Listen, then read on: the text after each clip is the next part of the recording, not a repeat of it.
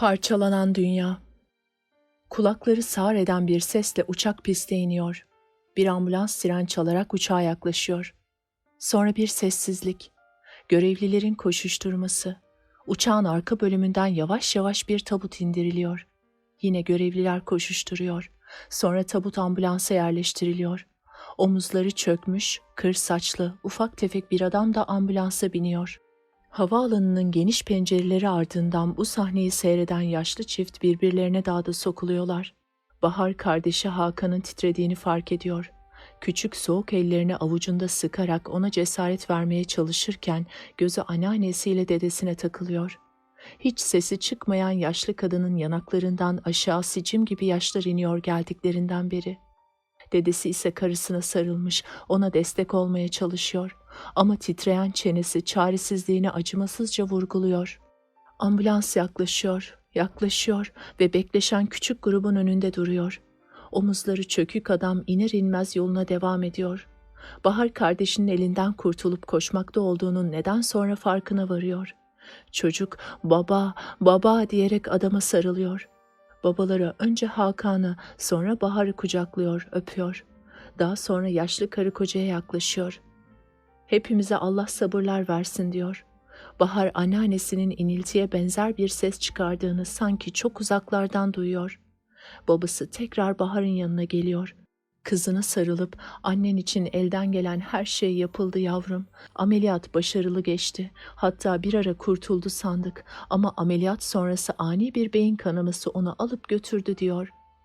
Sessizlik. Babası yorgun, çok yorgun görünüyor. Yine uzaklardan babasının sesini duyuyor. "Metin olmalıyız, birbirimize destek olmalıyız yavrum" gibi bir şeyler söylüyor. Demek günlerdir yolunu bekledikleri anneleri ölmüş. Ne garip, annesinin ölümüne üzülemiyor çünkü gerçekten öldüğüne inanamıyor. Kendini zorluyor, gerçeği artık kavramış olması gerek ama olmuyor. Oysa babasının o yıkık bitkin haline, çökmüş gözlerine, hele hele düşük omuzlarına baktıkça gözleri doluyor, çılgınca ağlamak istiyor. Anneannesiyle dedesinin haline içi burkuluyor da kendi kendine "annem öldü, annem öldü" dediği halde hiçbir şey hissetmiyor. Sonra cami, cenaze, dualar, mezarlık, bir kargaşa, bir telaş ve eve dönüş. Akrabalar, dostlar evi doldurup boşaltıyorlar. Bu kadar insan ne zaman duydu, ne çabuk geldi diye şaşıyor Bahar. Bir ara okul arkadaşlarının, daha doğrusu tüm sınıfın geldiğini fark ediyor. Küçük odasına sıkışıyorlar. Hepsi sessiz, çekingen, sanki utanıyorlar. Hele oğlanlar ne kadar rahatsız. Arkadaşlarını görünce Bahar'ın yeniden gözleri doluyor. Halısı da kalkmış, Manisa'dan gelmiş. Şişman, tiz sesli bir kadın. Koltuğa oturmuş avaz avaz ağlıyor. Bahar onu sinirlendiğini hissediyor. Bir ara hıçkırırken kocaman memeleri nasıl da hopluyor diye geçiyor aklından. Bu kez de içinden delice gülmek geliyor. Yaşamlarını alt üst eden bu olaydan Bahar'ın gözleri önünde siyah beyaz fotoğraflar dizisine andıran izlenimler bunlardı işte. Her biri net, kesin, ayrı birer fotoğraftı sanki. O akşamüstü de penceresinin içine oturmuş, dalgın dalgın dışarıya bakarken içeri giren Sevgi onu yine bu tür düşünceler içinde yakaladı. "Bak, sana yeni bir dergi getirdim, içinde nefis şeyler var." Sevgi, biricik Sevgi, onu oyalamak için her gün geliyordu. Bahar'a okuldan bir süre için izin alınmıştı. "Teşekkürler, gece okurum." "Haydi kalk da dışarı çıkıp bir dolaşalım." "Hiç canım istemiyor Sevgi." "Ama bir haftadır odandan çıkmıyorsun. Bütün gün ne yapıyorsun kendi kendine?" "Düşünüyorum." Sevgi "ya" diyerek yavaşça arkadaşının yanına oturdu. Genç kız her zaman hareketi düşünceye yeğlerdi. Ufacık kalkık burnu, beline kadar uzanan düz kumral saçları, gözlerinin üstüne düşen kaküllerin arasından cin cin bakan iri koyu renk gözleriyle cana yakın bir kızdı. "Ne düşünüyorsun?" diye sordu. Bahar çenesini dizlerine dayadı. "Ailemizin nasıl bir an içinde paramparça olduğunu düşünüyorum." Sevgiden hiç ses çıkmıyordu. Bahar onun varlığından haberdar değilmişçesine sözlerine devam etti. Hakan'ı bizden ayırıp Ankara'ya göndermeleri hata. Gerçi anneannemle dedemi sever, onlar da onu. Ama bu dönemde Hakan, babam ve ben birlikte olmalıydık. Acımızı birlikte sindirmeliydik. Gelecekte ne yapacağımızı annemsiz... Sözün burasında sesi çatladı. Boğazını temizleyip başını dikleştirerek çabuk çabuk konuşmasını sürdürdü. Annemsiz hayatımıza nasıl devam edeceğimizi birlikte çözmemiz gerek. Yani demek istiyorum ki asıl aile biziz. Babam, Hakan ve ben. Hayatı alt üst olan da yine biziz. Hayatımızın parçalarını bir araya getirmeye çabalarken her birimize ayrı ayrı yerlere koymak niye? Dedi. Sevgi sıkıntılı sıkıntılı kıpırdandı oturduğu yerde. Arkadaşına yardım edebilmek istiyor ama elinden de pek bir şey gelmiyordu. Onu avutmak istedi. Ama bak sen babanla birliktesin hiç olmazsa. Bu sözler Bahar'ın büsbütün heyecanlanmasına neden oldu. Ben mi babamla birlikteyim? Güleyim bari. O günden bu yana bir tek kez bile baş başa kalamadık. Halam o kocaman gövdesiyle her an aramızda. Aklı sıra babamı oyalıyor. Kendine göre bir takım önlemler alıyor. Onu konuşmayın üzülür, bunu söylemeyin üzülür. Geçen gün annemin büyük bir fotoğrafı vardır. Onu salona koyayım dedim. O şişko hemen koştu kaptı. Babamın acısını depreştirirmiş. Ne yani, öldü diye annemi unutacak mıyız? Onun için sevgicim, bu kadın burada oldukça ben de babamdan ayrı sayılırım. Ne zaman ki o Manisa'sına döner, işte biz de o zaman babamla gerçekten bir arada oluruz. Bundan da pek umudum yok. Çünkü bizlere hiçbir şey sorulmadan karar alınmış. Evde bize bakacak bir kadın gerekliymiş. Halam da bu işi gönüllü olarak üstlenmiş. İki arkadaş bir süre sıkıntılı bir sessizlik yaşadılar. Peki babanla konuşmayı bir denesen? Güç. Çünkü babam da benim gibi odasına kapandı. Çıkmıyor. Kimseyle de görüşmüyor. Bu yıl emekli olması işi büsbütün berbat etti. İşi olsaydı oyalanırdı. Annem bile acaba emekli olunca evde sıkılacak mı, bunalacak mı diye düşünüp duruyordu. Üstelik şimdi annem de yok. Örneğin ben yarın okula başlayacağım. İlk günler zor olacak biliyorum ama okulda ister istemez oyalanacağım. Zavallı babamsa evde kalacak. Sevgi kafasını zorluyor, arkadaşını avutacak bilgece sözler bulmaya çabalıyordu. Ama aksi gibi aklına da hiçbir şey gelmiyordu. Seni de üzüyorum be Sego. Aldırma, biz seninle birlikte neler geçirdik, bunu da birlikte atlatırız gör bak, dedi Sevgi Bahar'ı güldürmeye çalışarak. Bahar'la Sevgi'nin anaokulu yıllarına uzanan sağlam bir dostlukları vardı. Aynı okulda olmalarına rağmen fırsat bulur bulmaz okul dışında da buluşur, uzun uzun konuşur, gülüşür, her şeylerini paylaşırlardı. Anaokulunda bir bez bebek için yaptıkları kavga sonucu tanışmışlar, daha sonraki yıllarda bir gün küsüp bir gün barışarak bu arkadaşlığı pekiştirmişlerdi. Sevgi Bahar'ı salıncakta kolan vurmasını, Bahar da Sevgi'ye seksek oyununun kurallarını öğretmişti. Yuvadan sonra ilkokulla birlikte bale okuluna yazdırılmışlar. Bir kış boyunca kıkırdaşa kıkırdaşa okula gidip gelmeleri sırasında baş balerin olamayacak olduktan sonra derslere devam etmenin anlamsız olacağına birlikte karar vermişler. Bu kararı ailelerine yine birlikte bildirmişlerdi. Sevgi bir şey yapmış olmak için kalktı. Bahar'ın kedisi Balbadem'i kucağına alıp okşamaya başladı. Kucağı dolduran cinsten pofur pofur sarı tüylü iri bir kediydi Balbadem. Keyifsiz bir hali var Badem'in. Evet, o her şeyi anlar. Annemin ölümünden beri yanımdan ayrılmıyor. Sana daha da garip bir şey söyleyeyim mi? Miyavlaya miyavlaya Hakan'ın odasına gidiyor. Sanki onu arıyor. Sonra çıkıp yatağının üstüne yatıyor. Oysa kuyruğunu çekip sıkıştırdığı için Hakan'ı pek sevmez aslında, dedi Bahar yavaşça. Arkadaşı sevgiyle karışık bir hüzünle Bahar'ı süzdü. Kumral, ela gözlü, narin yapılı bir kızdı Bahar. Narin görünüşünün altında güçlü bir kişiliğe sahipti. Bazı arkadaşları onu havalı kız, hoş kız diye tanımlarken etkileyici ve güçlü kişiliğinin ona verdiği başkalığı anlatmak istiyorlardı belki de. Diğerleri ise Bahar'ın çarpıcı bir yanı olmadığını söylerlerdi. Gerçekten de ilk anda dikkat çeken bir kız değildi ama hep bir şeyler düşünür gibi bakan anlamlı iri gözleri, güzel elleri, uzun bacakları ve ince silüetiyle baktıkça insanı çeken sade ve kişilikli bir güzelliği vardı. Şimdi ise o anlamlı gözler acı doluydu. Gözlerinin altında mor halkalar oluşmuştu. Rengi bembeyazdı. Her zaman özenle tarayıp açık bıraktığı dalgalı saçları bir lastikle ensesinde öylece toplanmıştı. Sevgiyi en çok üzen de güçlü arkadaşını böylesine ezik görmekti. Hani ağlasa, bağırsa, bir şeyler kırsa daha memnun olacaktı. Sevgi saatine baktı. Eve dönmem gerek ama aklım sende kalacak. Beni merak etme, iyiyim. Hiç de iyi görünmüyorsun. Evden çıkmazsan, yemek yemezsen, saçını başını taramazsan nasıl toparlanacaksın söyler misin? Diye patladı Sevgi sonunda. Bahar gülümsemeye çalıştı. İnan ki iyiyim, bu da geçecek. Canım istemiyor, sadece bu kadar. Sevgi ayağa kalkınca Badem yere atlayıp Bahar'ın kucağına sıçradı. İyice yerleştikten sonra ön patileriyle Bahar'ın eteğini mırıldana mırıldana yoğurmaya koyuldu. Sana demedim mi beni merak etme diye? Senin gideceğini anlayınca yine kucağıma geldi. Şuna bak, sanki hamur yoğuruyor. İki arkadaş ilk kez güldüler. Sevgi eğilip arkadaşını öptü. Yine geleceğim, dedi ve gitti. Odadan çıkmadan önce Sevgi bir kez daha dönüp arkadaşına baktı. Akşam karanlığının yavaş yavaş çökmekte olduğu bu küçük loş odada yalnız bir kız kucağındaki kocaman sarı kediye doğru eğilmiş, çenesinin altını yavaş yavaş kaşıyor, kedi de zevkten kapanmış gözlerle başını sahibesine doğru uzatmış, ona sokuldukça sokuluyordu. Sevgi, iyi ki varsın Badem diye mırıldanarak kapıyı yavaşça çekti. Okuldaki ilk gün bayrak töreninden sonra sınıflara dağılırken Bahar aniden bir bulantının midesinden boğazına doğru yükseldiğini hissetti. Tuvaletlere yöneldi. Başı da dönmeye başlamıştı. Ne oluyor bana? Kendime hakim olmalıyım. Şimdi bayılmanın sırası mı? O kadar da kendimi tuttum diye düşünüyordu ki dizlerinin kesildiğini hissetti. Biri koluna girdi. Sevgiydi bu. Yalpalıyorsun Bahar. Gel yere oturuver istersen.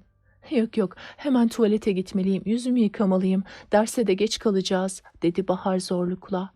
Karşıdan müdür yardımcısı Nurcihan Hanım geliyordu. Çocuklar, ders başladı, siz hala ne arıyorsunuz koridorlarda? Diye kızgın kızgın bağırmaya başlamıştı ki gözü Bahar'a ilişti. Bahar, zavallı yavrum, neyin var? Sevgi, çabuk söyle, ne oldu? Bilmiyorum hocam, önümde yürüyordu. Birden tuvaletlere yöneldi. Niye oraya gidiyor derken sallanmaya başladığını gördüm. Hemen koşup yanına geldim. İyi değil galiba, dedi Sevgi bir solukta. Nurcihan Hanım uzun küpelerini şıkırdatarak başını iki yana salladı ve aralarında büyük bir sır varmışçasına Sevgi'ye şöyle bir bakıp "Vah zavallı yavrucak, dur kızım, seni hemen revire götürelim," dedi. Bahar'ın öteki kolunu yakaladı. Revir diye düşündü Bahar. Revir binanın ta öbür ucundaydı. Dünyada oraya ulaşamazdı. "Fenayım hocam, çok midem bulanıyor," diyebildi güçlükle. Hepsi gitselerdi, onu rahat bıraksalar ne iyi olacaktı. Bu sözleri duyan Nurcihan Hanım, "Öyleyse çabuk tuvaletlere. Haydi Bahar'cığım, gayret, zaten 2 adım kaldı," dedi. Yalnız kalmak istiyordu Bahar. Hele kusacaksa mutlaka yalnız olmalıydı. Ama onlarla mücadele edecek hali yoktu. Yüzüne çarptıkları soğuk su iyi gelmeye başlamıştı. Üstü başı ıslaktı ama umurunda değildi. Yeter ki şu bulantı geçsin. Durmadan konuşan Nurcihan Hanım, "Çıkart kızım, ferahlarsın," diye ısrar ediyordu. "Hocam sizin yanınızda," diye Bahar diretti. "Aa," diyerek bir kahkaha attı Nurcihan Hanım. Ucu kırmızı taşlı küpeleri yine şıkırdadı. "Sen bunu mu düşünüyorsun ilahi çocuk? Bak, ben her zaman söylerim Sevgi, şu Bahar çok kibar çocuktur. Kızım böyle durumda bunun sözü olur mu? Neyse neyse, ben çıkayım da sen rahatına bak," diyen Nurcihan Hanım sonunda onları yalnız bırakıp dışarı çıkabildi. Nurcihan Hanım çeşit çeşit sallantılı küpeleri ve kendine özgü deyişleriyle okulun renkli kişilerindendi. Örneğin o yılın ilk sosyal dersine girer girmez onu bekleyen öğrencileri şöyle bir süzüp başını iki yana sallayarak "Çalışkanlar sevindi, tembeller üzüldü," demişti. Gürültü edenlere çok kızar, "Hem 0 kuruşa okuyun hem de gürültü yapın," diyerek devlet okulunda olduklarını onlara sık sık hatırlatırdı. Sevgi alçak sesle, "Eğer iyisen ben de seni dışarıda bekleyeyim," deyince Bahar başını salladı. Sevgi gider gitmez tuvaletlerden birine girdi. Safra boğazını yakıyor ama başka bir şey gelmiyordu. Gelemezdi de, çünkü sabah bir şey yememişti.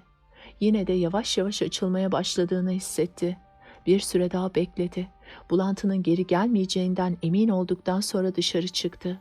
Lavaboda bir kez daha yüzüne bol bol soğuk su çarptı. Mendiliyle yüzünü kuruladıktan sonra koridora çıktı. Sevgi duvara dayanmış onu bekliyordu. "Nasılsın?" İyiyim. Nurcihan Hanım bizi odasında bekliyor. Aman tanrım. Evet, bugün senin koruyucu meleğin o. Sen de uslu bir kız olur, bu ilgiyi kabullenirsen bütün yıl rahat ederiz. O yıl sosyal dersine Nurcihan Hanım geliyordu. Nurcihan Hoca için ilk izlenim önemliydi. İlk derslerde ona çalışkan ya da iyi huylu öğrenci izlenimi verildi mi, bu artık bütün yıl o öğrencinin rahat edeceği anlamına gelirdi. Tersi olursa, öğrenci ağzıyla kuş tutsa onun gözüne giremezdi. Nurcihan Hanım onları camla çevrili odasına alır almaz Bahar'a kolonya verdi ve bileklerine olmasını, bol bol da burnuna çekmesini öğütledi. Burada biraz dinlen, sonra sınıfına gidersin. Hocanıza benimle birlikte olduğunuzu söylersiniz. Senin durumun kolay değil tabii. Sen şimdi büyük baskı altındasın, stres altındasın kızım. Çalan telefon Nurcihan Hanım'ın psikolojik açıklamalarını yarıda kesti.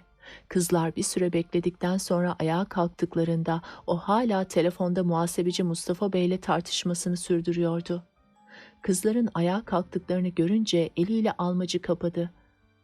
"Gidiyor musunuz? Haydi bakalım, geçmiş olsun. Seninle yeterince ilgilenmedim ama bu muhasebedekiler bensiz hiçbir şeyi doğru dürüst yapamıyorlar. Ben de her yere yetişemem ki." İki arkadaş dışarı çıktıklarında Nurcihan Hanım hala "ama canım kardeşim bak şimdi" diye konuşmaktaydı. İngilizce sınıfından gürültüler geliyordu. Bahar'la Sevgi mazeret bildirmek için İngilizce öğretmeni Nermin Hanım'a yönelmişlerdi ki Nermin Hanım sabırsız bir tavırla "tamam tamam, geçin yerinize" dedi ve gürültüyü bastırmak için cetvelle masaya vurarak "susun diyorum, susun" diye bağırdı. Sınıf sessizleşmişti. Eğer hep böyle bir ağızdan bağırışırsanız bir şey anlayamazsınız tabii. Önce sakinleşin ve anlatacaklarımı dikkatle dinleyin. Ben sözümü tamamladıktan sonra sorunuz varsa sorarsınız. Anlaştık mı? Ve Nermin Hanım İngilizce fiil çeşitlerini açıklamaya koyuldu. Kadıncağız ağır ağır anlatıyor, sözcükleri tane tane söylüyordu ki sınıf birden "anlamıyoruz hocam, anlamıyoruz, hocam çok hızlı gidiyorsunuz" gibi sözlerle yine gürültüye boğuldu. Nermin Hanım hayretle onlara baka kaldı. Sevgi Bahar'ın da şaşırdığını görünce eğilip kulağına "sen yokken sınıfça aldığımız bir karar uygulanıyor. Geçen senekiler Nermin Hanım'ın çok ders verip sık sınav yaptığını söyleyince biz de anlamıyor pozuna girip onu yavaşlatmaya karar verdik" diyerek kıs kıs güldü. Nermin Hanım sarışın, ufak tefek, tatlı gülüşlü, yumuşak tavırlı bir öğretmendi. "Ama çocuklar, sizin bu halinize güleyim mi ağlayayım mı bilemiyorum. Ne var bu kadar basit bir şeyi anlamayacak?" "Hocam vallahi anlamıyoruz. Hocam belki de dil konusunda yeteneğimiz yok. Hocam biraz yavaş gitseniz belki daha iyi anlarız" gibi bir sürü cümleler. Öğretmen "ama çocuğum, bundan da yavaş gitmek olduğumuz yerde saymak olur" deyince sınıftan bir kahkaha koptu. "Yoksa siz benimle eğleniyor musunuz?" Nermin Hanım'ın yüzü bulutlanmıştı. "Hayır hocam, ne münasebet hocam" diye sınıftan itiraz sesleri yükseldi. Nermin hocayı severlerdi. Dersi yavaşlatmak başka şeydi. Nermin hocayı kırmak başka şey. Tam bu sırada zil çaldı. Teneffüste arkadaşları bir haftalık aradan sonra okula dönen Bahar'ın etrafına alıverdiler. Eşref, Volkan, Keriman, Mine, Derya, annesinin ölümü nedeniyle eve geldikleri günden bu yana ilk kez bir araya geliyorlardı. Çok kısa bir an hepsi öylece durdular. Ne diyeceklerini kestiremez bir halleri vardı. Bahar onları anlıyordu, anlamasına da öylesine halsiz ve yorgundu ki arkadaşlarını rahatlatacak bir şey bulup söyleyecek gücü bulamıyordu kendisinde. Sonunda Eşref'in gevezeliği imdada yetişti. Bahar, Nermin Hoca'ya uyguladığımız taktiği nasıl buldun?" dedi. Eşref'in sözleri hepsini rahatlatmıştı. Birazdan konuşmaya başladılar. "Böyle hızlı hızlı götürür sonra da dayarmış sınavları" dedi Volkan. Biz de yavaşlatma taktiği uygulayalım dedik. Şimdi anlamıyor ayaklarındayız" diyerek Eşref Volkan'ın açıklamasını tamamladı. Eşref'le Volkan ayrılmaz iki dosttular. Dış görünüşlerinin dışında her konuda birbirlerine çok benzer. Her muzurluğu kafa kafaya hazırlar, birbirlerini tamamlarlardı. Bu kusursuz uyumu dış görünüşleri bozuyordu ne yazık ki. Eşref iri yarı, uzun boyluydu. İri yapısıyla en kalabalık yerde bile dikkat çekerdi. Kalın kara kaşları, pırıl pırıl simsiyah gözleri ve kavgaya yatkınlığıyla ona okulun kabadayısı da denilebilirdi. Aslında onun böyle bir iddiası yoktu da görünüşü bu izlenimi verir. Bu nedenle de küçük sınıftakiler ondan bayağı çekinir, korkarlardı. Hoş, Eşref de bu şöhretinden pek şikayetçi sayılmazdı. Okul koridorlarında kasıla kasıla dolaşır, arada bir gürültü gelen küçük sınıflardan birine dalar, "Ne oluyor bakalım burada?" diyerek kalın kaşlarını çatıp gözlerine sert bir ifade vermeye çalışır, kendi kendine müthiş eğlenirdi. Volkansa ince yapılı orta boyluydu ama Eşref'in yanında iyice çelimsiz görünürdü. O sessiz muzurlardandı. Olmadık şakalar yapar, arkadaşları kendilerini tutamayıp kahkahalar atarken Volkan ifadesiz bir yüzle dersi dinlemeye devam ederdi. Hele bir olayı vardı ki arkadaşları durur durur anlatırlardı. Müveddet Hoca'nın resim dersinde Eşref, Mücahit ve Volkan aynı sırada oturuyorlarmış. Volkan hiç durmadan fısır fısır bir şeyler söylüyor. Mücahit'le Eşref de kendilerini tutamayıp gülüyorlarmış. Durumu gören Müveddet Hanım, "Utanın, utanın, derste bu ne laubalilik, şu Volkan'a bakın da örnek alın, nasıl ağırbaşlı, nasıl efendice ders dinliyor" diye Eşref'le Mücahit'i paylayınca işin aslını tahmin edenler arasında da gülüşmeler başlamış. Derse devam edilmiş ama o gün Volkan'ın keyfi yerinde ya, ötekiler sus deseler de susmuyor, yine güldürüyormuş onları. Sinirler boşanmış bir kere. Müveddet Hanım bu kez cetvelini vurarak "Susun diyorum, susun" diye bağırmış. Sonra da "Volkan yavrum, bu arsızları susturmanın tek yolu senin ortaya geçmen. Sen ortada oturursan fısıldaşıp gülüşmeyi keserler de biz de rahatça ders yaparız" demiş. Bunun üzerine sınıf kahkahadan kırılmış tabii. İşte böyle bir ikiliydi Eşref'le Volkan. Biri yavaşça Bahar'ın koluna girdi. "Seni gerçekten çok özledik" dedi alçak sesle. Derya'ydı bu. Bahar yeniden içinde bir takım duyguların kabardığını hissetti. Gözyaşlarını geri itmek istercesine gözlerini kırpıştırdı ve titrememesine çalıştığı sesiyle "Sağ ol Derya, ben de sizleri çok özledim" dedi. İki arkadaş bir an göz göze kaldılar. Bahar ne kadar da güzel diye düşündü. Derya'ya rahatça sınıfın en güzel kızı denebilirdi. Uzun boylu, sarışın ve iri yeşil gözlüydü. Üstüne üstlük zeki ve yetenekliydi. Fen derslerinde hep yüksek notlar alır, basketbolda hep okul takımında oynar, edebiyat çalışmalarında yıldız gibi parlardı. Erkeklerin arasındaki süksesi ise onun bu pırıltılı kişiliğini diğerlerinin gözünde büsbütün parlak bir görünüme dönüştürürdü. Altın kız diye içinden geçirdi Bahar. Derya ile yarışılmaz, o sadece hayran hayran seyredilir. Bunca yetenek bir arada, biraz haksızlık değil mi? Sevgi kolunu tutmuş sarsıyordu. Bahar daldığı düşüncelerden güçlükle kendini sıyırdı. Şu günlerde her şey güç geliyordu ona. Vücudu ağrıyordu. Kolları, bacakları, sırtı sanki dayak yemiş gibiydi. Kısacası yorgundu. Çok yorgun. "Sevgi, sana asıl Nurcihan Hanım'la Eşref'in arasında okul kıyafetleriyle ilgili olarak geçen olayı anlattık mı?" diye sorunca Bahar "Hayır, ne oldu?" dedi merakla. Eşref'le ilgili her olay daima ilginçti. Sevgi Eşref'e şöyle bir baktı. Eşref hafiften kasılarak "Sen anlat" dedi ve kendisiyle ilgili olayın anlatışını keyifle dinlemeye hazırlandı. Seçmeli derste yine kızların giysileriyle ilgili açıklamalar yapılıyormuş. Eşref de sınıftaymış. Nurcihan Hanım özellikle eteklik giyimi üzerinde durmuş. Okula pantolonla gelmelerinin kesinlikle yasak olduğunu, bir daha sefere herkese eteklikle görmek istediğini söylemiş. Herhalde bir iki kişi o gün okula pantolonlu gelmiş olacak ki bu konuda bunca ısrar etmiş. Ertesi gün aynı derste herkes eteklikli. Hatta ve hatta Eşref bile. Etekliğinin altından da kıllı kıllı bacakları görünüyor. Tabii kıyamet kopmuş. Nurcihan Hanım Eşref'e "Seni disipline vereyim de aklın başına gelsin" demiş. Eşref yalvarıp yakarmış. "Hocam sadece şaka yapayım demiştim" diyerek günlerce peşinde dolaşmış da güç bela disiplinden kurtulmuş. "Güzel anlattın da şu yalvarıp yakarma faslını biraz abartmadın mı?" dedi hemen Eşref. Öyküsünün bu bölümü hoşuna gitmemişti Eşref'in. Yorganını çenesine kadar çekti Bahar. Badem ayak ucuna kıvrılmış, çoktan orlamaya başlamıştı bile. Yarım ay pencereye değen dalların yaprakları arasından solgun yüzüyle Bahar'a bakıyordu sanki. Bir gece önceki heyecanını düşündü Bahar. Oysa bu gece o heyecan kalmamıştı. Küçük de olsa bir engeli aşabilmiş, okulun ilk gününü tüm güçlüğüne karşın iyi kötü göğüsleyebilmişti.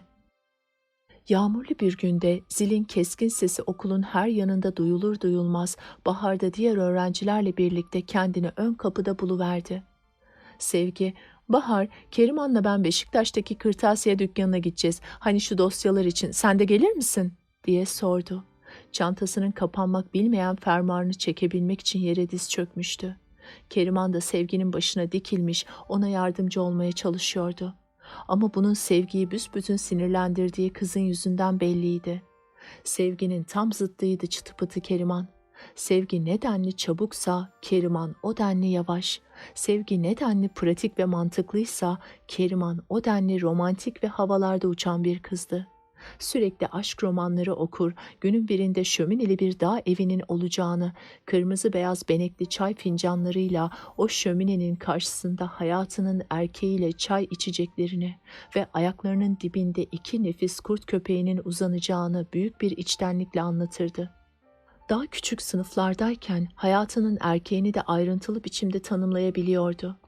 Uzun boylu, simsiyah saçlı, siyah kıvırcık kirpikli, yeşil gözlü, keskin bakışlı olacaktı bu erkek. Gerçi son yıllarda bu tanımlama azıcık bulanmaya başlamıştı ama şömineli dağ evi, benekli bardaklar ve kurt köpeklere aynen süre gelmekteydi. Tüm bunlarsa Sevgi için tek kelimeyle deli saçmasıydı. "Kot pantolonunu düşünürsen çantanı daha kolay kapatabilirsin Sevgiciğim," diyordu hiçbir şeyin farkında olmayan Keriman. Sevgi bu öneriyi Keriman'ın yüzüne ters ters bakarak yanıtladı. Keriman ise Sevgi'nin öfkeli bakışlarına aldırmadan konuşmasını sürdürdü.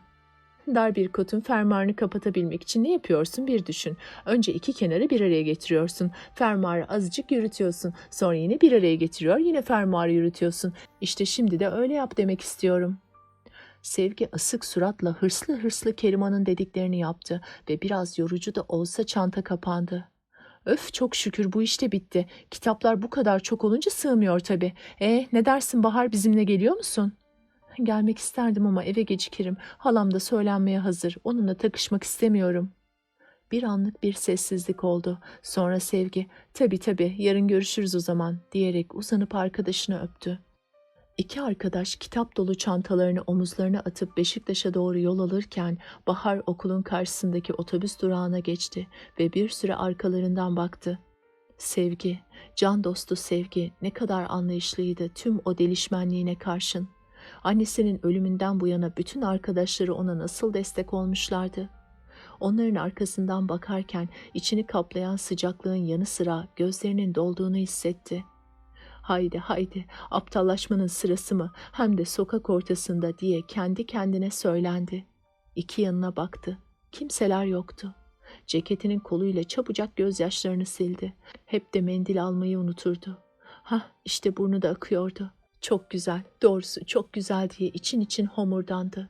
"Eve gidince ilk işim her cebime ikişer mendil koymak olsun," dedi.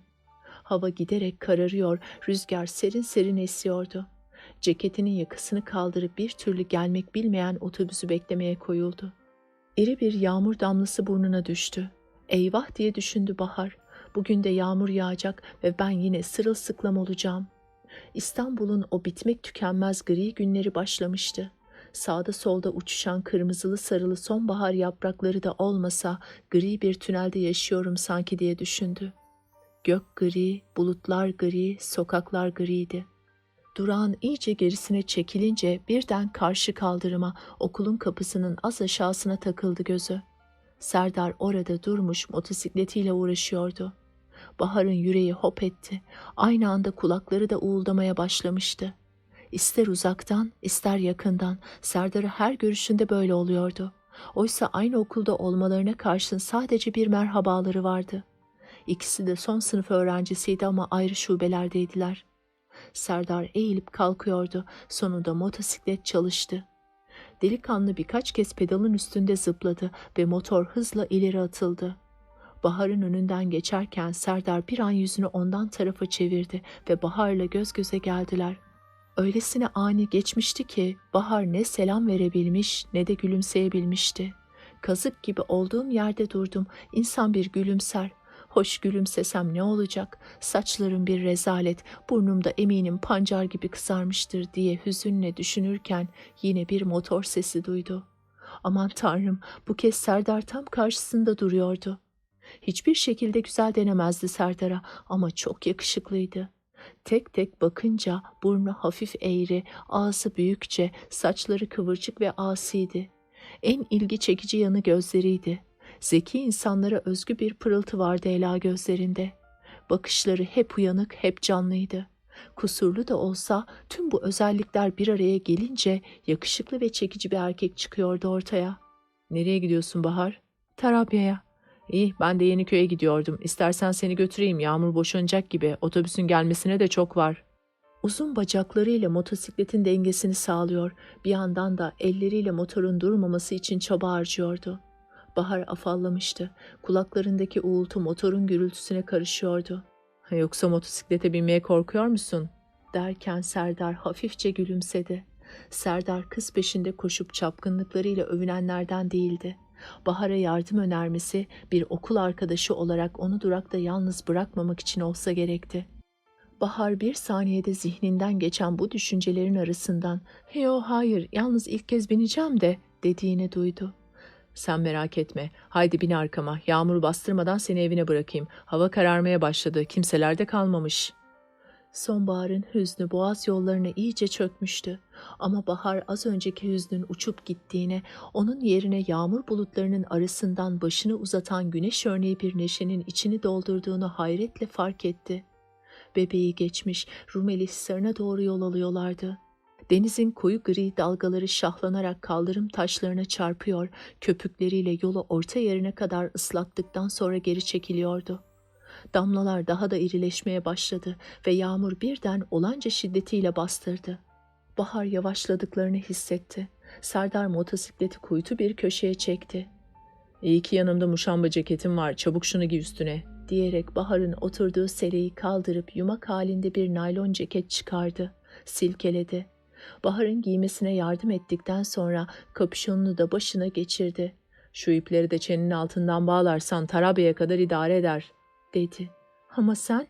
Serdar "Ben iyiyim," diyerek Bahar'ın sözünü kesti ve yine yola koyuldular. Bahar yüzüne çarpan yağmur damlalarından korunmak için başını yana çevirmişti. Islak etekleri bacaklarına yapışıyordu. Yanlarından geçen arabaların içindekiler merakla eğilip onlara bakıyorlardı. Üstüne üstlük kocaman bir belediye otobüsü onları hızla sollarken öylesine su sıçrattı ki bu kez Bahar'ın çantası da sırılsıklam oldu. Serdar'ın bir şeyler söylediğini duydu. Herhalde küfrediyordur diye düşündü için için kıkırdayarak. Sonunda Tarabya görünmüştü. Başka zaman olsa Bahar böylesine ıslandığı için sinirinden tepinirdi. Ama şimdi ne yağmura aldırdığı vardı ne de düşüncesiz otobüs şoförüne. Serdar başını arkaya çevirerek "Evin nerede?" diye bağırdı. "Dondurmacı Veli'nin orada." Motosiklet son virajı da alıp durağa doğru hızlandı ve dondurmacı Veli'nin önünde durdu. Bahar hemen yere atlayıp ceketi çıkarmaya yeltendi. "Kalsın," dedi Serdar. "Ama sen daha geri döneceksin, benim evimse şurada," dediyse de Bahar delikanlı "Yarın okulda alırım, haydi hoşça kal," diyerek motoru geri döndürdü. Durakta durmuş ona bakan genç kızın önünden geçerken yine gülümsedi ve el salladıktan sonra su birikintilerini sollayarak gözden kayboldu. Bahar bir süre olduğu yerde kala kaldı. Yüzünü ıslatan yağmur damlalarını seviyor, yağmuru seviyordu. Şarkı söylemek, zıplamak geliyor içinden. Keyifle evin yolunu tuttu. Kırmızı boyalı, küçük tahta bir evde oturuyorlardı son birkaç yıldır. Babası marangozluğa meraklıydı. Bu evin aşağı yukarı her şeyini minik bahçe kapısından bahçedeki tahta masa ve sandalyelerine varana dek her şeyini boş zamanlarında, hafta sonlarında kendi eliyle yapmıştı. Çatısı ağ biçimindeydi ve kapısının üstünde bir fener sallanıyordu. Bahçe parmaklıklarının yanı sıra uzanan ortancaları da babası dikmişti yıllar önce. Şimdi ortancaların boyu parmaklıkları geçmişti. Yaşam koşulları güçleşince kirada oturdukları kışlık evlerinden vazgeçip yaz kış bu küçük ama zevk ve özenle yapılıp döşenmiş evde yaşamaya başlamışlardı. Bahçe kapısını açarken "Aman Allah'ım, bu ne hal?" diye bağıracak şimdi halam diye düşündü Bahar. Gerçekten de eve girer girmez ayak seslerine koşan halası bir çığlık attı. "Aman Allah'ım, bu ne hal?" dedi. Bahar böylesine şişman bir kadından böylesine tiz bir ses nasıl çıkabiliyor diye kim bilir kaçıncı kez düşündü. Hemen ayakkabılarını çıkar, yerleri daha yeni sildim. Doğru odana, üstünü değiş. Hastalanırsan sonra karışmam. Hem nasıl oldu da bu kadar ıslandın? Sanki suyun içine düşmüşsün. Okul kapısında beklerken ıslandım, dedi Bahar hırsla. Yalan söylediği, daha doğrusu yalan söylemek zorunda bırakıldığı için öfkeliydi. Yalandan nefret ederdi. Ama doğruyu söylese evde küçük çapta bir aile faciası yaratırdı bu kadın. Serdar kim? Niye seni motosikletine aldı? Bu yaptığın hiç doğru değil, el alem ne der sonra gibi. Oysa bir okul arkadaşı onu evine bırakmıştı. İşte hepsi bu kadar. Bu kadarcık bir şeyi bile rahatça söyleyememek, yalanlara sapmak zorunda bırakılmak. İşte bu çok öfkelendiriyordu Bahar'ı. Doğru ol, dürüst ol derler, sonra da insanı en masum bir gerçeği bile söylemekten çekinir hale getirirler diye mırıldandı kendi kendine. Annesi başkaydı. Annesi bunların dışındaydı. Onunla her şey konuşulurdu. Tartışırlardı ama annesinden korkmazdı. Islak ayakkabılarını çıkarıp kapının yanına bıraktı. Koşarak odasına girip kapısını sımsıkı kapadı. Annesi öldüğünden bu yana odasına sığınır olmuştu. Kedisi Badem Snoopy'li yastıklara gömülmüş uyuyordu. Çantasını yere bırakıp kedisine koştu. Badiş badiş, neler oldu neler, sana anlatacak öyle çok şey var ki ama önce soyunmam gerek, diyerek kedisini kucaklayıp öptü. Kedi bu ıslak öpücükle sıçrayarak uyandı. Yeşil gözleriyle Bahar'a ne oluyor dercesine sinirli sinirli baktı. Sonra ağzını kocaman açarak esnedi. İyice bir gerindi ve Bahar'ın ıslattığı tüylerini bir telaş yalamaya başladı. Aman aman, korkma, sana mikropları mı saçmam, dedi Bahar gülerek. Soyunmaya başlamıştı bile. Odasındaki her şeyi annesi dikmişti. Lacivert üstüne beyaz yonca desenli basma perdelerle kapitona yatak örtüsü aynı kumaştandı. Yatağın üstünde kalp biçimi kare ve yuvarlak yastıklar vardı. Kenarlarındaki fisto fırfırlar odaya neşeli bir hava veriyordu. Bu yastıklara ek olarak geçen doğum gününde Bahar'ın çok sevdiği Snoopy'li yastıklardan armağan etmişti babası. Bahar da hepsini yatağının üstüne yığmıştı. İşte Badem'in kendine seçtiği yer burasıydı. Çalışma masası ve kitaplığı tek parçaydı. Duvarda kocaman bir antika ayna, yerde yine aynı basmadan kocaman bir puf ve yatağının üstündeki emektar bebeği Bella, küçük odanın başlıca eşyalarıydı. Çantasından ıslak kitap ve defterlerini çıkardı. Eğer defterler de ıslandıysa yandık diye mırıldanıp hızla defterleri karıştırdı. Neyse, sadece kapları ıslanmıştı. Hepsini teker teker yere dizdikten sonra üzerine kuru bir pantolon ve kazak geçirdi. Usulca mutfağa geçti. Kaynayan çaydanlıktan kendine büyük bir bardak çay koyup yine ayaklarının ucuna basarak odasına geri döndü. Kimseyle konuşmak istemiyor, düşünceleriyle baş başa kalmayı yeğliyordu. Saç kurutma makinesini çıkarıp fişe taktı. Gerçi pek alışılmış bir yöntem değil ama saçımı kuruttuğuma göre kitaplarımı neden kurutmasın diye düşünerek kitaplarını kurutmaya koyuldu. Zavallı Badem bu ani gürültüyle önce yerinden sıçradı, sonra sağa sola bakınıp kendini doğruca Bahar'ın yatağının altına attı. Kurutma makinesinin sesine bir türlü alışamamıştı kedicik. Bahar gülmekten kırılacaktı neredeyse. "Ah Badem, sen de olmasan," dedi. Kitaplarını teker teker kuruttuktan sonra aynanın karşısına geçti. Şimdi sıra saçlarındaydı. Aynada gördüğü yüz onun bir an duraklamasına neden oldu. Yanakları pembe pembeydi. Gözlerinde ise yıldızlar pırıldıyordu sanki. Bahar o an annesinin ölümünden bu yana ilk kez içinde bir mutluluk kıvılcımının çaktığını hissetti. Sevgi hem belli bir tempoda koşuyor hem de nefesini ayarla, temponu bozma, 1-2-1-2 diye soluk soluğa yanında koşan Bahar'a komut veriyordu. Bahar ise sürekli homurdanıyordu. İki arkadaş okul binasını geçip banklara yöneldiler. Banklarda Mine, Eşref, Volkan oturmuş çene çalıyorlardı. Mine bu arada kucağına açtığı defterine öğleden sonraki İngilizce dersinin ödevini yazmaya çalışıyordu. Bahar'la Sevgi görününce konuşmayı kesip ilgiyle onları seyretmeye koyuldular. Tam önlerinden geçiyorlardı ki "Haydi aslanlar, sizinle gurur duyuyoruz kızlar," diye laf attılar. Sevgi hemen dönüp onlara dil çıkardı. Bahar ise mor olmuş yüzüyle koşusunu bir an önce tamamlamaktan başka bir şeyi gözü görmediğinden aldırmadı bile. Mine onları bir süre daha dikkatle seyrettikten sonra "İşte şimdi buldum," diye bağırdı. Üçüncü turu tamamlamışlardı ama Sevgi hızını alamamış, biraz daha koşmak istiyordu. Bahar isyan etti. Sonsuza dek yaşayacağımı bilsem bir adım daha atmam. Seni Minelerin yanında bekliyorum, tamam mı? Diyerek banklara yöneldi ve Mine'nin dizlerinin dibine çökercesine oturdu. Mine gözlüklerini şöyle bir oynatıp ona hayretle süzdü. Bahar, sizleri hiç mi hiç anlamıyorum. Şurada rahat rahat oturmak varken. Eşref de değil mi ya, değil mi ya diyerek onayladı. Bahar soluk soluğaydı. Onlarla uğraşacak hali yoktu. Eşofmanın üstünden bacaklarını ovuşturmaya koyuldu. Mine sözünü sürdürdü. Yine de bana faydanız oldu. To hate fiiliyle güzel bir cümle yaptım. I hate to run. Nasıl buldun? Bahar artık konuşacak kadar kendini toparlamıştı. Şurada olumlu bir şeyler yapmaya çalışıyoruz. Arkadaşlarımızdan gördüğümüz desteğe bak. Hem siz yine sigara içmişsiniz. Açık havada bile leş gibi kokuyorsunuz, dedi. Tabii küçücük bir yere sıkışıp içersen işte böyle üstüne başına siner, dedi Eşref. Yani şunu içmeniz şart mı?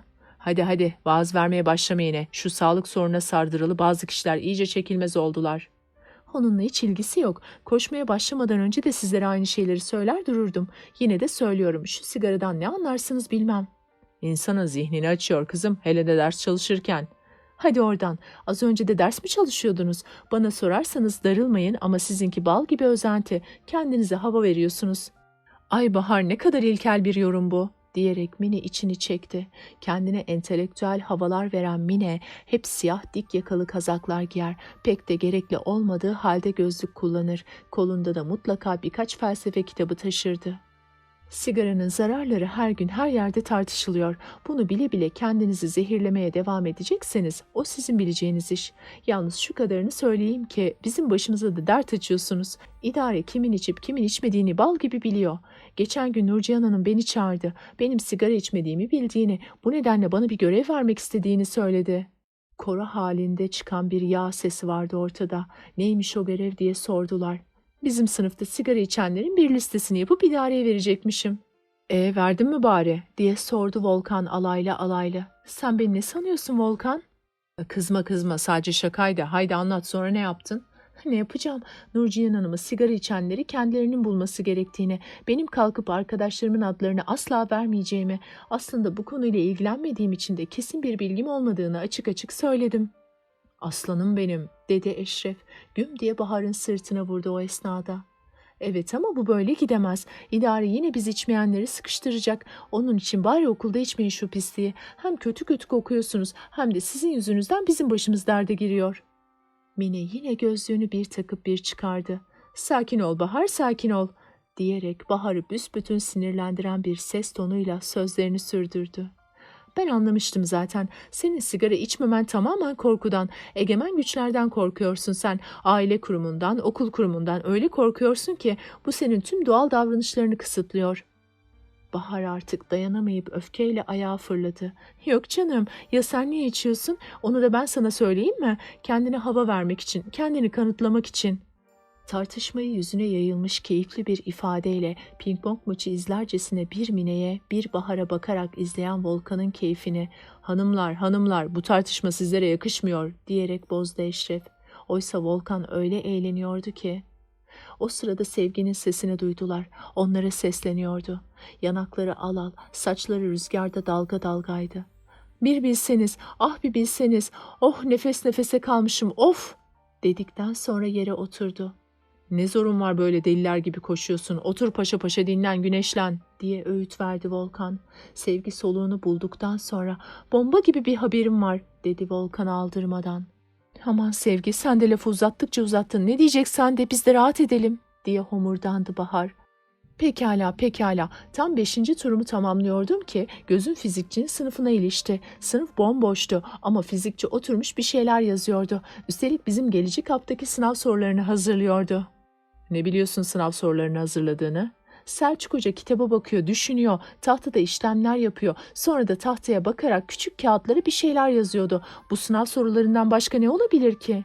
Doğru doğru. Hem hatırlarsınız bundan önceki soruları çaldığımızda ne demişti sınıfa?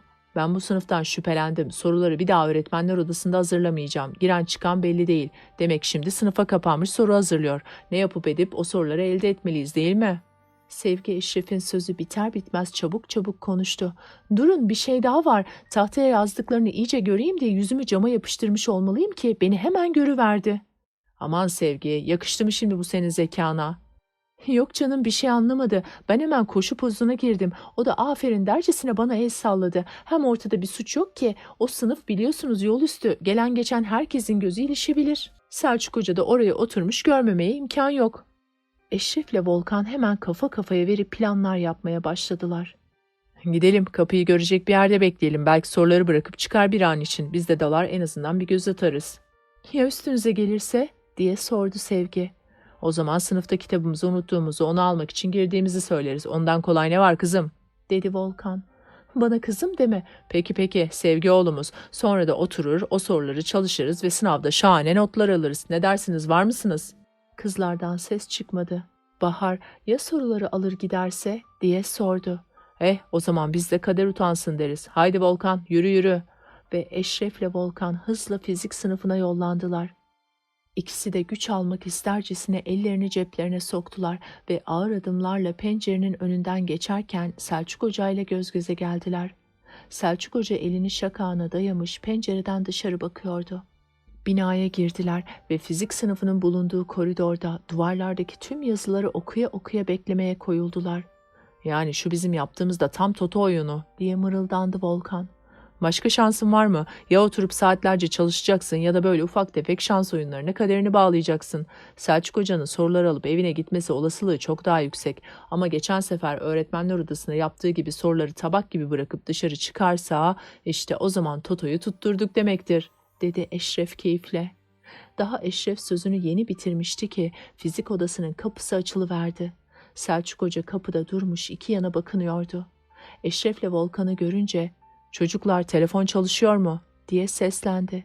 Eşref'le Volkan aynı anda "Evet hocam" diye bağırıştılar.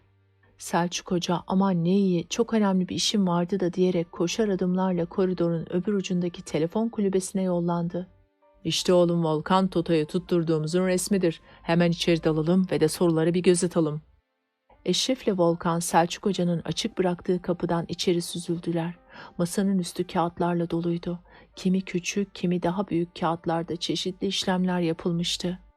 Volkan bunların hangilerinin sınav soruları olduğunu nasıl anlayacağız derken Eşref bir defter sayfası buldu. Bu kağıtta düzgün biçimde yazılmış sorular vardı. "İşte aslı burada, öbür kağıtlarda çalışmalar yapılmış. Bunları kopya etmek çok uzun sürer, neredeyse gelir." Dur çöp sepetine bakalım, görmüyor musun, orada da kağıtlar var. Hem de galiba müsveddeleri atmış. Şunu alıp Aslı ile karşılaştıralım. Eğer müsvedde Aslı'nı tutarsa yaşadık. Müsveddeyi alır toz oluruz. Eşref çöp sepetinden aldığı bir deste kağıdı masanın üstünde duran kağıtlarla karşılaştırmaya koyuldu. Volkan ise heyecandan tırnaklarını yiyor, kah gidip kapıdan bakıyor gelen var mı diye, kah Eşref'in başına dikilip "Hayri, amma da uzattın, gidelim artık" diye söyleniyordu. Eşref, "Hepimiz 10 üstünden 10 alacağız. Evet bunlar da tamam. Haydi Volkan, hemen yok olalım buradan" dedi. İki delikanlı nefes nefese kendilerini dışarı attılar. İkisinin de yüzü kıpkırmızı. Koşar adımlarla oradan uzaklaştılar. Banklara vardıklarında kahkahalar atıyor, havalara sıçrıyorlardı. Eşref yaptıklarını en ince ayrıntılarına kadar böbürlene böbürlene anlattı arkadaşlarına. Bu arada olayı iyice abartmayı da ihmal etmedi. Hepsi nefesleri kesilmiş dinliyorlardı. Öykü bitince kızlar derin bir soluk aldılar. Bahar, "Bana milyon versen bunu yapamam işte" dedi. Eşref kabararak "Biraz cesaret, biraz beceri, hepsi bu" deyince Mine, "Pek de öyle şişinme bakalım Eşref, bu iş bana çok kolay göründü, sakın tuzak olmasın" dedi. Mine'nin bu sözleri üzerine Volkan'ın yüzünde endişeli bir ifade belirmişti. Öte yandan böyle önemli bir olayı sıfıra indirebilecek bir varsayımın öne sürülmesi Eşref'i öfkelendirmişti. "Senin sorunun ne biliyor musun? Fazla kitap okumaktan doğru dürüst düşünemez olmuşsun. Öküz altında buzağı aramak bu. Adam nereden bilsin bizlerden birinin oradan geçerken sınav sorularını hazırladığını, tahmin edebileceğini ve bu tahmin üzerine bizim de kalkıp içeri girebileceğimizi. Tuzak olsa yine öğretmenler odasında hazırlardı. Oraya girip çıkmak daha kolay." Neyse, görelim bakalım şu soruları." Hep birlikte kağıdın başına toplandılar. Eşref ellerini ovuşturarak keyiflendi. Bahar ise "Yani kitaptaki öbür bölümleri çalışmayacak mısın?" diye sordu. "Çalışacak olduktan sonra bu riski almaya değer miydi? Tabii ki çalışmayacağım. Hem de tek satır bile. Sadece ve sadece bu soruları öğrenip sınava gireceğim. Hem siz benimle uğraşacağınızda soruları çeksenize." Bahar çok kötü durumda kalmıştı. Bir yandan soruları almak için can atıyordu. İyi bir fizik notu karnesi için harikalar yaratacaktı. Öte yandan da ta içinden Mine'nin haklılığına inanıyordu.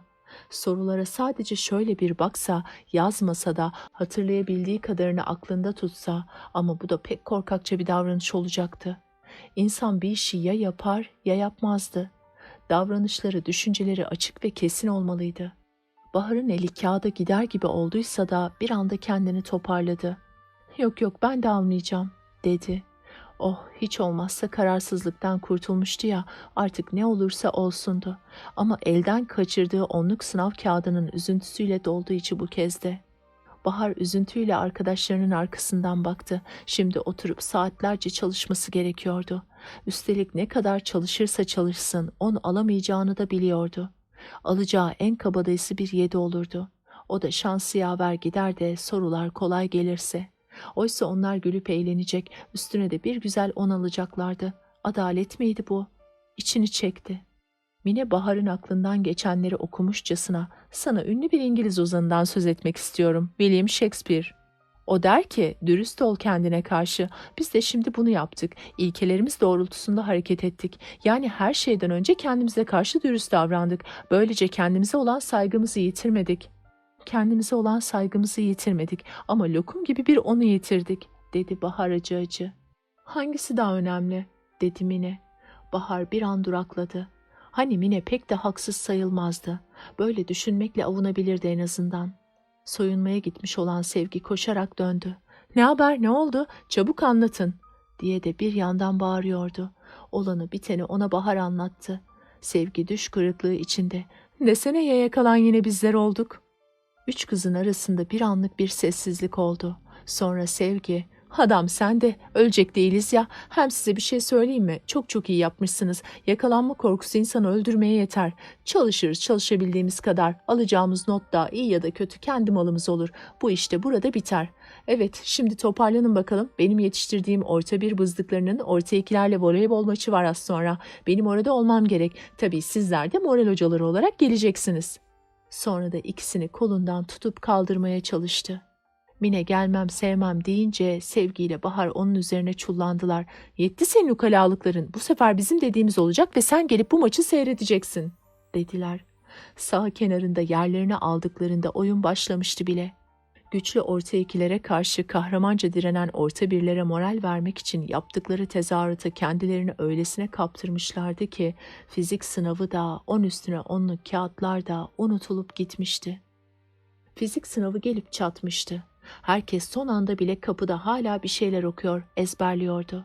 Eşref ise elleri ceplerinde ıslık çalarak ortalarda dolanıyor, sınav sorularını verdiği arkadaşlarıyla gürültülü biçimde şakalaşıyordu. 10 alacaktı 10. Volkan ters ters baktı ona. Bu kadar da böbürlenmenin hiç gereği yoktu. Bir şey değil, kendini ele verecekti bu gevezelikleriyle. Sonunda Selçuk Hoca göründü. "Nasıl bakalım benim bomba sınıfım?" diyerek endişe ve heyecan dolu yüzlere muzip bir gülüşle baktı.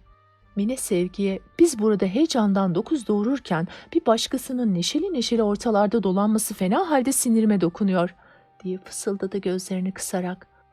Bahar uykusuzluktan yanan gözlerle içeri girmeden notlarına son kez bir göz attı. Gece yarısına kadar çalışmıştı. Bir ara babası yavaşça odasının kapısını tıkırdatmış ve başını içeri uzatıp "Hala yatmadın mı kızım?" diye sormuştu. Sesi kaygılıydı. Bahar yüreği dolu dolu bir bölüm daha kaldı diyebilmişti güçlükle. Küçücük bir ilgi belirtisi bile onda ağlama isteği uyandırıyordu. Sonra babası geldiği gibi sessizce gitmişti. Derya'nın koşarak içeri girişi onu bulunduğu ana döndürdü. Derya sanki sınıfta değil de bir salonda yeni tanıştığı bir erkeğe teşekkür eder gibiydi. Hocaya öyle teşekkür etti. Öylesine kendinden emin, öylesine rahattı. Elleriyle gür saçlarını çabucak topladı. Lacivert blazer ceketini sırısının arkasına astı. Beyaz bluzunun yakasını da şöyle bir kaldırıverdi. İşte bu seri hareketlerle kısacık bir süre içinde bir öğrenciden çok yanlışlıkla sınıfa girmiş bir mankene benzeyivermişti. Giysilerimiz aynı, alt tarafı okul üniforması, ama o ne kadar havalı, hepimizden ne kadar farklı diye düşündü Bahar. Sonra gözü Keriman'a takıldı. Keriman heyecandan tırnaklarını yemekle meşguldü. Zavallının fen dersleriyle oldum olası arası yoktu. Her sınav onun için ölüm demekti. Ölüp ölüp diriliyorum derdi her sınavdan önce. Kıvırcık saçları tepesine toplanmış, annesinin ördüğü lacivert hırkasının altından beyaz gömleğinin sadece bir yaka ucu görünüyordu. Öbürü hırkanın altında kalmıştı. Ayağında altı kalın lastikli pabuçlar ve beyaz kısa çoraplar vardı. Kısaca Bahar ve Mine gibiydi giyimi. İşte bu da tipik öğrenci diye düşündü Bahar. Tıpkı bizler gibi kendi ayağında da üşümesin ve çok dayansın diye alınmış altı kalın lastikli hantal okul ayakkabıları vardı. Oysa Derya incecik, zarif bir mokasen ve o renge uygun kilotlu naylon çorap giyiyor. Naylon çoraplar da uzun ve düzgün bacaklarını, diğerlerinin kısa çoraplı ve oldukça kalın bacakları yanında büsbütün sütun gibi gösteriyordu. Bahar Derya'yı kıskanıyor muydu yoksa sadece ona imreniyor muydu bir türlü kestiremiyordu bunu. İçini çekerek sıranın üstündeki kalemlerini sıraya dizdi. Şimdi bunları düşünmenin zamanıydı sanki. Fizik sınavındaydı fizik. Selçuk Hoca soru kağıtlarını dağıtmaya başlamıştı. Bahar tüm dikkatini önündeki kağıtta toplamaya çalıştı. Şöyle bir göz atmayla sınavın güç olacağı belli olmuştu her zamanki gibi. Eşref soru kağıdını öğretmenin elinden çalımla alıp sırasının üstüne koydu. İyice ezberlediği yanıtları bir an önce yazmak için sabırsızlanıyordu ki başından aşağı kaynar sular indi denir ya, işte öyle bir acıyla kafatasının yandığını hissetti birden. Sorulara dikkatle bir daha baktı. Aman Allah'ım, aman Allah'ım diye içinden sessiz çığlıklar koparıyordu. Bu soruların onun çalıştıklarıyla hiç mi hiç ilgisi yoktu. Bambaşka bölümlerden hazırlanmıştı. Telaşla tüm soruları gözden geçirdi. Belki aralarında bir bildiği vardır diye. Ama boşuna. Ter basmıştı Eşref'i. Ne yapıyor diye yan yan Volkan'a baktı. Onun yüzündeki ifadeye de mutlu denemezdi doğrusu. Ahmet, Mücahit, Adnan hepsi şaşkındılar. Selçuk Hoca'ya belli etmemeye çalışarak soran bakışlarla Eşref'e bakıyorlardı. Ne oldu dercesine. Selçuk Hoca yüzünde yine o muzip gülümseme, sıraların arasında dolaşıyor, ara sıra öğrencilerin kağıtlarına bakıyordu. Çetin bir sınavdı. Sorular zordu, o da bunu biliyordu. Bir süre Bahar'ı, bir süre Derya'yı seyretti. Keriman'ın kağıdına uzun uzun baktı. Keriman takılmıştı. Selçuk Hoca onun çok çalıştığını biliyordu. Eğildi, parmağıyla bir yeri işaret edip Keriman'a bir soru sordu. Keriman'ın birden yüzü aydınlandı. Bu soru sayesinde problemin çözümü aklına gelmişti. Harıl harıl yazmaya koyuldu. Bazılarına çok kısa gelen, bazıları içinde bitmek bilmeyen 40 dakika sonunda zil çaldı. Selçuk Hoca'dan başka herkesin yüzü asıktı. Kağıtları verirken yakınıyorlardı. Ama çok zordu hocam, kırık alacağız yine, ortalamamız düşecek, kurtarma sınavı yapacak mısınız diye bir sürü soru. Eşref'le Volkan kağıtları kürsünün üzerine bırakıp kaçarcasına çıkmışlardı sınıftan. Mücahit onları dışarıda yakaladı. Hani soruları biliyordun Eşref, biz de duman ettin dedi.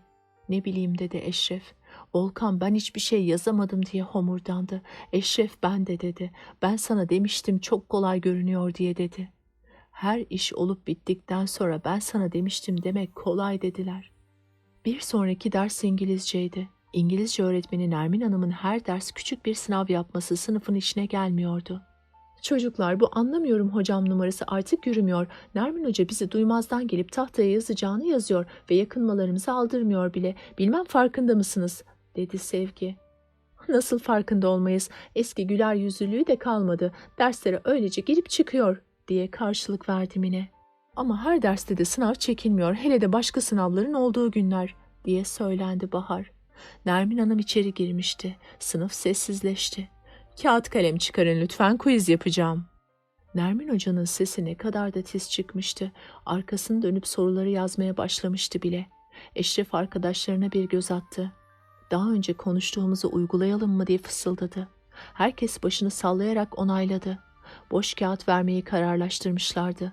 Tüm sınıf boş kağıt verirse Nermin Hoca da onları bu kadar zora koşmazdı.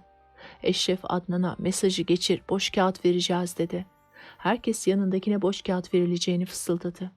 15 dakika sonunda Nermin Hoca, "Mine kızım, kağıtları topla ve buraya getir lütfen," dedi. Sınıfı derin bir sessizlik kaplamıştı.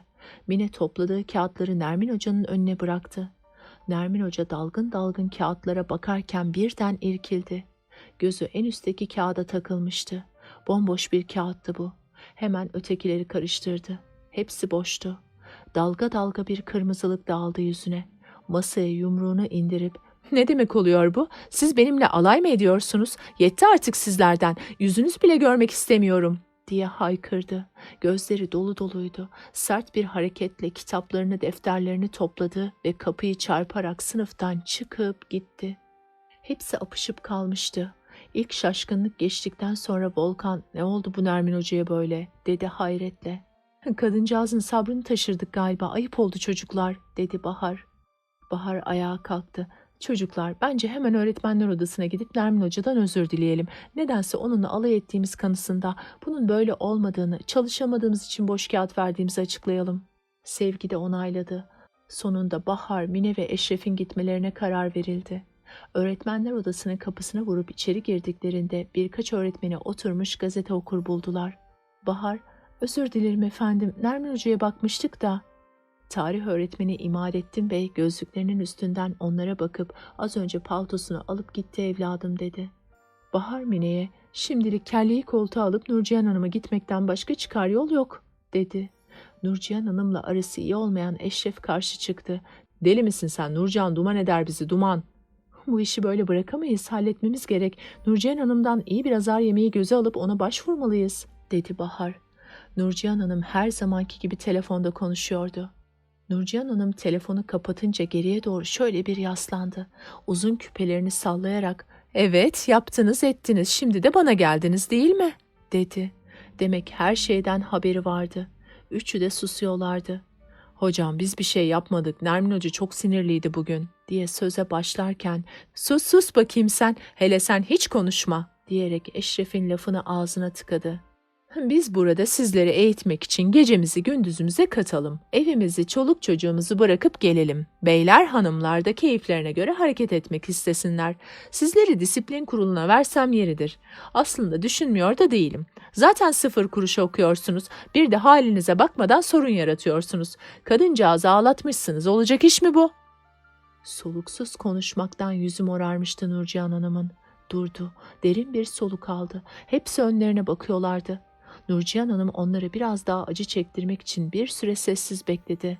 Sonra "Bahar, sen Onur kolundasın. Nasıl böyle bir şeye razı oldun?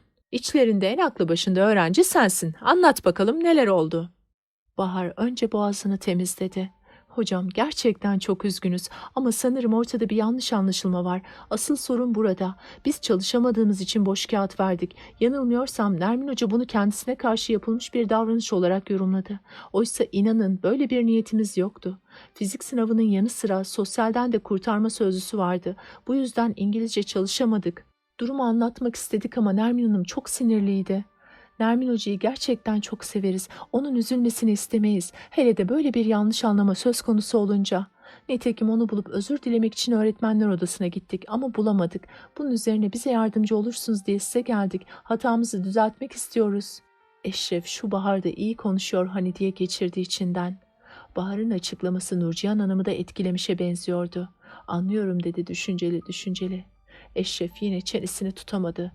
"Niye bu kadar sinirlendi anlayamadık. Ne var bunda hocam?" "Sen sus bakayım. Bakın artık hepiniz kocaman gençlersiniz. Sizlere bazı açıklamalarda bulunmak istiyorum." Nermin Hanım istifasını vereceğini söyleyerek okulu terk etti. "Aman Allah'ım, bu çok kötü bir şey. Boş kağıtlar yüzünden istifa edilir mi hocam?" dedi Mine. "Kaç hocaya boş kağıt verdik. Hepsi istifa etmeye kalksaydı okulda hoca kalmazdı hocam," dedi Eşref. "İyi marifet yaptınız boş kağıt vermekle. Asıl sorun bu değil. Son zamanlarda Nermin Hanım'ın sinirleri çok bozuk. Aile sorunları var. Kocasıyla geçinemiyorlar. Belki de ayrılacaklar. Bir de küçük kızı var. Bu durum onu iyice yıpratıyor." Üç genç hayret ve sessizlik içinde dinliyorlardı. Bu tür sorunlardan haberleri vardı gerçi ama bir öğretmenlerinin böyle kötü bir durumda olması onları şaşırtmış ve sarsmıştı. Böyle şeyler kitaplarda, gazete haberlerinde olurdu da kendi yakınları arasında olamaz gibi bir duygu içindeydiler. Üstelik Nermin Hoca'nın kocası da okulda öğretmendi. Onu tanıyorlardı. Sevilmeyen, kaba, ters bir adamdı. Güler yüzlü nazik Nermin Hoca'yı düşününce büsbütün üzüldüler. Nurcihan Hanım sözlerini sürdürdü. Ya işte böyle. Dümdüz gitmiyor kimsenin hayatı. Evdeki huzursuzluğun üstüne bir de sınıftaki huzursuzluk eklenince senin düşüncen doğru Bahar. Hocamıza bunu bir hakaret olarak yorumladı ve çok üzüldü. Ne yapmalıyız hocam? İnanın çok üzüldük. Sınıfta bizden haber bekliyor. Bakın ne yapacağız. Önce ben onun istifasını kabul etmeyeceğim ve okula geldiği gün sizlere haber yollayacağım. Siz hemen bir buket çiçekle gidip özür dileyerek gönlünü alacaksınız. Onu sevdiğinizi, ona ihtiyaç duyduğunuzu belli etmelisiniz ki kadıncağız bari işinde mutlu olsun. Haydi bakalım şimdi sınıfınıza dönün ve ders sonuna kadar sessiz olun. Üşüyen elleri ceplerinde, Yıldız Parkı'nın yaşlı ağaçları arasında hızlı adımlarla yürüyordu Bahar. Kar hafif hafif atıştırmaya başlamıştı. Dönüp arkasına baktı. Arkadaşları konuşa gülüşe geliyorlardı. Hızlı yürüyüp özellikle arayı açmıştı. Parkın karlı ve sessiz görünümünü kendi başına rahatça seyretmek, içine sindirmek istiyordu. Yükseklerde, dallardan sarkan ince uzun buz sarkıtlarında, alçaklarda, kar kümelerinin tepeciklerinde güneş ışınları oyunlar yapıyor, buz ve kar taneleri pırıl pırıl yanıp sönüyordu. Temiz havayı derin derin içine çekti. Gözlerini kapayıp yüzünü gökyüzüne çevirdi. Yanaklarına alnına düşen kar taneciklerinin serinliği ne tatlıydı. Demek sen de karı seviyorsun Bahar. Serdar'ın sesini duyan Bahar elinde olmadan irkildi. Böyle yakalandığı için biraz da utanmıştı. Senin gezimize katıldığını bilmiyordum diyerek şaşkınlıkla sevincini saklamaya çalıştı. Mine'nin önerilerini her zaman beğenmesem de bu seferki hoşuma gitti. Sahi Pembe Saray'a gitmek nereden aklınıza geldi? Oturmuş konuşuyorduk. Her cumartesi aynı şeyleri yapıyoruz. Kurs bittikten sonra hava kötüyse sinema, iyiyse bebek kafe. Mine ilginç bir yere gidelim dedi ve kendi önerisini kendi yanıtladı. Grupta da kimse gitmemiş Pembe Saray'a. Bir Mine biliyor. Yıldız Parkı'nda sıkı bir yürüyüş yaparız. Meraklısı varsa koşar. Sonra da Pembe Saray'da oturur salep içeriz dedi.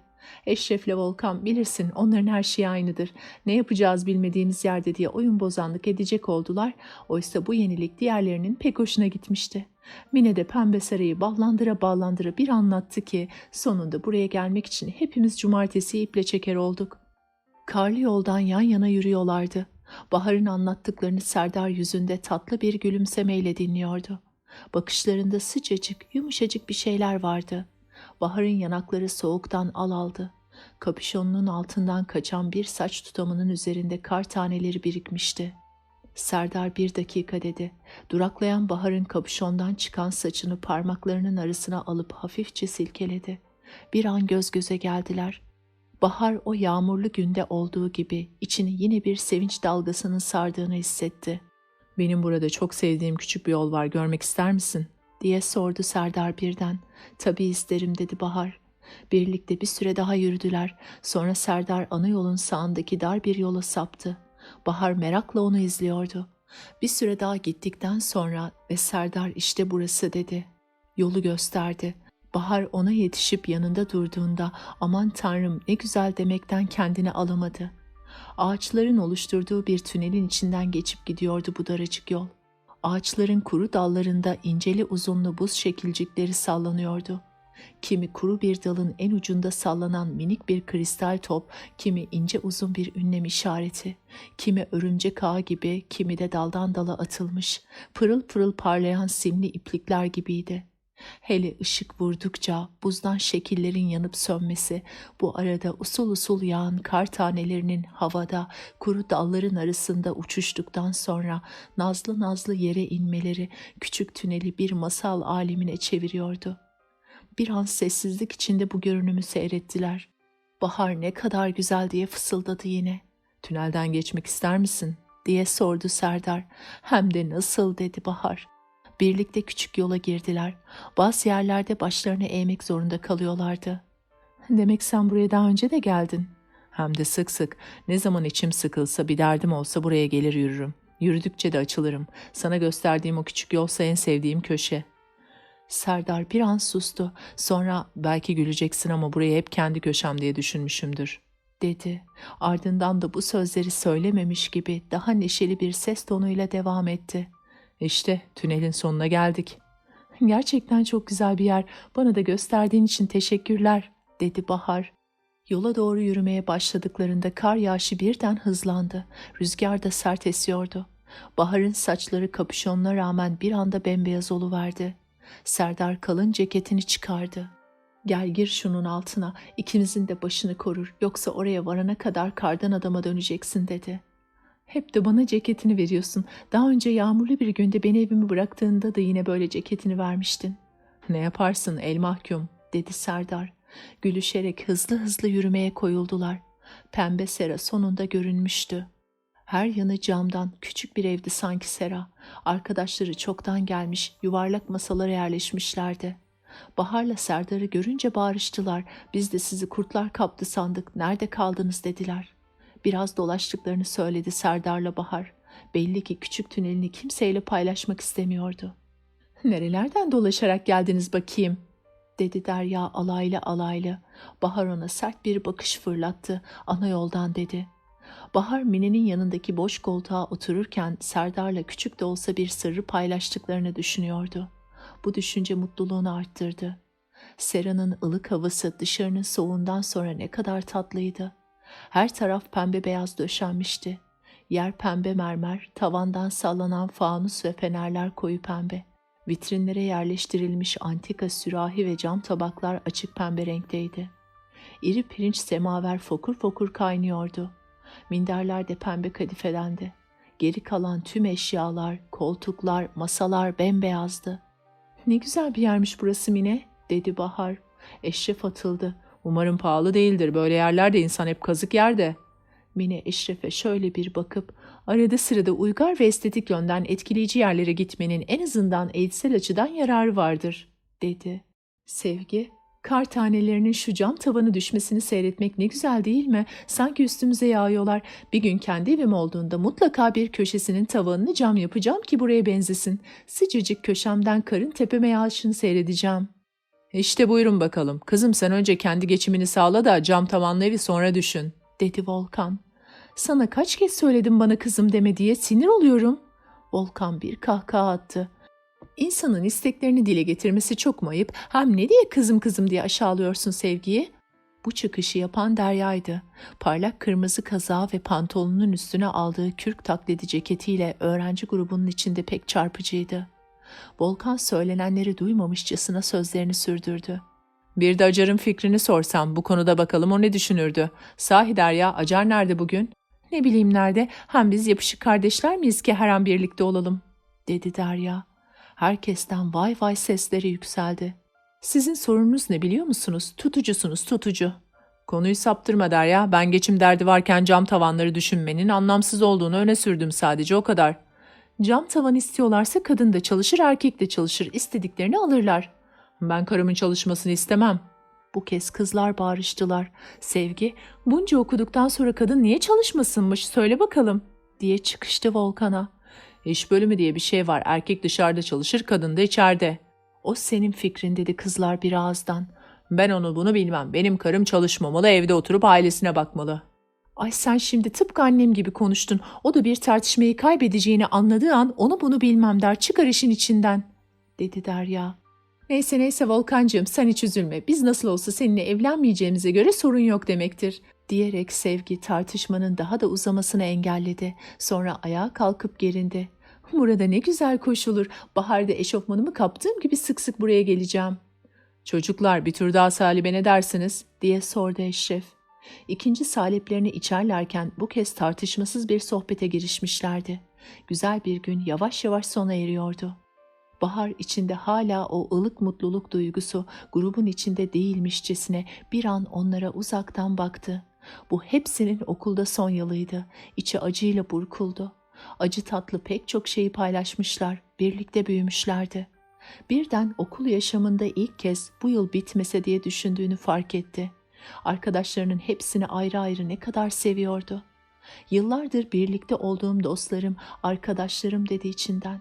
Şu anda da hesap telaşı içinde ne kadar sevimliydiler.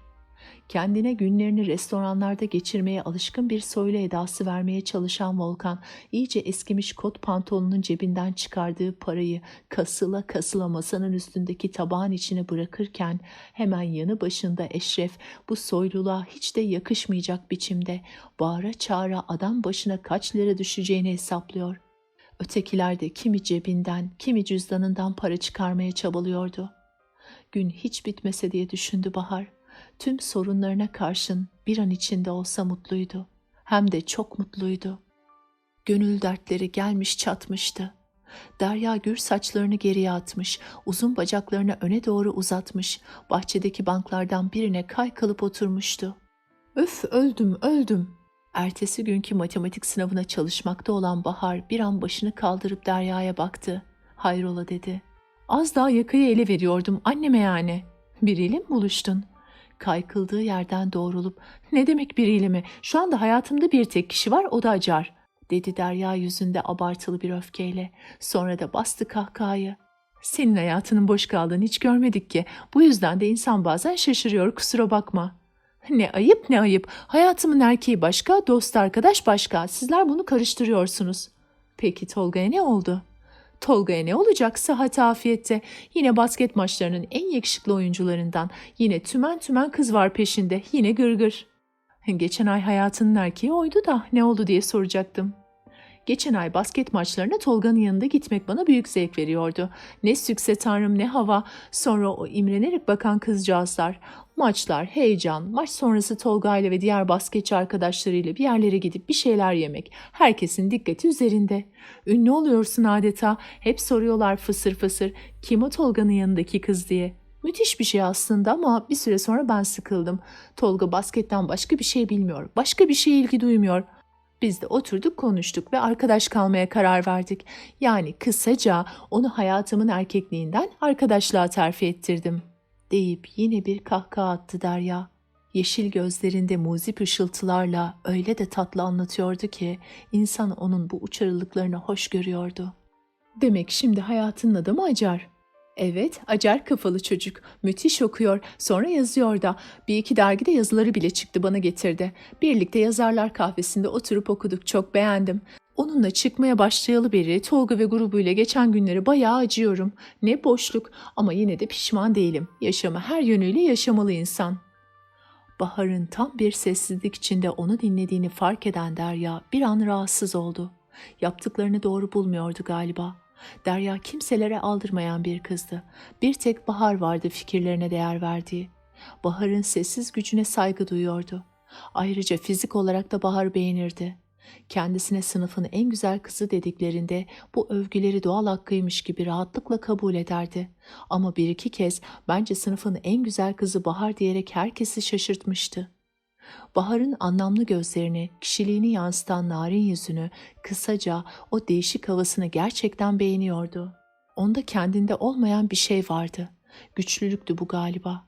İşte bu nedenle kimselere aldırmayan uçarı Derya belli etmemesine karşın Bahar'ın ne düşündüğüne çok önem verirdi. "Niye susuyorsun? Bir şey söylesene. Haksız mıyım?" "Hangi konuda?" "İnsanın yaşamı her yönüyle yaşaması konusunda. Öyle sustun da."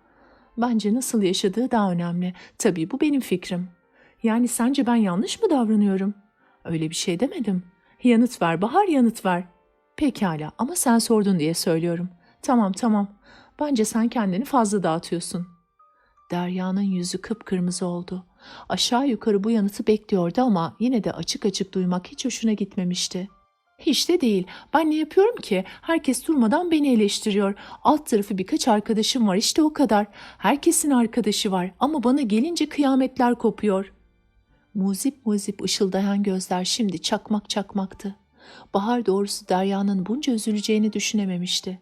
Öylesine kimseye aldırmaz bir tavrı vardı ki durumu düzeltmeye çabaladı.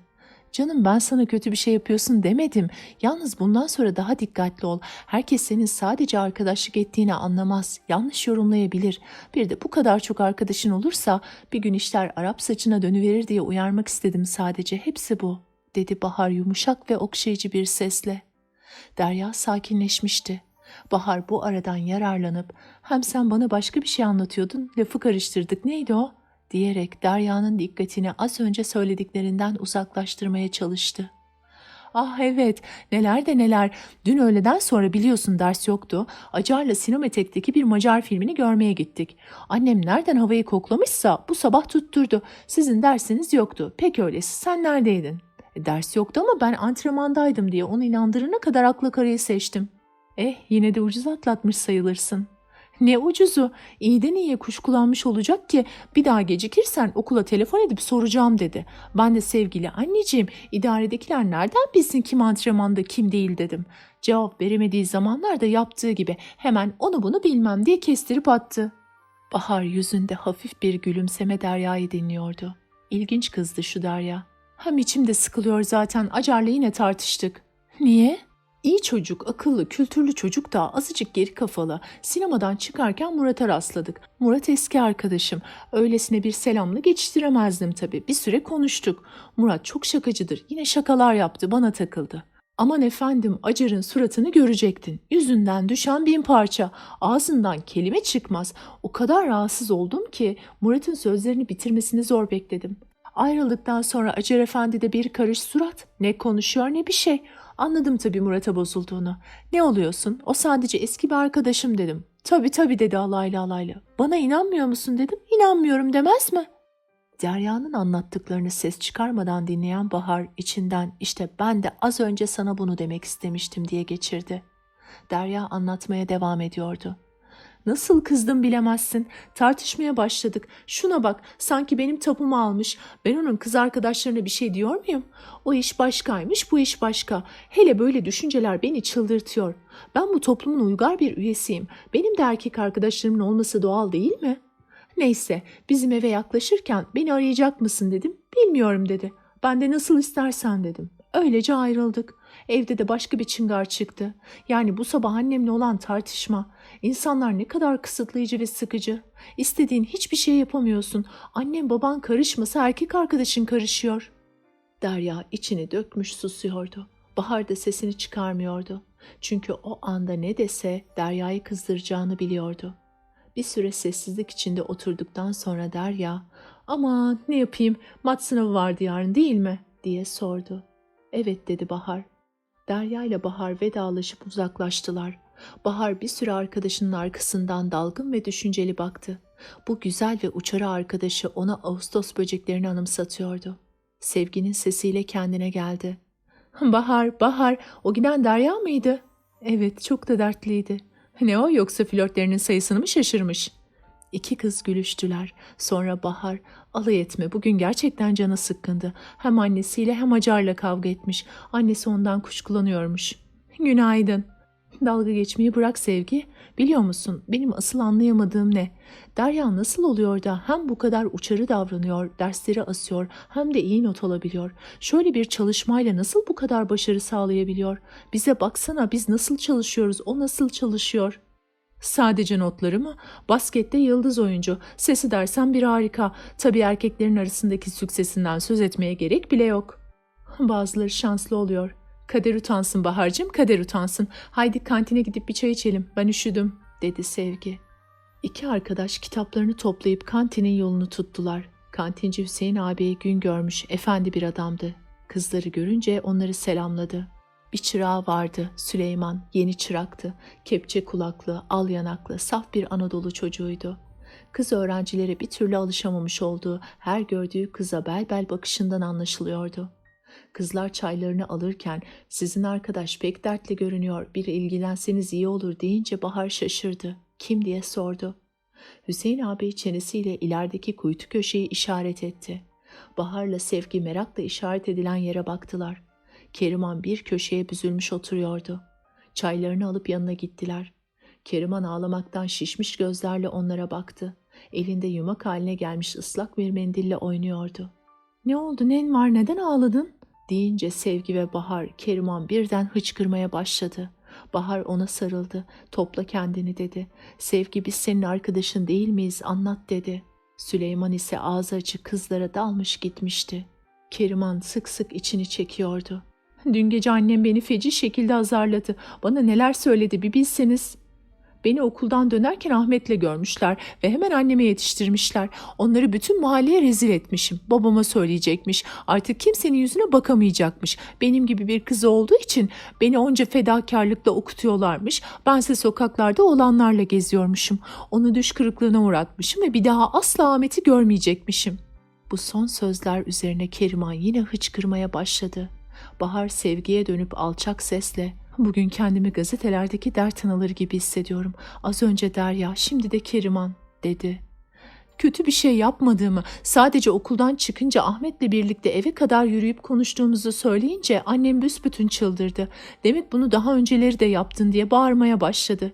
Okula gelip müdürle konuşacağını, Ahmet'in de okuluna gidip onu da şikayet edeceğini söyledi. Nasıl yalvardım, anne yapma beni rezil etme diye. Bilemezsiniz, bir şartla vazgeçerim, bir daha o Ahmet denen serseriyi görmeyeceksin dedi. Ben şimdi ne yapacağım? Keriman yine hıçkırıklara boğulmuştu. Bahar'la Sevgi çaresiz bakışlarla birbirlerine baktılar. Sevgi'nin içi sıkılmaya başlamıştı. Aman bu kadar derde değer mi? Sen de görmeyiver Ahmet'i olsun bitsin. Keriman biri ona iğne batırmışçasına yerinden sıçradı. Ama ben onu çok seviyorum. Onsuz yaşayamam. Onsuz ölürüm. Aman Keriman, filmlerdeki gibi konuşma Allah'ını seversen. Beni anlamıyorsunuz. Beni hiç kimse anlayamaz. Sevgi bu kez sabırlı olmaya gayret ederek, ama sen de biraz abartmıyor musun? Daha dün tanıdığın bir çocuğa nasıl böyle kör kütük aşık olabilirsin? Kim demiş daha dün tanıdığımı? Onunla bu yıl konuşuyoruz ama geçen yıllarda gider gelirken birbirimizi görürdük. Her sabah ve her akşamüstü, ama öylece uzaktan. Sevgi gözlerini devirerek başını öte yana çevirdi. Bahar Sevgi'yi görmezden gelip Keriman'ı avutmaya çalıştı. Böyle kendini üzmekle bir yere varamazsın. Önce bir sakinleş. Elbet bir çaresi bulunur. Ne çaresi deseler kendi de yanıt veremezdi ama avutmak olsun diye alışılagelmiş bir takım sözcükleri o da sıralayıvermişti işte. Çare yok diyen Keriman yeniden ağlamaya başlıyordu ki kantine giren kalabalık bir grubu görünce hemen kendini toparladı. Ben gidip yüzümü yıkayayım, az sonra ders zili de çalacak zaten deyip içini çekti.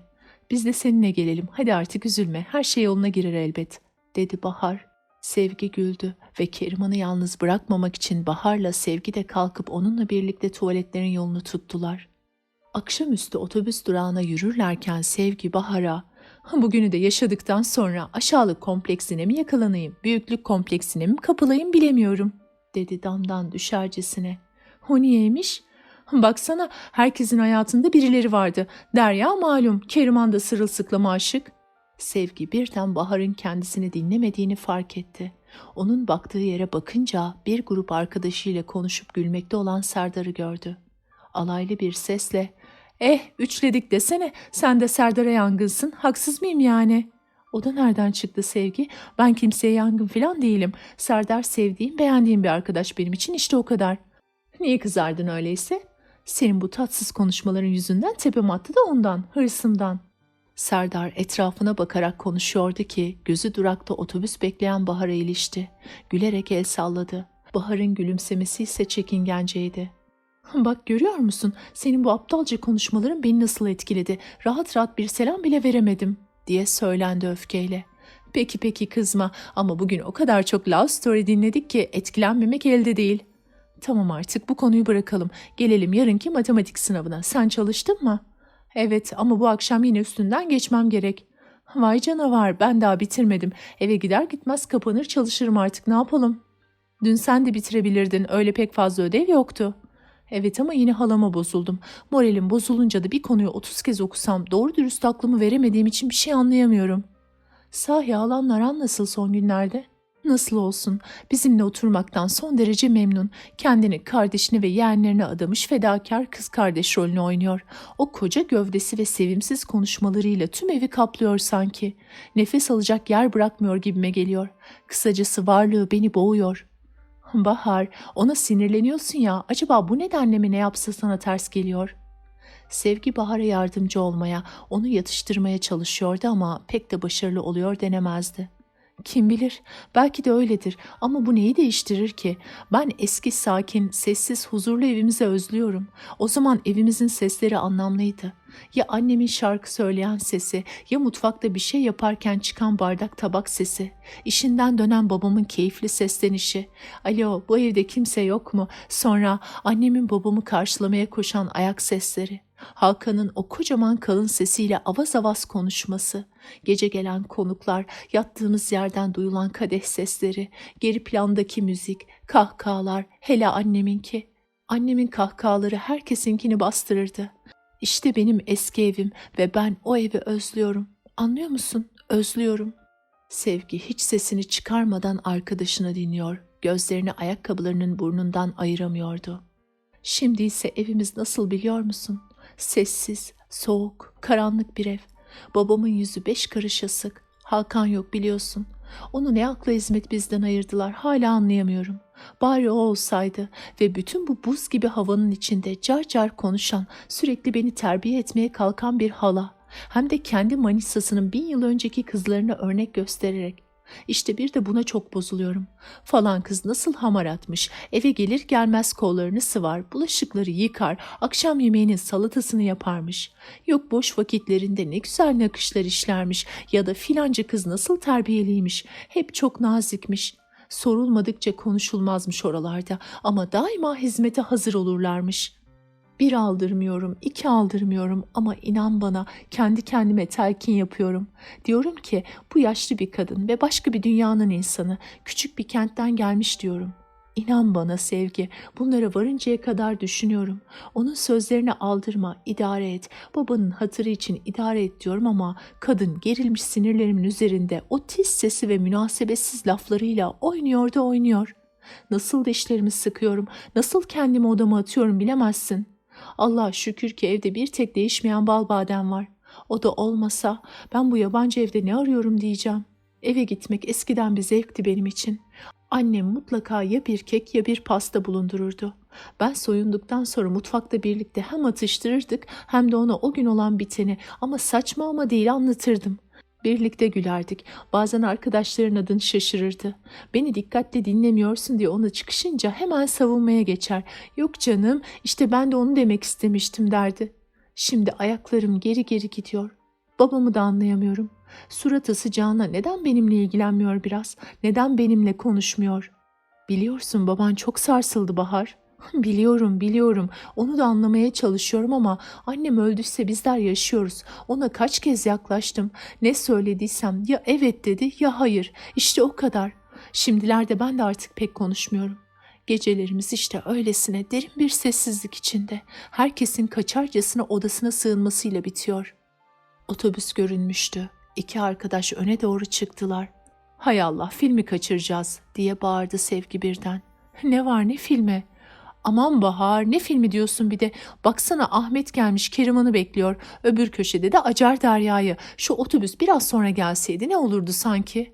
Haydi atla bakalım Sevgi. Herkesin derdi başka. Onları Ahmet'le Acar bekliyor. Bizi de yarınki. Sözün burasında Sevgi de Bahar'a katıldı. İkisi bir ağızdan matematik sınavı diye bağırışarak cümleyi tamamladılar ve hayretle onlara bakan otobüs şoförüne gülerek biletlerini kutudan içeri attılar. Bebek kafede toplanmışlardı. Günlerden çarşambaydı ve o gün öğleden sonra ders yoktu. Ilık bir kış günüydü. Bu nedenle dışarıda oturmayı yeğlemişlerdi. Bebek koyunda martılar denizin üstünde dönüyor, ara sıra balık avlamak için denize ani dalışlar yapıyorlardı. Sandalların teknelerin üstleri kalın branda bezleriyle örtülüydü. Gel de yazı sevme, şu bebek koyu örneğin yazı nasıl cıvıl cıvıldır, oysa şimdi ne kadar sessiz ve hüzünlü, dedi Sevgi. Ama yine de güzel, hüznün de ayrı bir güzelliği var, dedi Keriman ince ve titrek bir sesle. Aman sen de nerede mızmız bir şey var hemen bayılır. Hüznün neresi güzel? Hüzün hüzündür. Keriman suratını astı. Aldırma ona Keriman. Yapacak bir şey bulamadı mı çatacak yer arar, dedi Bahar. Derya nerede? Diye sordu Mine. Acar'la, dedi Bahar. Haydi hayırlısı. Neden öyle dedin? Her dakika kavga ediyorlardı ondan. Hem kavga ediyor hem de onun için okulu kırıyor. Bu gidişle dersleri toparlayamayacak. Derya bu. Dersleri asar yine de iyi notlar alır. Ama nereye kadar? Sevgi söze karıştı. Şaşılacak şey gerçekten. Nasıl beceriyor diye daha geçenlerde Bahar'la konuşuyorduk. Pek şaşılacak yanı yok. O derste dinliyor. Evet, sen hiç Derya'nın derste dalga geçtiğini gördün mü? Dikkat kesiliyor ve hocanın her dediğini dinliyor. Kısacası her şeyi derste öğrenip zaman kazanıyor. Konuyu derste kavradığı için de eve gidince şöyle bir okudu mu tamam. Yani sizler gibi derste Amiral Battı oynamıyor, dedi Mine. Bağırışlar yükseldi. Şuna bak kim demiş Amiral Battı oynadığımızı diye. Ya sen de dersten başka her şeyi yaparsın. Sıranın altında hep bir kitap vardır onu okursun, dedi Sevgi. Evet ama benimki başka. Neden başka oluyormuş? Ben dalga geçmiyorum. Ben Descartes, Sartre, Kafka okuyorum. İnsanın kafasını geliştiren, düşüncelerini zenginleştiren kitaplar bunlar. Aman Tanrım, nereden senin arkadaş olduk, dedi Sevgi yerinde huzursuz huzursuz kıpırdanarak. Sonra birden aklına bir şey gelmiş gibi keyifli keyifli Mine'ye döndü. Pekala, onlar değerli kitaplar vesaire vesaire. Ya sıranın altında örgü örmene ne buyrulur? Seni ben kendi gözlerimle gördüm. Sevgi zafer kazanmışçasına sandalyesinde dimdikti. Mine aynı sakin ses tonuyla keyifle sırıtan Sevgi'ye cevap verdi. Örgü stres yani gerginlik için birebirdir. Psikologlar bile sinir hastalarına örgüyü salık verirler. İşte ben de gerginlik içinde ya da huzursuz olduğumda örgü örerim. Seninle başa çıkılmaz Mine, dedi Sevgi ellerini havaya kaldırarak. Eşref masalarının yanında beliriverdi. Ne o Sevgi, bir derdin mi var? Mine gerginlik içinde olanların örgü örmelerini salık veriyor da. Eşref böyle ilginç konuyu kaçırır mı? Hemen atıldı. Öyleyse İmadeddin Bey'e bir çift şişle bir yumak gün armağan edelim. Derse kaldırdığı öğrenciler soruyu bilemediler mi? Adamcağız hırsından o beyaz bıyıklarını yiyecek gibi oluyor. Eliyle göğsünü yumruklayıp öldüreceksiniz siz beni evladım, öldüreceksiniz diyor. Yaşlı başlı tarih hocasına oturmuş örgü örerken düşünen gençler hep birlikte kahkahayı bastılar. Fransızcacıyla arasını iyice açtık yine. Fransızcacı bir seferinde Türkçe okuyamadığından olacak, yanlışlıkla yoklama defterine tarih hocasının yerine imza etmiş. Vay efendim, İmadeddin Bey bunu duyunca kıyametler koptu. Kıyametler, durup nasıl olur efendim, kör mü bu adam, burası benim yerim, benim yerime nasıl o imza atar diye uzun süre söylenmiş durmuştu. Bu olaydan sonraki günlerde biz adamdan yakındıkça İmadeddin Bey de bizi gönülden destekliyor. Haklısınız evladım, haklısınız. Böyle hocalık olmaz. Hem o adam bir kere de benim yerime imzasını atmıştı diyerek bizlerle birlik oluyordu. Dün de adam yine yanlışlıkla tarihçinin yerine imzalamasın mı? Bu fırsatı kaçırır mıyız? Yoklama defterini kaptığımız gibi doğru İmadeddin Bey'in yanına koştuk. Hocam bakın şunun yaptığına, yine sizin yerinize imza atmış. Hırsından köpürdü. Ne Fransız küstahlığı kaldı ne zibidiliği. Gidip idareye şikayet edeceğim efendim diye bar bağırdı. Eşref oturmamış bütün bunları ayakta anlatıyordu. Sizlere o kadar şey anlattım. Kimse buyur otur demeyecek mi? Hem daha önemlisi sevgili bacılarımızdan hangisi bana bir çay ısmarlayacak? Ne o, kendi çayını ısmarlayamayacak durumda mısın? Diye sordum yine. Harçlığım bitti, vaziyet fena. Bak işte Volkan da geldi. Volkan buradayız. Gel bak bacılarımız bize çay ısmarlayacaklar. Volkan da mı parasız? Dedi Sevgi. Olduğu yerde zıplayıp duran Volkan. Hem de nasıl, okul çayına daha çok var. Okul çayıyla ne ilgisi var? Diye sordu Bahar. Geçen yıldan bu yana okul çaylarında fotoğrafçılığı ben üstlendim. Okul çaylarında gerçekten iyi para kazanabiliyor musun Volkan? Diye sordu Keriman. Ne diyorsun? Hem de nasıl? Fotoğrafçılık olmasa şu son yıl ne yapardım bilmem. Ya ben fotoğrafçılık zevk için yapılır diye düşünmüştüm hep. Kazanç sağlanabileceğini hiç düşünmemiştim, dedi Keriman şaşkın. Volkan bir an ciddileşti. Darda kalırsan düşünürsün. Daha doğrusu düşünmek zorunda kalırsın. Biz 4 kardeşiz. Babam hepimize yetişemiyor. Hele son yıllarda durum daha da güçleşti. Ben de düşündüm taşındım bunu buldum. Okul çayları, piknikler, diploma törenlerinden sağladığım gelirle hiç olmazsa harçlığımı babamdan istememiş oluyorum. Beğendiğim bir kaza, daha da önemlisi kitaplarımı kendim satın alabiliyorum. Ne kadar güzel, dedi yine o ince ve titrek sesiyle Keriman. Sevgi kendini tutamadı. Hadi ağlasana ne duruyorsun diye çattı Keriman'a. Kızcağız, Sevgi niye benimle uğraşıyorsun dedikten sonra ağlayarak kalktı ve kimse bir şey diyemeden koşa koşa kahvenin bahçesinden çıkıp gitti. O kadar şaşırmışlardı ki bir süre öylece kaldılar. Sevgi Keriman'a hep çatardı. Keriman da buna alışmıştı. Sevgiye pek aldırmazdı. Bugün ne olmuştu? Ama Sevgi sen de çok çatıyorsun kıza. Ne istersin bilmem, dedi Bahar. Çoğu kez Sevgi'ye hak vermekle birlikte Keriman'a da acıyordu. Sevgi arkadaşlarının onu suçlayan bakışları karşısında savunmaya geçti. O da öyle hayaletler gibi konuşmasın. Ahmet'le olan davasından beri kendini hayalet gibi görüyor galiba. Yeni pozlar, yeni ses tonları. Mecnun'undan ayrılmış Leyla mübarek. Titrek sesi, dalıp giden nemli gözleriyle üzüntüsünü dünyaya ilan etmek ister bir hali var. Yetti be yetti. Ya adam olsun ya da yanıma yaklaşmasın. Sinir oluyorum ya. Yok boğazın hüznü gelmiş. Yok Volkan'ın çalışması ne güzelmiş. Vay be Sevgi. Allah senin ışımından insanı korusun. Tamam kızma. Bu kez Mine sakin bir tavırla. Her insanın yaşam sahnesinde bir rolü vardır. Onu oynar. Gerçi Keriman da daha gerçek rolüne çıkmadı. Ama şu anda aşkta acı çeken genç kızı oynuyor. Hoşgörüver olsun bitsin, dedi Mine sakin bir tavırla. Sevgi Mine'ye bağırmamak için kendini zor tutuyordu. Eşref'le Volkan'ın konuşmaya başlamalarından yararlanıp Bahar'ın kulağına eğildi. Ya deliler arasında kaldık ya da ben deliriyorum, diye fısıldadı. Bahar da gülerek arkadaşının kolunu okşadı. Sevgi ikinci kez Bahar'ın kulağına eğildi. Aslını istersen iki varsayımda geçerli. Ve iki arkadaş kendilerini tutamayıp gülmeye başladılar. Ne oluyor, ne oluyor, biz de gülelim, dedi Eşref. Dediyse de aramızda diye geçiştiriverdi Bahar. Sonra aklına bir şey gelmişçesine. Çocuklar, ben de para kazanmak istiyorum ama nasıl yapacağımı bilemiyorum. Hepsi şaşırmışlardı. Bir an sessizlik oldu. Sonra Sevgi yavaşça, neden Bahar? Bahar nedenini söylemekle söylememek arasında bocalar gibiydi. Ama arkadaşlarının kendisine çevrilmiş ilgi dolu bakışları karşısında şu anda bana onlardan daha yakın, beni onlardan daha iyi anlayacak kim var ki diye düşündü ve sorununu dostlarıyla paylaşmaya karar verdi. Babam emekli oldu bu yıl.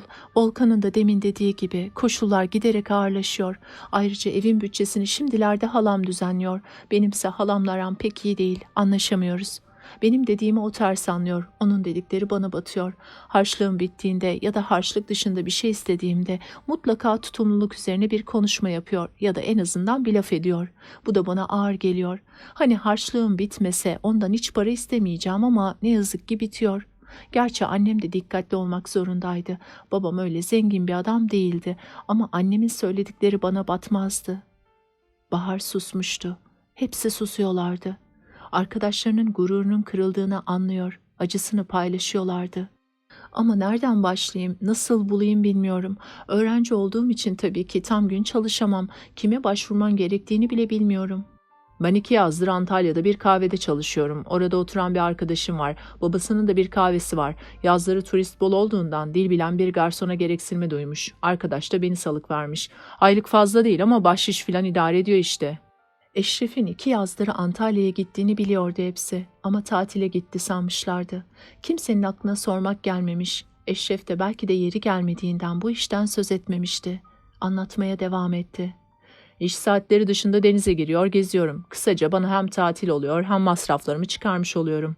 Annem önceleri bu işe azıcık bozulur gibi oldu ama ne de olsa kahvede çalışıyoruz. Ama babam bana arka çıktı. İşin iyisi kötüsü olmaz, madem istiyor çalışsın dedi. Derya da geçen yaz çalışmıştı ama tabii her konuda olduğu gibi o konuda da süper, dedi Sevgi. Ne diyorsun? Bizim sosyete Derya çalışıyor ha? Hiç bilmiyordum. Nerede çalışıyor, ne iş yapıyor? Kemer Tatil Köyü'nde çalışıyor. Vay canına, ne kız, nereden bulmuş bu işi? Teyzesi Tatil Köyü'nün müdürünün karısıyla çok iyi arkadaşmış. Derya bu işi istediğini söyleyince o da kocasına söylemiş. Derya'yı çağırıp görüşmüşler ve beğenip kabul etmişler, dedi Sevgi. Bahar içini çekti. Benim öyle yerlerde tanıdığım yok, bu bir. İkincisi olsa da babam izin vermez, deyip umutsuzca sustu. Ayak sesleri duyuldu. Gelen Serdar'dı. Merhaba çocuklar, ne o, gemileriniz mi battı, bu ne ciddiyet? Diyerek bir sandalyeyi arkasından yakaladı. Çevresine şöyle bir baktıktan sonra sandalyesini Bahar'ın yanına koyup oturdu. Bahar Sevgi'nin gözlerinde çakan muzip pırıltıyı görmezlikten geldi. Serdar'ın yanına oturması onu sevindirmişti. Anlatın bakalım, ne var ne yok? Hiç, öyle konuşuyorduk, dedi Bahar hemen. Eşref'le Volkan'ın yanında olduğu kadar rahat olamıyordu Serdar'ın yanında. Ama Eşref Bahar'ın sıkıntısının farkında bile değildi. Onun için de bir çırpıda Bahar'ın sorununu anlattı ve hep birlikte çare düşünmekte olduklarını söyledi. Serdar hafifçe eğilip Bahar'a baktı. Ya demek öyle, çok güzel bir düşünce bu Bahar. Serdar'ın bu sözleri üzerine Bahar'ın yüzü aydınlanıvermişti. Ama ne yapacağımı bilemiyorum ki. Durun bir düşünelim. Tabii ki Eşref gibi kahvecilik yapamazsın. Tatil köyü işte olmuyor. Zaten o tür işler için derya biçilmiş kaftan. Hem dışa dönük ve konuşkan hem de çarpıcı. Birden simsiyah bir hüznün tüm benliğini kapladığını hissetti Bahar. Elbette Derya akıllı, güzel, neşeli ve yetenekliydi. Ya kendisi? Bunu mu demek istiyordu Serdar? Hiçbir şeyin farkında olmayan Serdar sözlerini sürdürdü. Sana senin yeteneklerini ortaya koyacak bir iş gerek. Sakinsin, aklı başında bir kızsın ve kafan çalışıyor. Bu sözlerin Bahar'ı sevindirmesi gerekirdi. Nitekim Serdar'ın övgüleri onu içine düştüğü hüzünden bir parça olsun çıkarmıştı. Ama yine de Derya'nın yetenekleri yanında kendisininkiler doğrusu pek sönük kalıyordu. İçini çekti farkında olmadan. Serdar bu iç çekişi duymuş, başka türlü yorumlamıştı. Canım üzme kendini bu kadar. Bak aklıma ne geliyor. Küçük sınıflardan derslerde zorluk çekenler var. Ne diyor okulda öğle tatilinde ya da okul sonrası onlara ders vermeyesin. Sen bu işi çok iyi yapabilirsin. Okulun ilan tahtasına bir yazı asalım. Filanca ders verilir ya da filanca ders almak isteyenler Bahar'a başvursun diye, dedi heyecanlı heyecanlı Eşref. Olur mu öyle şey? Neden olmasın? Ondan sonra da sana yağmur gibi iş teklifi yağacak. Sen de paraları destekleyip köşeye döneceksin, diye Eşref keyifli keyifli anlatırken Bahar'ın da bu işe aklı yattığı yüzündeki umutlu ifadeden belli oluyordu. Bahar, artık zengin olduğuna göre bizlere bir çay ısmarlarsın değil mi? Dedi Volkan. Evet evet, zengin arkadaşımız Bahar'dan şerefe bir çay, diyerek Volkan'ı destekledi. Ağır olun bakalım, daha kızcağızın ilan kağıdını bile asmadık. Hem çayları sizin ona ısmarlamanız gerekmez mi? Ne biçim erkeksiniz siz ya? Dedi Serdar. Biz kadın erkek eşitliğine inanan erkeklerdeniz, deyince Volkan, kızlar çığlık çığlığa bağırdılar. Bu sözünü unutma Volkan, bak hem de bu kadar tanığın önünde, diye bağırıyordu Sevgi. Bahar'ın onuruna çayları ben ısmarlayacağım ama sadece bugün için, dedi Serdar. Eşref'le Volkan'a paçasını kaptıran bir daha kolay kolay kurtulamazdı. Yaşa, var ol diye bağırdılar. Bahar yine Sevgi'yle göz göze geldi. Mutluluktan uçacaktı neredeyse. Derya değil Kemer tatil köyünde, isterse ayda çalışsın, şu anda umrunda bile değildi. Bedava çayını içerken, "Serdar, sen hangi üniversiteye gitmek istiyorsun?" diye sordu Sevgi. "Eğer başarılı olabilirsem tıbbı istiyorum." "En yüksek puanlı yer orası," dedi Eşref. "Eminim başaracaksın," dedi Bahar. Birden sesinin çok yüksek çıktığını fark edip kızardı ve sustu. "Demek tıbbı istiyorsun, çok uzun bir öğrenim gerektiriyor," dedi Sevgi. "Uzun olmasına uzun ama en çok ilgimi çeken konu tıp," diye yanıt verdi Serdar. Eşref sandalyesinde kaykıldı. "Ama bir de doktor oldun mu iyi para var. 2 tık tık bir fıs fıs, al 50.000 kağıda otur aşağı." Serdar gülümsedi. "Aman Eşref, sen paradan başka şey düşünmez misin? Sadece para düşünen bir doktor iyi bir doktor olamaz bence," dedi Bahar. Mine de Bahar'ın görüşündeydi. "İyi bir doktor her şeyden önce insanlığa hizmet etmeyi amaçlamalı. Ya sen Eşref, sen ne yapacaksın?" diye sordu Mine. "İşletmecilik falan gibi bir şey olmalı. Ben iş hayatına atılmayı düşünüyorum. Ticaret yapmayı, para kazanmayı seviyorum. Tıp gibi uzun süreli bir öğrenime babamın gücü yetmez. Onun için bir an önce para kazanıp kendimi kurtarmam gerek," dedi Eşref. Bir an sessizlik oldu. Serdar bu kez Bahar'a sordu. "Ya sen Bahar?" dedi. "Ben Güzel Sanatlar Akademisi'ne girebilmeyi hayal ediyorum. Üstelik ne düşler kuruyorum bir bilseniz. Yüksek tavanlı, kocaman pencereli, aydınlık bir atölyem olacak. Aslında eski bir binada olacak atölyem. Onun içinde tavanları yüksek, yerleri tahta, kapı tokmakları pirinç olacak. Ben o atölyeyi ellerimle beyaza boyayacağım. Her taraf bembeyaz olacak. Sonra ortaya bit pazarından alınmış, üzeri uçuk pembe güller ve uçuk yeşil yaprak desenleriyle bezeli bir çini soba yerleştireceğim. Küçük bir evde radyom olacak. Sürekli müzik çalacak ben çalışırken. Ve ben bu güzel atölyede camlarla çalışacak, onlara şekiller verecek, onları renk renk boyayacağım." Bahar'ın bu içten anlatışı arkadaşlarını etkilemiş. Onlar da Bahar'la birlikte Bahar'ın düşünü görür gibi olmuşlardı.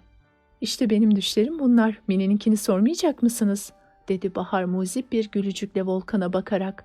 Mine'nin ne istediğini Bahar gayet iyi biliyordu da delikanlıların tepkisini görmek için dikkati Mine'ye çekmişti. "Onlar sormadan da söyleyebilirim. Ben Edebiyat Fakültesine girmek istiyorum."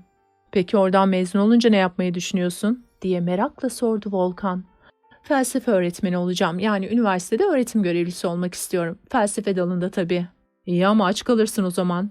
"Bunca para gözün arasında bir tane de ruh ve kafaya hizmet edecek biri olmalı," diye karşılık verdi Mine. "Antalya'daki deneyimlerden sonra ben de ciddi biçimde turizmi düşünmeye başladım. 2 yazdır bu işin en alt basamağında çalışıyorum. Zevkli, üstelik para da kazandırıyor insana. Bir de bunun eğitimini görürsem bu konuda ilerleyebilirim sanıyorum." "Öf, ne güç kararlar bunlar. Sizler yine iyisiniz. Bir fikriniz var hiç olmazsa. Ben hala ne istediğimi bilemiyorum. Bugün hoşuma giden konu yarın beni hiç çekmiyor. Habire fikir değiştiriyorum korkumdan."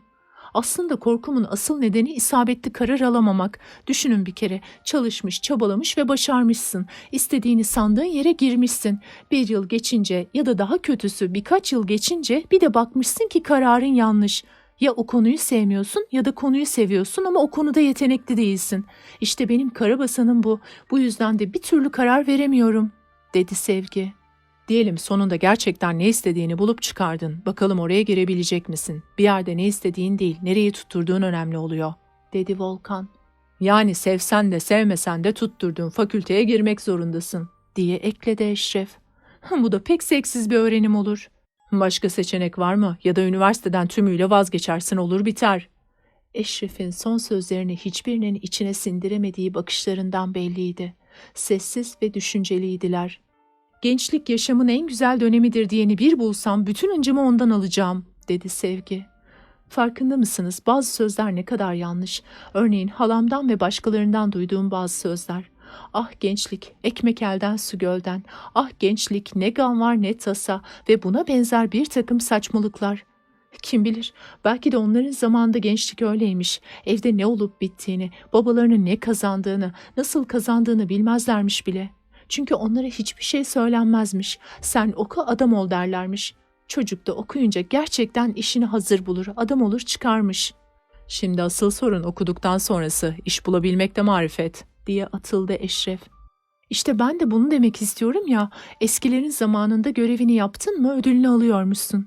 Okulunu bitirince işin hazırmış. Şimdi üniversite bitirsen bile bir yerde güvencen yok sayılır. Sonra yine ekmek elden su göldeniz gerçi. Ama büyüklerin sorunu artık bizim de sorunumuz. Ben babamın aylığını da biliyorum, pahalılığa zor yetişebildiğini de. Arkadaşlarımın çoğu da evlerindeki yaşam kavgasının farkında. Yani ekmek elden su gölden doğru da ne gam ne tasa fasla doğru değil. Öyle bir noktadayız ki biraz onur sahibi olanlar ekmek elden su gölden olayını bile değiştirme çabasında. Okuldan sonra ufak tefek işlerde çalışanlar, en azından iş arayanlar ne kadar çoğaldı farkında mısınız? Ne olur bu konuyu değiştirelim artık, çok moralim bozuluyor. Hem biz sözde azıcık dinlenmeye, çene çalmaya gelmiştik. Oysa bunalım köşesine döndü burası, dedi Sevgi. Fazla sıkıntıya gelemezdi Sevgi. Eyvah, ne çabuk da 5:30 olmuş, eve geciktim, hemen gitmeliyim çocuklar, diyerek telaşlı telaşlı kitaplarını toplamaya başladı Bahar. 10-15 dakika sonra otobüs var, onu yakalarsın, dedi Mine. Otobüs filan bekleyecek vaktim yok, dolmuş minibüs ne bulursam onu atlayıp gideceğim. Geliyor musun Sevgi, dedi Bahar, bir yandan da çabuk çabuk ceketini giyiyordu. Eğer sence bir sakıncası yoksa biraz daha kalıp üzerimden şu bunalım havasını atmak istiyorum, diyen arkadaşına Bahar anlayış ve sevgiyle gülümsedi. Sevgi hep böyleydi işte. Hiç zora gelemez, bunalıverirdi hemen. Pekala, pekala, haydi yarın görüşürüz çocuklar. Bahar koşar adımlarla uzaklaşıyordu ki, "Dur Bahar, seni ben bırakırım," diye Serdar bağırdı. Bahar hızla koşarken arkasına bakıp seslendi.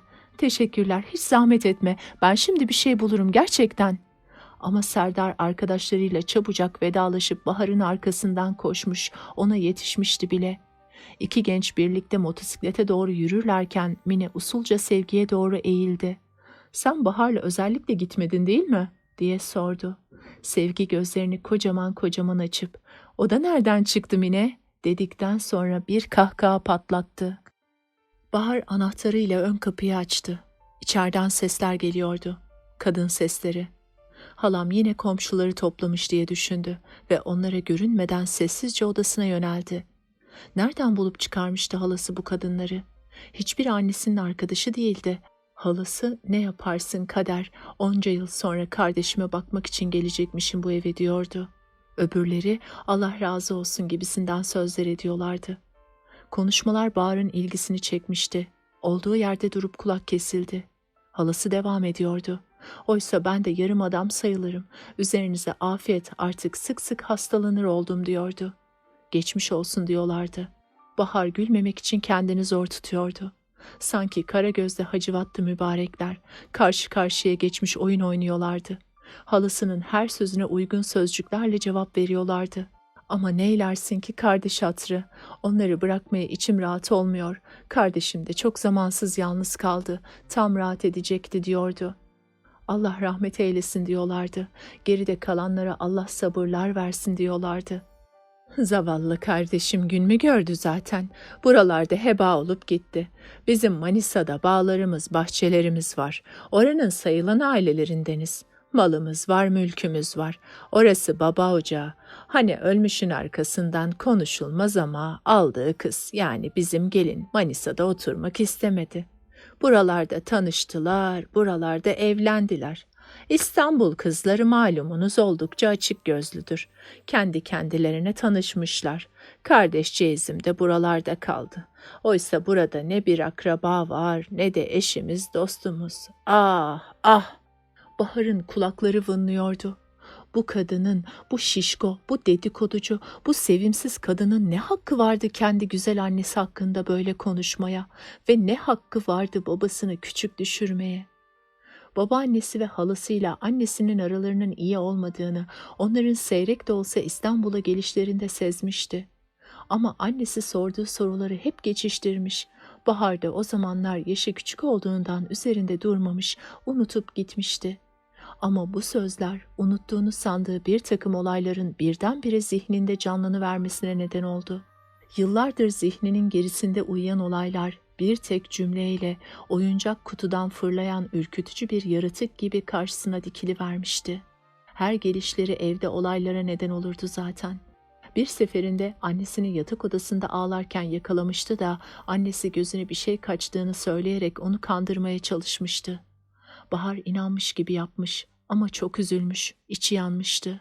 O güçlü, kocaman annesini oturmuş kendi küçük arkadaşları gibi ağlar görünce. Bir başka gece bas bas bağıran bir sesle yatağından sıçrayarak uyanmıştı. Bağıran babaannesiydi. Derhal otele çıkmak istiyorum. Bu bana hakarettir. Bir daha bu eve adımımı atmayacağım. Serseriler. Bahar kulaklarına inanamıyordu. Serseriler. Babaannesi bu sözü kime söylüyordu acaba? Herhalde annesiyle babasına olamazdı. Koskoca babaannesi, başı örtülü, eli tesbihli, efendimsiz konuşmayan babaannesi miydi bu bağıran? Ama ses onun sesiydi. Bahar bir şeyden kaçmak istercesine yatağının içine büzüldüğünü hissetmişti. Bu arada annesiyle babasının da sesleri geliyordu. "Lütfen anne," diyordu annesi yalvarır gibi. Babasının sesi ise dik ve sinirliydi ama bağırmıyordu babaannesi gibi. Kendini güç tuttuğunu gösteren bir ses tonuydu bu. Hakan yaramazlık yapıp babasını kızdırdığı zamanlarda da bu ses tonuyla konuşurdu babası. "Yavaş konuş anne, çocuklar uyanacak." Oysa babaannesinin sesi perde perde yükseliyordu. Hakan uyanmış, "Ne oluyor abla?" diye soruyordu. Çocuklar evlerinde bağırtıya alışık değillerdi. Ailenin mutlu, sakin, güler yüzlü bir düzeni vardı. Annesiyle babasının tartışmaları olmuşsa da çocuklar buna tanık olmamışlardı. Ve hayatlarında ilk kez bir gece yarısı kavgayla bağırtıyla uyanıyorlardı. Üstelik babalarının daima saymalarını istediği, her bayram bizzat oturtup mektup yazdırdığı, el öptürdüğü babaanneleri, anne ve babalarına hakaretler yağdırıyordu. Serseriler. Bu söz Bahar'ın kulaklarında sanki o an söylenmişçesine canlıydı. Hakan daha da küçük olduğundan ağlamaya başlamış. Bahar onu koynuna alıp sakinleştirmeye çalışmış ve iki çocuk birbirlerine sarılarak bağırışların kesilmesini beklemişlerdi. Bahar'ın zihninde bir başka anı hızla ötekini kovaladı. Bayram için hep birlikte Manisa'ya gitmişlerdi. Orada babasının diğer kardeşleri ve onların çocukları da vardı. Bayram sabahı babaanne sedire oturmuş, sıra sıra dizilmiş torunlarına el öptürüyor ve bayram armağanı olarak kenarı mavi oyalı, mavi bir mendilin içinde para veriyordu. Bahar öbür torunlara verilirken gördüğü kenarı oyalı mavi mendillere bayılmıştı. Sıra ona gelsin diye hevesle bekliyordu. Ortalarda Hakan olmadığına göre Hakan ya daha doğmamıştı ya da el öpmeyecek kadar küçüktü. Sonunda sıra ona gelince Bahar hevesle ilerledi. Babaannesinin elini öptü. Şimdi mavi mendili bekliyordu. Babaannesi damarları iri iri görünen elini ona doğru uzattı. Ama bu elde sadece para vardı. Kenara oyalı mavi mendilse görünürlerde yoktu. Bahar şaşkın bekliyor. Herhalde mendili şimdi cebinden çıkarıp verecek diye düşünüyordu. O sırada arkasında bekleyen başka bir torun onu itekledi.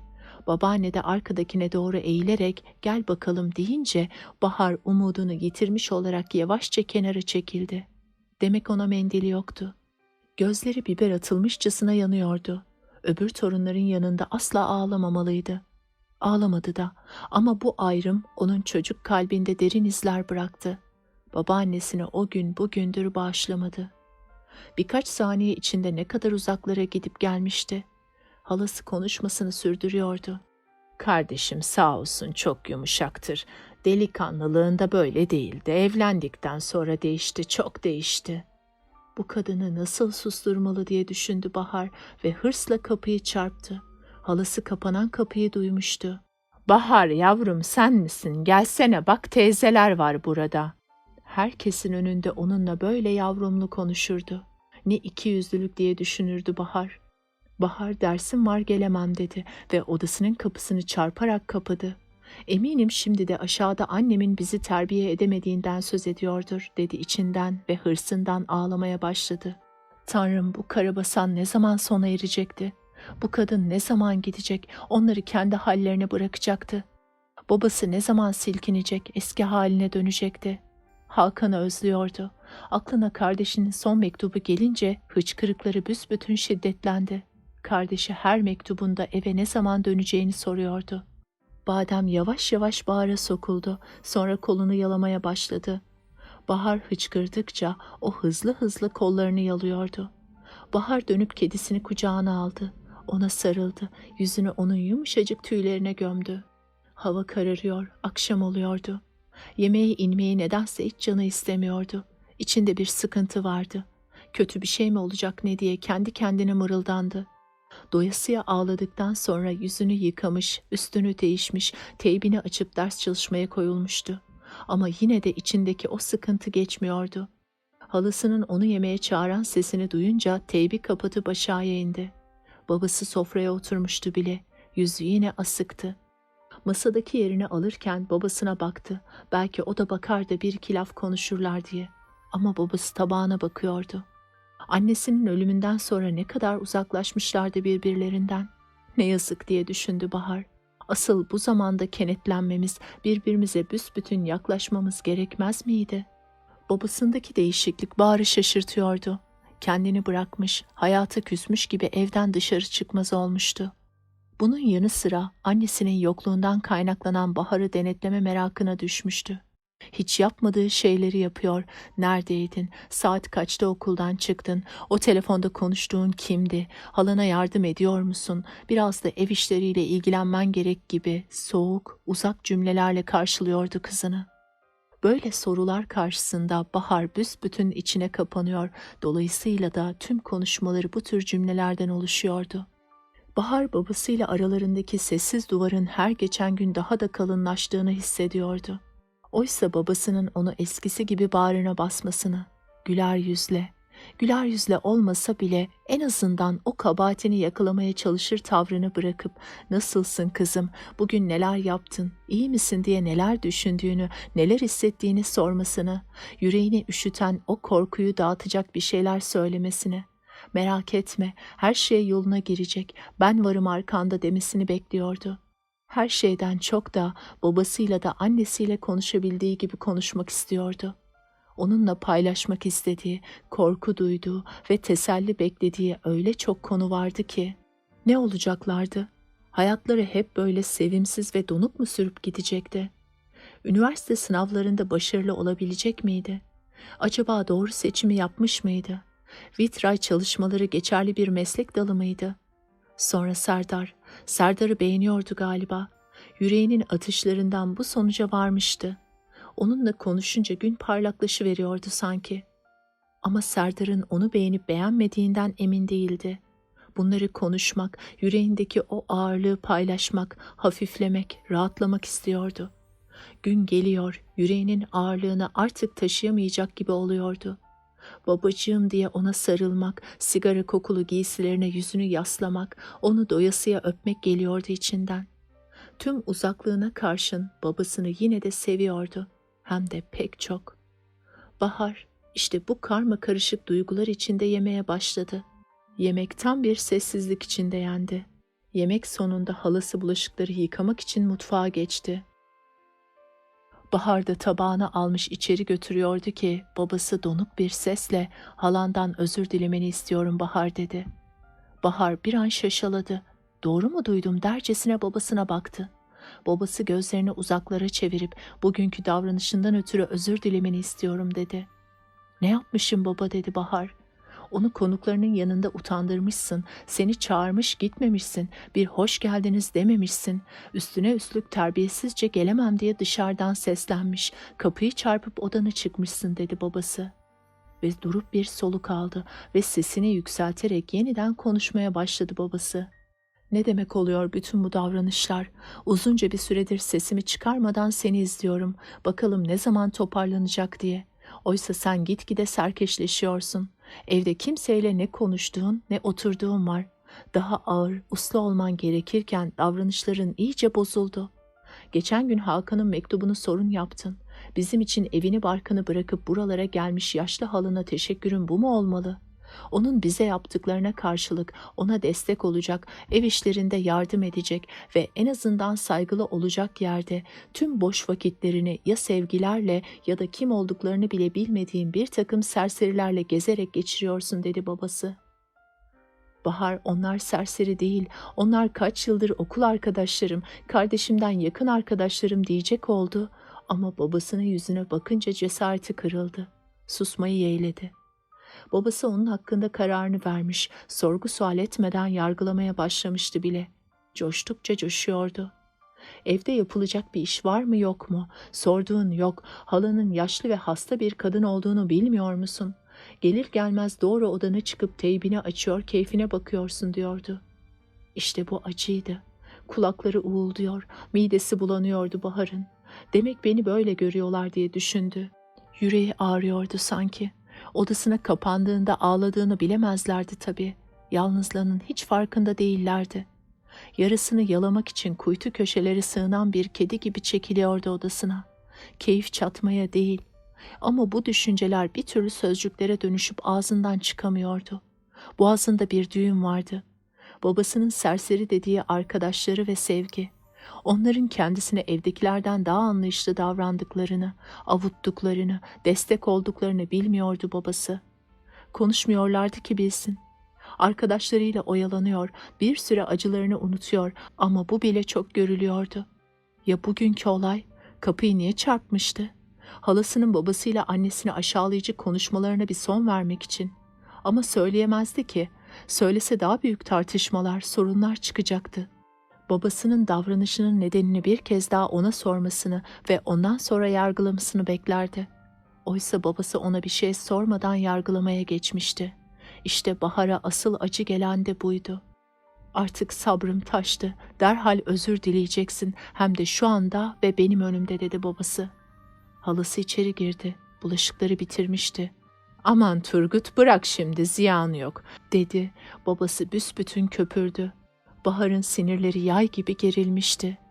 "Neden öyle davrandığımı bir de bana sormaya gerek bile görmedin değil mi baba? Hiç önemi yok senin için. Pekala, özür dilerim hala, özür dilerim" diye bağırdı. Babası oturduğu yerden ayağa fırladı. Terbiyesiz, o ne biçim cevap, o ne biçim özür dileyiş, derhal çık odana, gözüm görmesin seni diye bağırdı. Bahar o gece sabaha kadar uyudu, uyandı ve ağladı. Babasıyla aralarında artık gerçekten aşılması güç bir duvar vardı. Bahar Serdar'a bakarken hayretler içindeydi. İkisi baş başa deniz kıyısında küçük bir kahvede karşı karşıya. Nasıl olmuştu bu? Okuldan çıkınca Serdar'a rastlamış, konuşarak yürümeye başlamışlardı. Öylesine lafa dalmış, birbirlerine anlatacak öyle çok olay bulmuşlardı ki farkına varmadan yolun sonundaki o küçük kır kahvesinin önüne gelivermişlerdi. "İstersen şurada oturup bir bardak çay içelim, sonra seni evine bırakırım. Böylece fazla da gecikmemiş olursun" demişti Serdar. Bu öneri Bahar'a çok doğal gelmişti.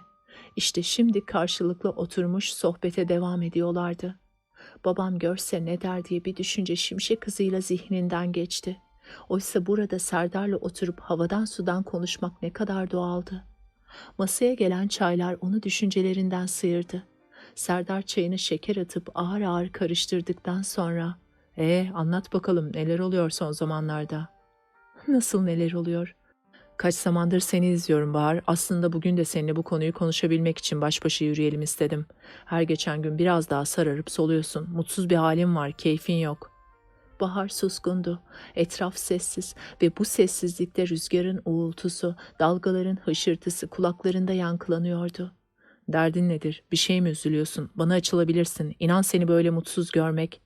Serdar daha sözünü bitirmemişti ki Bahar hıçkırarak ağlamaya başladığını, sanki başka biri ağlıyormuş gibi uzaklardan fark etti. Aman Tanrım, aman Tanrım, bundan büyük rezillik olamaz. Sus aptal kız, sus diyordu içinden. Ama günlerdir, hatta aylardır içinde yaşadığı o kas katı, buz gibi duygu donukluğu bir mum ışığınınki kadar da olsa sıcak bir ışık, bir sevgi pırıltısı görüverince hızla erimeye başlamıştı. Serdar ona mendilini uzattı. "Aldırma, ferahlarsın," dedi.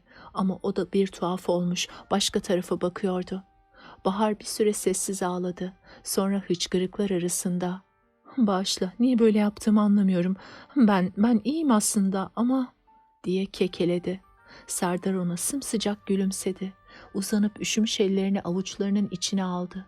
Okşadı, ısıttı. "Kendini zorlama. Ağlamak istiyorsan ağla. Dostlar ne güne duruyor. Ben de senin dostun olduğuma göre." Bahar gözyaşlarını durduramıyor. Bir yandan da mendiliyle burnunu silmek için elini Serdar'ın avucundan çekmesi gerektiğini düşünüyordu. Oysa hiç de ellerini çekmek istemiyordu. Derin derin içini çekti. Ağlama duygusu yavaş yavaş geçiyordu. Gözyaşları karşı karşıya kaldığı tüm sevgisizliği, ilgisizliği ve bunlara karşı kendini savunmak için oluşturduğu katılıkları eritip yıkıyordu sanki. Adam akıllı hafiflemişti Bahar. İsteksizce ellerini çekti. Burnunu iyice bir silip gözyaşları arasında gülümsemeye çalışarak Serdar'a baktı. "Ha şöyle, bak nasıl da rahatladın. Şimdi bir çay daha iç benden. Böyle bir teklifi bir daha kolay kolay bulamazsın. Eğer istemiyorsan bir daha sana hiçbir şey sormam. İyi korkuttun beni," diyerek gülümsedi. "Konuşmak istiyorum. Zaten içimdeki sıkıntı belki de hiç konuşamamamdan kaynaklanıyor." Serdar susmuş bekliyordu. Bahar'ı ürkütmekten korkar bir hali vardı. "Evimizin şimdiki havası beni çok gergin yapıyor. Annem hayattayken cıvıl cıvıldı. Bazı konularda anlaşamasak bile konuşurduk. Konuşurduk. Meğer konuşabilmek, tartışabilmek ne büyük şeymiş." Bahar duraladı. Sonra mendilini didikleyerek sözünü sürdürdü. Eline fırsat geçmişken konuşmak, Serdar'a her şeyi anlatmak veya ferahlamak istiyordu. Hakan'ın mektuplarından söz etti. Halasıyla komşu kadınların konuşmalarını, sonra halasından özür dileme olayını, babasının onu paylaşını, evdeki sessiz kalın duvarları, korkularını, gelecek hakkındaki kuşkularını soluk soluğa anlattı da anlattı. Sözler ağzından dolu dizgin çıkıyor, aylardır kafasında evirip çevirdiği duygular, düşünceler birbirini kovalıyordu. Ama beni en çok üzen babamla aramızdaki kopukluk. Birbirimize sarılsak her şeyin üstesinden gelirdik. Hatta bu benim değil, onun fikri. Annemin öldüğü gün bize sarılmış, artık birbirimize daha sıkı bağlanıp birbirimize destek olmalıyız demişti. Oysa şimdi garip şekilde bana karşı, benden kuşkulanıyor sanki. Hep beni yakalamak ister gibi sorular soruyor. Bugüne kadar beni tanımadı mı? Bana niye güvenmiyor? Buna çok ama çok kırılıyorum. Düşünüyorum, herhalde annem yok diye sorumluluğu arttığı için böyle davranıyor diyorum ama yine de yanlış bu. Ne yapacağımı, babama nasıl ulaşacağımı bilemiyorum. Söyle bana Serdar, ne yapmalıyım, ne yapayım? İnan bana hayatımız çekilmez oldu. Herkes kendi köşesinde. Ne konuşma var ne gülüşme. Aile demeye 1000 tanık ister. Ne yapayım ben, ne yapabilirim? Bahar çaresizlik içinde gözlerini Serdar'a dikmişti. Serdar yerinde huzursuz huzursuz kıpırdandı. Ne diyebilirdi ki? Bahar bir süre sustuktan sonra birden başını kaldırıp Serdar'a baktı. "Biliyor musun, bazı geceler kedimi kucağıma alıp yattığımda hayal kuruyorum. Neler kuruyorum bir bilsen. Örneğin Hakan gelmiş, bizimleymiş. O afacan evi bir doldurur ki. Ben ona bakarım, yeter ki getirsinler. Sonra halam Manisa'ya dönmüş ve evde biz üçümüz, sadece üçümüz kalmışız. Yanlış anlama, öyle halamdan nefret ettiğim filan yok. İyi niyetlerle geldiğini de kabul ediyorum. Ama şu ara hepimizin sinirleri gergin, huzurlu bir sessizlik istiyoruz. Oysa halam bilinçli olarak değil belki ama havayı gerginleştiriyor. Kafamızı dinlememiz, kendimizi bulmamız için gereken huzuru bozuyor. Neyse, sözün kısası, evde babam, Hakan ve benmişiz. Babamı yavaş yavaş kendimize çekmeyi başarmışız. Artık odasında oturup surat etmiyormuş. Yine eski merakı olan marangozluğa başlamış. Bahçe için, ev için sandalyeler, sehpalar yapıyor. Bahçedeki çiçekleri suluyormuş. Ben okuldan gelir gelmez önüme önlüğümü takıp mutfağa giriyor. Akşam yemeğini hazırlamaya başlıyormuşum. Hakan elimin altından onu bunu aşırıp yiyormuş. Sonra babam da mutfağa gelip bana yardım ediyormuş. Hep birlikte sofrayı kurup salata yapıyormuşuz. Babam çok güzel salata yapar. Sonra yine konuşarak, o günkü olayları birbirimize anlatarak, gülerek yemeğimizi yiyormuşuz. Yemekten sonra ben oturma odasındaki büyük masanın başında ders çalışırken babam eskiden olduğu gibi Hakan'ı yanına oturtup ödevlerine yardımcı oluyormuş. Herkesin ödevi işi bittikten sonra birbirimizi öpüp iyi geceler diliyor ve yatıyormuşuz. Babam evin ışıklarını söndürmek, kapıları kontrol etmek için en son yatıyor. Yatmadan önce de başını bizim odamıza uzatıp uyuyup uyumadığımıza bakıyormuş. Bir kez daha bize okşayıp öpüyormuş. Bahar kendi kendine konuşur gibiydi. Gözleri uzaklarda, yüzünde mutlu bir gülümseme. Sonra o gülümseme soluverdi.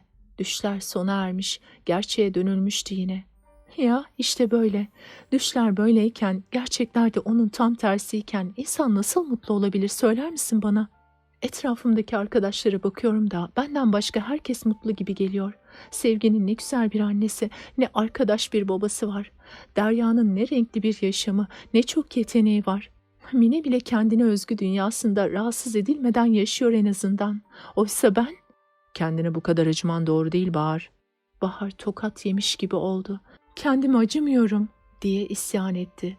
Seni kınıyorum sanma ama hep çevrendeki iyi örneklere bakıp kendi kötü koşullarını düşünürsen bir yere varamazsın. Bir de senden kötü ya da senin durumunda olanlara bak bakalım. Onlar ne yapıyorlar? Örneğin bir de bana bak. Ne varmış senin durumunda? Geçenlerde adam akıllı üşütmüştüm. Nasıl üşüttüğümü kimse bilmiyor tabii. Bahar merakla Serdar ne anlatacak diye bekliyordu. Serdar denize doğru şöyle bir baktıktan sonra sözlerine devam etti. Annemle babam yine o müthiş kavgalarından birine tutuşmuşlardı. Ben de onları duymayayım diye kendimi dışarı attım ve evin önünde 2 saate yakın bir aşağı bir yukarı dolaşarak yatıp uyumalarını bekledim. Onlar susmadan eve girmek istemiyordum. O hırsla evden fırlarken üzerime kalın bir şey almayı unutmuşum. İnce ceketle o ayazda 2 saat volta atarsan olacağı budur. İşte benim üşütmemin öyküsü. Bahar şaşkınlıktan ne diyeceğini bilemez haldeydi. Birden kendinden utandı. Kendini ona bunu ağlayan şımarık bir çocuk gibi hissetti. Serdar'ın sakin güçlülüğü karşısında. Derken saat 12 olmuştu herhalde. Üst kat komşularımız sokağın ucunda göründüler. Gezmeden dönüyor olmalıydılar. Beni gördüler. Onlarla konuşmak zorunda kalmayayım diye hemen arkamı dönüp öbür köşeye doğru yürüdüm. Alçak sesle konuşuyorlardı ama gecenin sessizliğinde sözleri duyuluyordu. Adam bu Serdar değil mi? Ne işi var gecenin bu saatinde sokakta dedi. Karısı da zavallı çocuk. Herhalde annesiyle babası yine kavga ediyorlar ki o da kendini dışarı atmış diye karşılık verdi. Serdar birden masaya bir yumruk attı. Çay bardakları şangırdadı. En çok neye bozuluyorum biliyor musun Bahar? Annemle babam yüzünden tanıdıklarım bana acıyarak bakmalarına, zavallı çocuk demelerine. Zavallı çocuk, işte bu söz beni deli ediyor. Bahar öylece dinliyor, konuşmak istese de söyleyecek söz bulamıyordu. Serdar sakinleşmişti. Bahar'a hüzünle gülümsedi. Ya Bahar kardeş, ne dersin? Tek mutsuz sen miymişsin? Çevrendeki herkesi mutlu sanıyorsun. Kim bilir daha ne dertleri olup da benim gibi sıkı sıkı saklayanlar var. Ama sen her zaman o kadar neşeli, matrak ve kendinden emin görünüyorsun ki. Bu da benim savunma taktiğim. İşi matraklığa vuruyorum. Okulda kimse gerçek durumumu bilmediğinden rolümü rahatça benimsiyorum. Böylece hiç olmazsa okulda arkadaşlarımla neşeli bir ortamda yaşamış oluyorum. Bu da benim dengemi sağlıyor. Ya da rehber öğretmenin deyişiyle ruhsal dengemi, ruhsal sağlığımı koruyor. Yine bir sessizlik, hızla geçen bir kamyon dalgaların sesini bir an bastırdı. Kurşuni kış denizinin üstünde martılar dönüp duruyorlardı. Serdar birden, "Senin annenle baban nasıldılar?" diye sordu. Bahar'ın bakışları yumuşayıverdi. Onlar mutluydular. Ben evde hiç kavgaya tanık olmadım. Anlaşamadıkları konular olduysa ki mutlaka olmuştur. Annem öyle tatlı bir kadındı ki her şeyi hemen tatlıya bağlardı. Sonra babam da anneme çok bağlıydı. Hayrandı sanki. Anneniz anneniz derken gözleri bir başka parlardı. Anneme bakışları sevgi doluydu. Ya gördün mü bak, sen benden şanslısın. Hiç olmazsa annen hayattayken mutlu olmuşsun. Huzurlu bir evde yaşamışsın. Bana gelince kendimi bildim bileli hep kavga, hep kavga. İşin kötüsü ikisi de sevdiğim insanlar. Biri annem, biri babam. Bazen yeter artık susun diye bağırmak geçiyor içimden. Bazen de inanmayacaksın ama ayrılsalar da hepimiz rahat etsek diye düşünüyorum. Kızdığım bir başka nokta da bu yıl benim sınav yılım. Çalışmam, hem de çok çalışmam gerek. Babamın bana verecek sermayesi ya da kurulu bir işi yok. Bu nedenle çok çalışıp bu sınavlarda başarılı olmak zorundayım. Benim için tek çıkış yolu bu. Bunun bilincinde olmaları gerekmez mi? Ama onlar ne yapıyorlar? Durmadan kavga ediyorlar. İnsanda sinir mi kalır? Onlar içeride odada bağırışırken ders çalışılır mı? Radyoyu sonuna kadar açıyorum, kulaklarımı tıkıyorum, sırf seslerini duymayayım diye. Biliyor musun bir seferinde ne yaptım? Bilmem ne kadar zaman önce olmuş bir olay yüzünden yine tartışmaya girmişlerdi. Yok sen şöyle dediydin, yok ben böyle dediydim cinsinden. Bir iki kez anne baba ne olur kesin artık diyecek oldum. Öfkeden çirkinleşmiş yüzleriyle ikisi birden sen karışma içeri git diye bağırıştılar. Ben de pekala deyip yemek odasına geçtim. Gayet sakin büfeyi açtım. İçinde ne kadar tabak varsa çıkarıp bir üst üste yığmaya başladım. Çorba tabakları, yemek tabakları, meyve tabakları ne var ne yoksa kule gibi dizdim yan yana. 3 tane kale olmuştu. Sonra geriledim ve birincisine sıkı bir şut çektim. Tabii büyük bir şangırtı koptu. İçerideki sesler kesilmişti. Hemen ikinci kuleye de bir tekme, ikinci bir şangırtı. Üçüncü golümü çekerken telaşla içeri girdiler ne oluyor diye. Bense yapacağımı yapmıştım. Koşarak çıkıp gittim. Bunca acı karşısında Bahar hiçbir şey diyemez haldeydi. Serdar yine denize doğru dönmüştü. Bahar Serdar'ın şakağında bir damarın tıp tıp attığını gördü. İşte böyle. Seni de üzdüm. Oysa seni avutmam gerekirdi. Yo hayır yani evet diye kekeledi Bahar. Serdar saatine baktı. İyice lafa dalmışız. Gecikmek istemiyorsan yavaş yavaş kalkalım. Tam ayağa kalkmışlardı ki Bahar Serdar diyerek onu durdurdu. Evet. Sana çok çok teşekkür ederim. Bırak canım şimdi. Gerçekten bunu sana söylemeliyim. İçimi döküp rahatladım ama daha da önemlisi nasıl anlatsam bilemiyorum. Kafam karmakarışık şu anda. Sanki bana bir yol gösterdin. Sanki artık daha güçlü olmaya kararlıyım. Sen zaten güçlü bir kızsın Bahar. Sadece şu ara o da çok doğal olarak geçirdiğin acılar seni sarsmış. Benimle konuşurken kendi sorunu yine kendin belirledin. Çözümüne yönelmeye başladın bile ve başaracaksın. Buna yürekten inanıyorum. Sen aklına koyduğunu yapabilecek güçte bir kızsın. Bahar yüreğindeki ağırlığın dağılmaya başladığını hissetti. Ne güzel sözlerdi bunlar. Sahi benim hakkımda böyle mi düşünüyorsun Serdar? Avutmak için söylemiyorsun ya, dedi içinden en ufacık bir kuşku kırıntısı kalmasın diye. Gerçekten inanmasam böyle söyler miydim? Ne mecburiyetim var? Sadece seni avutur işi orada bırakırdım, dedi Serdar Bahar'a gülümseyerek. Sonra da kolunu omzuna attı. Hem sana bir şey söyleyeyim mi? Seninle konuştuktan sonra ben de hafifledim. Gerçi sorunum çözülmedi ama yine de rahatladım ya. Bu da az şey değil. Küçük kahveden çıkarlarken Serdar'ın kolunu hala omzunda hisseden Bahar ona doğru döndü. Yüzü aydınlık, gözleri pırıl pırıldı. Serdar da Bahar'a tüm içtenliğiyle gülümsedi. Boş çay bardaklarını toplamaya gelen kahveci uzaklaşmakta olan gençlerin ardından bir an baktı. Sonra kendi kendine "Hey gidi gençlik" dedi. Ne dert var, ne tasa. Ders boştu. Kantinde oturmuş çene çalıyorlardı. Bir önceki derste Selçuk Hoca fizik kağıtlarını dağıtmıştı. Aşağı yukarı tüm sınıfın notları kötüydü. Sorular çoğu kez olduğu gibi bu kez de zordu. Sevgi, hepimiz bütünlemeye kalacağız görün bakın, dedi 5 karış suratla. Derya, nasıl olsa kurtarma sınavı yapacaktır. O zaman kimse bütünlemeye kalmaz. Dün gece tiyatrodaydık. Oyun annemin çevirisiydi. Daha sonra ilk gece onuruna verilen davete gittik. Gece yarısı açık büfede ilginç oluyor. Bir yemişim ki sormayın. Eve döndüğümüzde gün ağrıyordu. Bahar öylece Derya'yı dinliyordu. Ne ilginç bir yaşamı vardı bu Derya'nın. Sevgi Derya'nın anlattıklarını hiç duymamışçasına bir kahkaha patlattı. Ama işin en tatlı yanı Eşref'le Volkan'ın haliydi. Ay gözümün önüne geldikçe ölecek gibi oluyorum. Az önceki asık suratlılığı gitmiş, gülüyor da gülüyordu. Sahi Sevgi, Selçuk Hoca ne yazmış Volkan'ın kağıdına? Herkes bir şeyler söylüyor. Sorayım dedim, ikisi de yanıt vermeden yürüyüp gittiler, dedi Derya. Bilmiyor musun? Önce kırmızı kalemle koskocaman bir sıfır yapmış. Sonra o sıfırı insan yüzü haline sokmuş. Kepçe kulaklar, dimdik saçlar yapmış. Altına da yine kırmızı kalemle ava giden avlanır yazmış, dedi Sevgi. Öyküyü dinleyen Derya da Sevgi ve Bahar'la birlikte gülmeye başladı. Ne alem adamdı Selçuk Hoca. Dersteki katılığını, ders dışındaki davranışları silip götürüyordu. Başka bir öğretmen olsa onları disipline verirdi. Oysa Selçuk Hoca açık gözleri kendi yöntemiyle cezalandırmayı yeğlemişti. O sırada Mine hışımla kantine daldı. Arkadaşlarını görünce onlara doğru yöneldi. Kitaplarını masanın üstüne fırlatırcasına itti. "Hayrola?" dedi Bahar bu şiddet karşısında.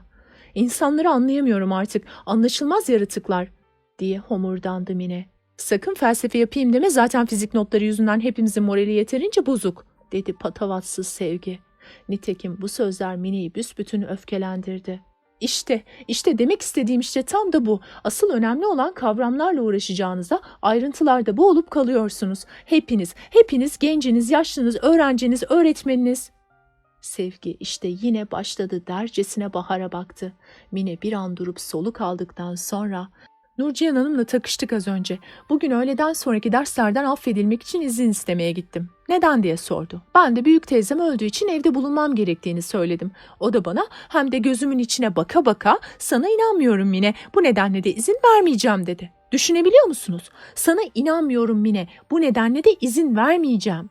Mine durmuş, başını sallayarak arkadaşlarının durumu iyice kavramalarını bekliyordu.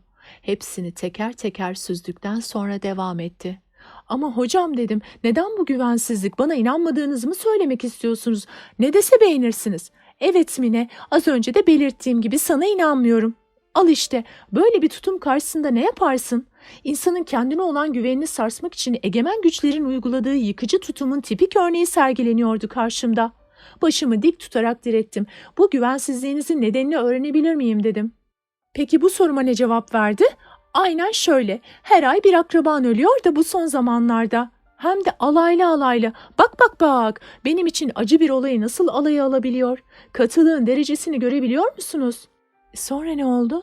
"Ne olacak? Böyle düşündüğünüz için çok üzüldüm hocam, çok," dedim ve kapıyı çarparak çıktım." Bahar dikkatle Mine'yi dinliyordu.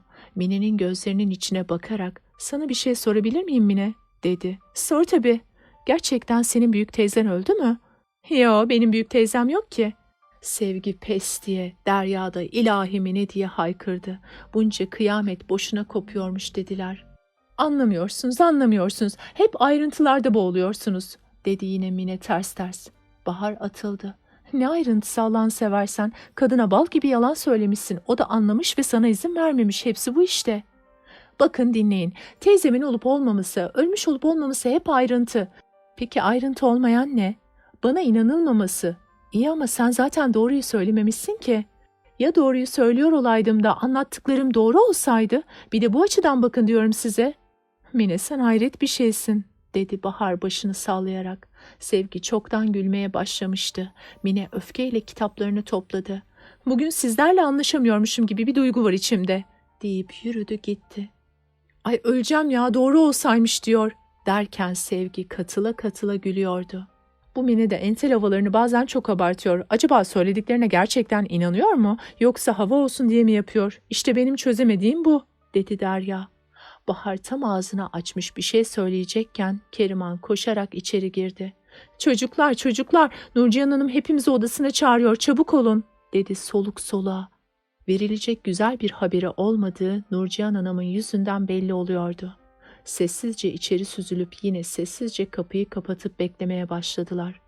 Nurcihan Hanım onlara işkence etmek istercesine bir süre önündeki kağıtlarla ilgilendi. Yazdı, çizdi, sonunda başını kaldırıp konuştuğunda sesi de yüzü gibi keyifsizdi. "Sizleri Nermin Hanım için çağırdım. Onunla evine gidip görüşmek zorunda kaldım çünkü kesinlikle okula gelmemeye kararlıydı. Ne yazık ki istifadan vazgeçiremedim. Çok konuştum, direttim. Ona süre tanıdım ama ne dediysem boşuna. Kararını vermiş, bir kere dönmüyor.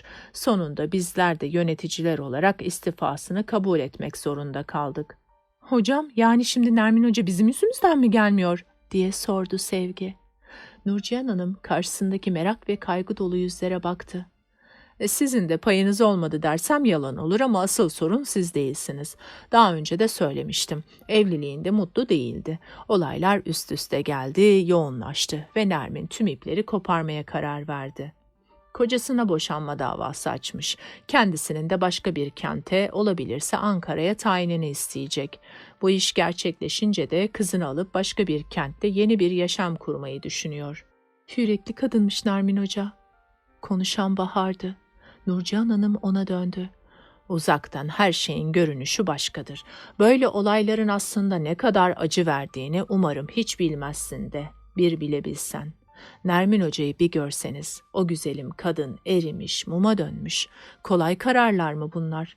Bir yuva yıkılıyor, bir evladın tüm sorumluluğu yalnızca anneye yükleniyor. Haklısınız hocam ama yine de o mutsuz yuvada oturup çilesini dolduracağına zor da olsa bir karar alıp yeni bir yaşam kurması daha doğru değil mi? Bizim toplumda yalnız bir kadının işi zor. Öyleyse toplumu eğitmek gerek. Hem Nermin Hoca'nın bir mesleği var, ekonomik özgürlüğü var. Öyleyse neden kendini ezdirsin? Onca eğitimin ne anlamı kalır? Böyle durumlarda kurtarıcı olmadıktan sonra. Topluma gelince Nermin Hoca gibi yürekli kadınlarımız doğru bildiklerinden şaşmadan yürürlerse toplumda en azından onlara saygı göstermek zorunda kalır. Bahar'ın heyecanlı konuşmasını önündeki kağıda bir şeyler karalayarak dinleyen Nurcihan Hanım gülümsedi. Hani bazen sizlere kızıyorum ya, sizler de bu kadın niye böyle ufak tefek şeylere köpürüyor diye yüzüme bakarsınız ya. İşte hep bunları düşünürüm. Kendinizi yetiştirmeniz, kimseye muhtaç olmayacak duruma gelebilmeniz için bu yıllarda çok çok çalışmak zorundasınız. Bu yılları dalgayla geçirdiniz mi, yaşamınızın en büyük fırsatını kaçırdınız demektir. Çalışacak, düşünecek, okuyacak ve bilinçli olacaksınız ki hayat işte böyle tam 20 yıl sonra karşınıza beklenmedik bir durum çıkarınca onunla başa çıkabilecek, üstesinden gelebilecek düzeyde olabilirsiniz. Evet, sizleri Nermin Hoca'nın artık gelemeyeceğini ve yeni bir İngilizce öğretmeniyle anlaşmış olduğumuzu bildirmek için çağırmıştım. Bakın söz nerelere kadar uzandı. Yeni öğretmeninize daha nazik davranacağınızı umuyorum. Bunu diğer arkadaşlarınıza da iletin. Haydi bakalım, şimdi herkes sınıfına. Dışarı çıktıklarında hepsi dalgın ve düşünceliydi. Az önce konuşulanların etkisindeydiler hala. Çocuklar farkında mısınız? Nurcihan Hanım bizlerle dertleşti. İlk kez bizlerle sanki yaşıtmışız gibi konuştu, dedi Bahar. Nasıl farkında olmam? Hala bunun şaşkınlığını üstümden atamamış durumdayım. Her an 0 kuruşu okuduğumuzu hatırlatacak diye bekledim durdum, dedi Sevgi. Bahar Sevgi'yi duymamış gibi konuşmasını sürdürdü. Kendi kendine konuşuyordu sanki. Konuşabilmek, büyüklerin de olaylardan etkilendiklerini saklamayıp bizleri adam yerine koymaları, kuşkularını, düşüncelerini paylaşmaları ne güzel. Oysa hep bir maske arkasına gizlenirler. Onlar büyüktür, eğitimcidir, anne babadır, ona göre davranır, ona göre konuşurlar. Böyle olunca da iletişim kurmak güçleşiyor. Oysa bakın, az önce ne güzel konuştuk, ne kadar açık, ne kadar sade. Karadeniz'de gemileriniz mi battı? Bağıran Eşref'ti. Henüz kendini o duygusal havadan kurtaramamış olan Derya. Ne bağırıyorsun? Zaten hiçbir zaman kibar olamayacaksın sen, dedi öfkeyle. Eşref şaşırmıştı. Bu da nereden çıktı şimdi? Diyerek şaşkın şaşkın Sevgi'ye baktı. Nurcihan Hanım'dan geliyoruz. Nermin Hoca kesin ayrılmış okuldan. Ya üzüldüm bak bu işe. Yerine yeni bir öğretmen gelecekmiş. Desene gırgır var. Her yeni hoca yeni bir deneyimdir. Sevsinler, deneyimmiş. Mine'den mi öğrendin o kelimeyi? Diyen Derya ile Eşref tartışmaya başlayınca Bahar yavaşça Sevgi'yi kolundan çekti ve bahçeye doğru yürümeye başladılar. Derya ile Eşref bir tutuştular mı artık çekişme uzardı da uzardı. Üsküdar'a giden eski dar sokaklarda sarsıla sarsıla ilerliyordu dolmuş. Eski mezarlıklar, koyu renkli serviler, ahşap evler ve bütün bunların hüzünlü güzelliği. Zaman tüneline girmiş de eski İstanbul'da yaşar gibi diye düşündü Bahar, dolmuşun zangırdayan camından dışarı bakarken. Handan Hanım'ı görmeye gidiyordu. Annesinin çok yakın arkadaşıydı Handan Hanım. Ankara Devlet Tiyatrosu'nda ünlü bir oyuncuydu. Emekli olunca çok sevdiği İstanbul'un yine çok sevdiği semti Üsküdar'a, küçücük bir çatı katına yerleşmişti. Eşini ve annesini peş peşe yitirdiği o yıllardaki dayanıklılığını ve bunu izleyen yıllarda yaşamını yine yararlı biçimde sürdürmesine annesi hayranlıkla anlatır dururdu. "Canım anneciğim," diye düşünerek içini çekti. Gözleri dolu vermişti. "Haydi Bahar, toparlan. Sen güçlü insanlardan hoşlanırsın. Öyleyse güçlüymüşsün gibi davran bari," dedi kendi kendine. Aslında Handan Hanım'a niye gittiğini tam olarak kendi de bilmiyordu. Öylesine durup dururken telefon etmiş, hatırını sormuştu. O da cıvıl cıvıl sesiyle "Bir gün gel de şöyle seninle baş başa çene çalalım," demiş. Bahar istekli olduğunu belirtince onu cumartesi günü çaya davet etmişti. Bahar'ın elinde koca bir demet papatya vardı. Handan Hanım kır çiçeklerini pek severdi. İlk kez bir büyükle baş başa çay içecekti, hem de davetli olarak. Kıyafetini uzun uzun düşündükten sonra seçmişti. Ne çok süslü olmalıydı, ne de çok spor. Sonunda lacivertli yeşille ekose etek, lacivert ceket ve devrik yakalı beyaz kazağında karar kılmıştı.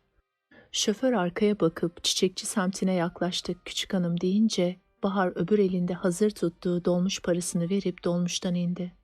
Üst kata vardığında soluk soluğaydı.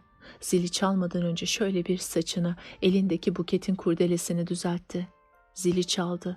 Koşarak gelen birinin ayak sesleri duyuluyordu. Kendi kendine gülümsedi. Handan teyze hep koşarak yürürdü. Kapı açıldı. "Hoş geldin canım, hoş geldin. Ne iyi ettin de geldin. Dur seni bir öpeyim." Handan Hanım konuşmuyor, şakıyordu adeta. Nasıl da neşeli, nasıl da enerjik diye düşündü Bahar. "Gel gel, içeri gel cancağızım. Sana bir bakayım. Bu ne güzellik, bu ne şıklık. Ah canım, bu çiçekler bana mı? Yılın ilk papatyasını senin elinden alacakmışım demek. Bayılırım papatyalara. Geç geç otur şuraya. Ben bunları hemencecik suya koyup geliyorum." Handan Hanım yine koşarak mutfağa gidince Bahar çevresine bakındı. Ne tatlı, ne sıcak evdi. Mis gibi de tarçınlı kek kokuyordu. Her taraf kitap doluydu. Raflara, kitaplıklara sığmadığı için yerlere kümelenmiş kitaplar, duvar dolusu resimler, yastıklar ve rahat koltuklar. Terasta sıra sıra saksıların önünde iki güvercin, kendi evlerindeymişçesine salına salına geziniyorlardı.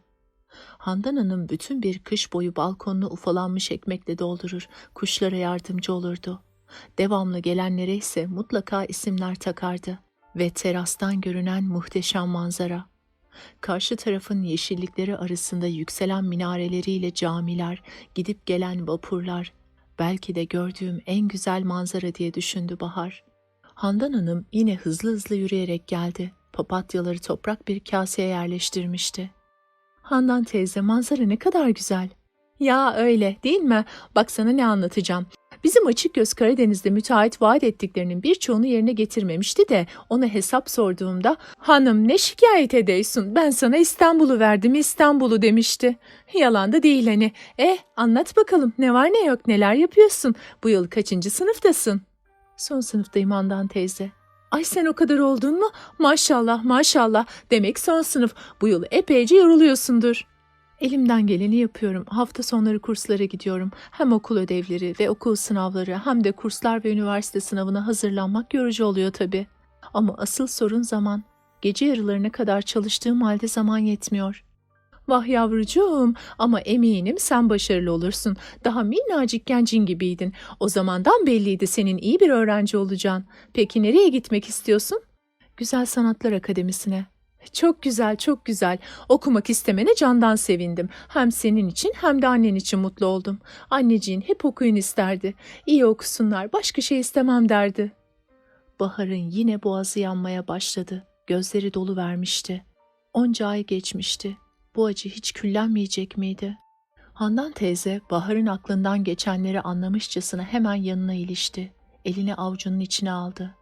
"Seni benim kadar kimse anlayamaz canım benim. Senin şanssızlığın bu acıyı bu kadar genç yaşta çekiyor olman. Bak seninle ne kadar açık konuşuyorum. Seni avutmaya çalışacak değilim. Gençliğin verdiği bir güç var. Bu güç her şeyi çözümleyecektir. Benim yaşımda insan belki daha hazırlıklı oluyor ama o da güçte zayıflamış oluyor. Olayların sillesini daha ağır hissediyorsun. Senin şimdi düşüneceğin kendi geleceğin. Annenin isteklerini yerine getirmen onun ruhunu mutlu edecektir. Ben kendi payıma ruhun varlığına inanıyorum. Sen burada çalışıp başarılı oldukça o orada huzur içinde yatacak. Kızım okuyor, kızım başarılı diyecek. Bir de çok üzülmeyeceksin. Bunu da hisseder o. Sen üzüntüleri geride bırakır, güler eğlenirsen annen huzurlu olur, kızım mutlu der, rahat eder. Senin yapabileceğin derslerine çalışmak, arkadaşlarınla gezmek, eğlenmek ve annen için sık sık dua etmek. Handan teyzenin sesi ne kadar okşayıcı, konuşması ne kadar yatıştırıcıydı. Burnunu çekti Bahar, çantasından mendilini çıkardı. Ha şöyle, sil bakayım gözünün yaşını. Handan teyze, siz de bana söylediğiniz gibi mi yaptınız? Annem hep sizin olaylar karşısında cesaretinizi yitirmediğinizi anlatırdı da. Özür dilerim ama böyle bir soruyu sorabileceğim kimse yok çevremde. Ne arkadaşlarımın arasında ne de ailemde. Yani siz o zaman ne yaptınız? Acılara nasıl göğüs gerdiniz? Bir kere özür dilemene hiç gerek yok. Ben senin annenin en yakın dostuyum. Sen benim de kızım sayılırsın. Bana her zaman gelebilirsin. Bunu iyice aklına koy. Gelelim soruna. Ben ne yaptım o zamanlarda? Önce isyan ettim. Neden ben? Neden bu kadar mutluyken ben? Sonra yavaş yavaş aklımı başıma devşirdim ve baş kaldırmakta hiçbir şey elde edemeyeceğimin farkına vardım. Bu sefer yitirdiğim insanların sevdikleri şeyleri yapmaya başladım. Böylece onları mutlu ettiğimi düşünerek avunuyor, ben de bir parça mutlu oluyordum. Örneğin 10 tane çocuğum var, öksüzler. Kocamın, annemin, babamın anısına onlara çocuk esirgeme kurumu aracılığıyla yardım ediyor, giyecek, oyuncak gibi ihtiyaçlarını karşılıyorum. Her çocuğun sevinişinde benim sevdiklerimin de sevindiklerini düşünüyorum. Bu da dönüp dolaşıp beni mutlu ediyor. Bilmem anlatabildim mi? Evet Handan teyze, çok iyi anlıyorum. Bir de her cuma günü kabristana gidip onları ziyaret ediyor, dua ediyorum. Böylece onlarla aramdaki bağ kopmamış oluyor, huzur duyuyorum. Onların da hissedip mutlu olduklarına inanmak istiyorum. Ancak herkes kendi koşullarına göre bir yol bulmalı. Benim yaptıklarım senin şartlarına uygun değil. Senin yapabileceğin okuluna, kursuna gitmek, çalışmak, geceleri annen için dua etmek ve boş vakitlerinde de arkadaşlarınla olmak. İşte bunlar da senin yapabileceklerin. Bahar'ın önünde sanki bir kapı açılmıştı. Ne iyi etmişti Handan teyzeye gelmekle. Soruna bu yönden bakmayı hiç düşünmemişti. Her şeyi öğrenmeliydi ondan. Handan teyze, içimdeki bu acı ne zaman geçecek? Handan Hanım Bahar'ın yüzüne bakarak başını iki yana salladı. Ne yazık ki hiçbir zaman yavrucuğum. Belki bir süre sonra küllenecek ama bakacaksın bir gün yine eski şiddetiyle orada. Hem de nasıl bir özlemle karışmış olarak. Bu acıyı kabullenecek, onunla yaşamayı öğreneceksin. Başka çaresi yok. Demek öyle. Haydi bakalım, üzüntülü konuları bırakacak, bana gülümseyeceksin. Yürekli kızım benim. Sen annenin kızısın. O güçlü bir kadındı. Sen de öylesin. Şimdi bana yardım edeceksin. Birlikte çaylarımızı ve kekimizi alıp geleceğiz. Yiyip içip yine çene çalacağız. Bahar Handan Hanım'ın peşine takıldı. Birlikte mutfağa gittiler. Küçük tabaklar, çatal bıçaklar ve süslü peçeteler hazırdı. Birlikte her şeyi içeri taşıdılar. Bahar içinde bir hafiflik hissediyordu. Annesinin ölümünden bu yana ilk kez gerçekten dayanabileceği birini bulmuştu. Oysa o kişinin babası olmasını ne kadar isterdi. Bunu da Handan teyzeyle konuşmalıyım diye düşündü. Evet bu fırsat bir daha ele geçmez. Buralara bir daha kim bilir ne zaman gelebilirim. Onunla bu konuyu şimdi konuşmalıyım diye düşündü. Anlat bakayım, yarı yıl tatilinde neler yaptın? Tabii ders çalışmaktan vakit bulabildinse, diye sordu Handan Hanım çayları koyarken. Yarı yıl tatilinde gerçekten de çoğu zaman ders çalıştım. Kurs zaten devam ediyordu. Bir de yılın ilk yarısında matematikten karnesine kötü not gelmiş birkaç öğrenciye ders verdim. Hemen hemen her gün hem de. Aferin sana. Demek hem öğrencilik yapıyorsun hem öğretmenlik. Para alıyorsun herhalde. Bahar Handan Hanım'ın sesindeki beğenme ifadesini fark etmişti. Keyiflendi. Aslında 1-2 aydır ders veriyorum ama tatilde daha sık oldu. Parası da hiç fena değil. Biriktiriyordum. Epeyce de olmuştu. Sonra yarı yıl tatili için Hakan geldi. O nasıl? Bak seninle konuşmaktan ne Hakan'ı ne babanı ne de büyük anneni ne büyük babanı sorabildim.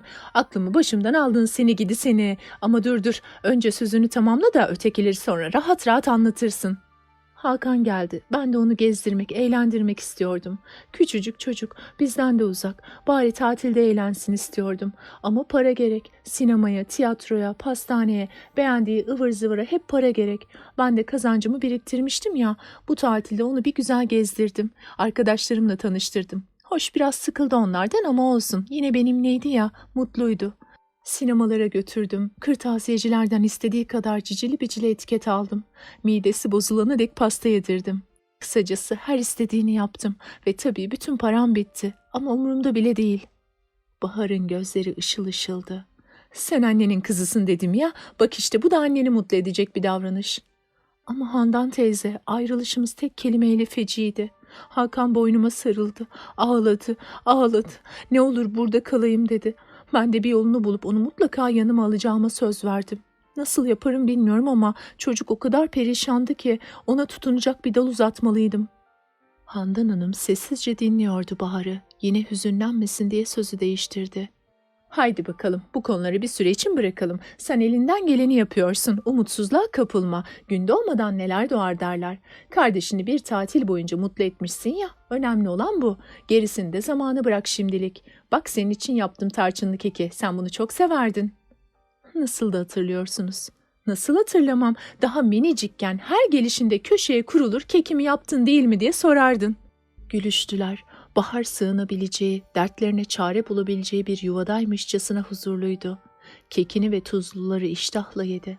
Handan Hanım çayları tazeledikten sonra artık asıl sorunumu açmalıyım diye düşündü. Handan teyze, efendim canım, benim asıl derdim başka. Buraya size gelmek istememin bir nedeni de bu olsa gerek. Derdini söyle ki çare arayalım. Kendine saklarsan bir yere varamazsın. Handan teyze, asıl derdim babamla. Nasıl söyleyeyim bilmem ki. Hakan uzakta, halamla anlaşamıyoruz. Dur. Şimdi şöyle rahat otur ve sırayla, baştan başlayarak bana her şeyi anlat. Sözünü bitirdiğinde kendini yorulmuş, tükenmiş ama adam akıllı da ferahlamış hissetti Bahar. Handan Hanım'a tüm sıkıntılarını, kaygılarını ve sorunlarını anlatmıştı. Gözlerini bu sevecen kadına dikmiş, yanıt bekliyordu şimdi. Handan Hanım demek öyle diyerek içini çekti. Turgut'un bu hale gelebileceğini tahmin etmeliydim. Anneciğine öyle bağlıydı ki. Ne yapmalıyım Handan teyze? Bazen öylesine mutsuzluğa kapılıyorum ki anlatamam. Bu hayat nasıl böyle sürer gider? Dayanamayacağım gibi geliyor. Huzursuz bir evde yaşamanın ne kadar güç olduğunu gayet iyi bilirim yavrucuğum. Bir yeğenim vardı benim, adı Yüksel. Annesiyle babasının dırdırı yüzünden bir iş bulup Avrupa'ya gitti. Gidiş o gidiş, dön diyorlar, o eve dönmem diyor ve sonunda o pırıl pırıl yavru oralarda kaldı. Onun için çok iyi bilirim bu işleri. Yalnız sana şunu söylemek isterim. Senin durumun kalıcı değil, geçici. Yani senin baban aslında böyle soğuk, anlayışsız bir adam değil. Annenin ölümü onu bu hale getirmiş. Şimdi ya birisi onu uyaracak ya da içine düştüğü bunalımdan er geç bir gün kendiliğinden kurtulacak. Kurtulduğu anda sorunlar çözülecek, inan bana. Bak sen de düşün, haklı değil miyim? Genç kızın gözlerinin içine bakıyordu Handan teyze. İşte bu noktada da iş sana düşüyor. Babanın bu durumu anlatmasını sabırla bekleyeceksin. Bahar'ın derin derin içini çekmesi üzerine Yok çok sürmez gör bak. Bir süre daha sabredersen baban toparlanacaktır. Ya halam? Baban toparlanınca o işi de güzel güzel konuşursun. Halana bu süre içinde hiçbir şey belli etme. Ona kızma. Eminim o da iyi niyetle davranıyor. Ne iyi niyet ne iyi niyet. Annem için dediğini bırakmıyor ama. Yavrucuğum her ailede olur böyle şeyler. Ufak tefek çekişmeler. Hem senin anneciğin çok güzel ve tatlı bir kadındı. Kim bilir belki de onu deliler gibi kıskanıyordu zavallı. Bu sözleri o kadar komik bir yüz ifadesiyle söylemişti ki Bahar kendini tutamayıp güldü. Bunların üstünde durma. Sende en ufak bir kusur bulunmasın. Nazik ol, evdeki görevlerini yap ve uygun bir zaman bulunca babana artık halanı yormamanız gerektiğini, senin evi çekip çevirebileceğini tatlı tatlı söyle. Onu kırmadan geri gönderebilirsiniz. Ne de olsa büyüğündür. Sen saygıda kusur etme ki sonra için rahat olabilsin. Ya Hakan? Aman kuzum, ondan kolay ne var? Yeter ki baban düzelsin. Yazın okullar tatil olur. Hakan gelir. O zaman ikiniz bir olup babanızın üstüne çullanır. Hakan'ın artık bir yere gitmeyeceğini söylersiniz. Olur biter. Diyerek bir kahkaha attı Handan Hanım. Bahar da gülüyordu. Ah Handan teyze, sizinle konuşunca her şey nasıl da kolay geliyor insana. Kolay da ondan. Haydi, keyfin yerine geldiğine göre bir dilim daha al bakayım. Kilo alacağım. Aman bugünün gençleri de bir hoş vallahi. Yerdik yine de sopa gibiydik. Hoş sizler de incesiniz ama hepinizin elinde sanki kuyumcu terazisi. Onu yemem bunu yemem. Tamam Handan teyze tamam. Zaten bu keke içim gidiyor. Deyince Bahar Handan Hanım tabaklarına birer dilim daha koydu. Arkadaşlarınla aran nasıl? Yani şöyle çok iyi anlaştığın arkadaşların var mı? Var Handan teyze hem de nasıl. Onlarla her konuda konuşuyor, dertleşiyor, gülüşüyoruz. Bak işte buna çok sevindim. İnsanın böyle anlaşabileceği dostlar bulması inan bana güçtür. Umarım ileride birbirinizi kaybetmezsiniz. Zaten okulda başlayan dostluklar hiçbir zaman sonrakilerle bir olmuyor. Kardeşlik gibi, hatta kardeşlikten de öte. Bizim kızlarla buluşup bir araya gelince hala o eski günlerdeki gibi deli deli güleriz. Birlikte yaşlanmanın da ayrı bir güzelliği var tabii. Handan Hanım'ın gözleri bu kez muzip muzip pırıldamaya başlamıştı. Ya erkek arkadaşlar şöyle okulda filan? Bahar kıpkırmızı oluverdiğini hissetti. Yine kendine kızdı. Yani ne vardı şimdi kızaracak? Tabii erkek arkadaşlar da var. Onlarla kah atışıyor, kah iyi anlaşıyoruz. Karşı cinslerin ezeli çekişmesi. Ama bir arkadaş var ki sanki o daha bir başka benim için. Ya! Nasıl açıklasam bilemiyorum. Arkadaş olmasına arkadaşız. Flört derseniz değiliz. Yani çıkmıyoruz. Ama onu çok beğeniyorum. Yani görünce kalbim filan atıyor. Bana ilgi gösterince çok çok seviniyorum. Günüm parlaklaşıyor sanki. Ama bu duygularımı sıkı sıkı saklıyorum. Ne Serdar'ın ne de arkadaşlarımın anlamasını istemiyorum. Anlayacaklar diye ödüm kopuyor. İlahi çocuk, yavrucuğum bunda ne var bu kadar utanılacak? Yaşının gereği bu.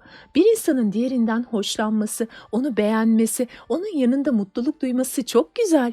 Yine de bunu kendine saklamak istemez senin bileceğin şey. Aslında özel bir konu. Sadece seni ilgilendirir. Bana sorarsan ihtiyatlı davranmakta iyi ediyorsun derim. Bahar düşünüyordu. Handan teyzeye anlatması kendine en güç gelen konuyu açmıştı. Ama onun tepkisi ne kadar rahatlatıcı, ne kadar sevgi dolu olmuştu. Birisini beğenmenin çok doğal ve güzel bir şey olduğunu nasıl rahatlıkla söylemişti. İşte böylesine açık ve mertçe konuşan birinin her öğüdünü dinlerdi insan. Şimdi bu konuyu halısına açmış olsaydı, aman tanrım herhalde evi başlarına geçirirdi. Ne namus, ne aile, ne şeref kalırdı anılmadık. Handan Hanım konuşmasını sürdürüyordu. Senin yaşlarındayken bir çocuğu beğenirdim. Her gün okulun önüne gelir, beni beklerdi.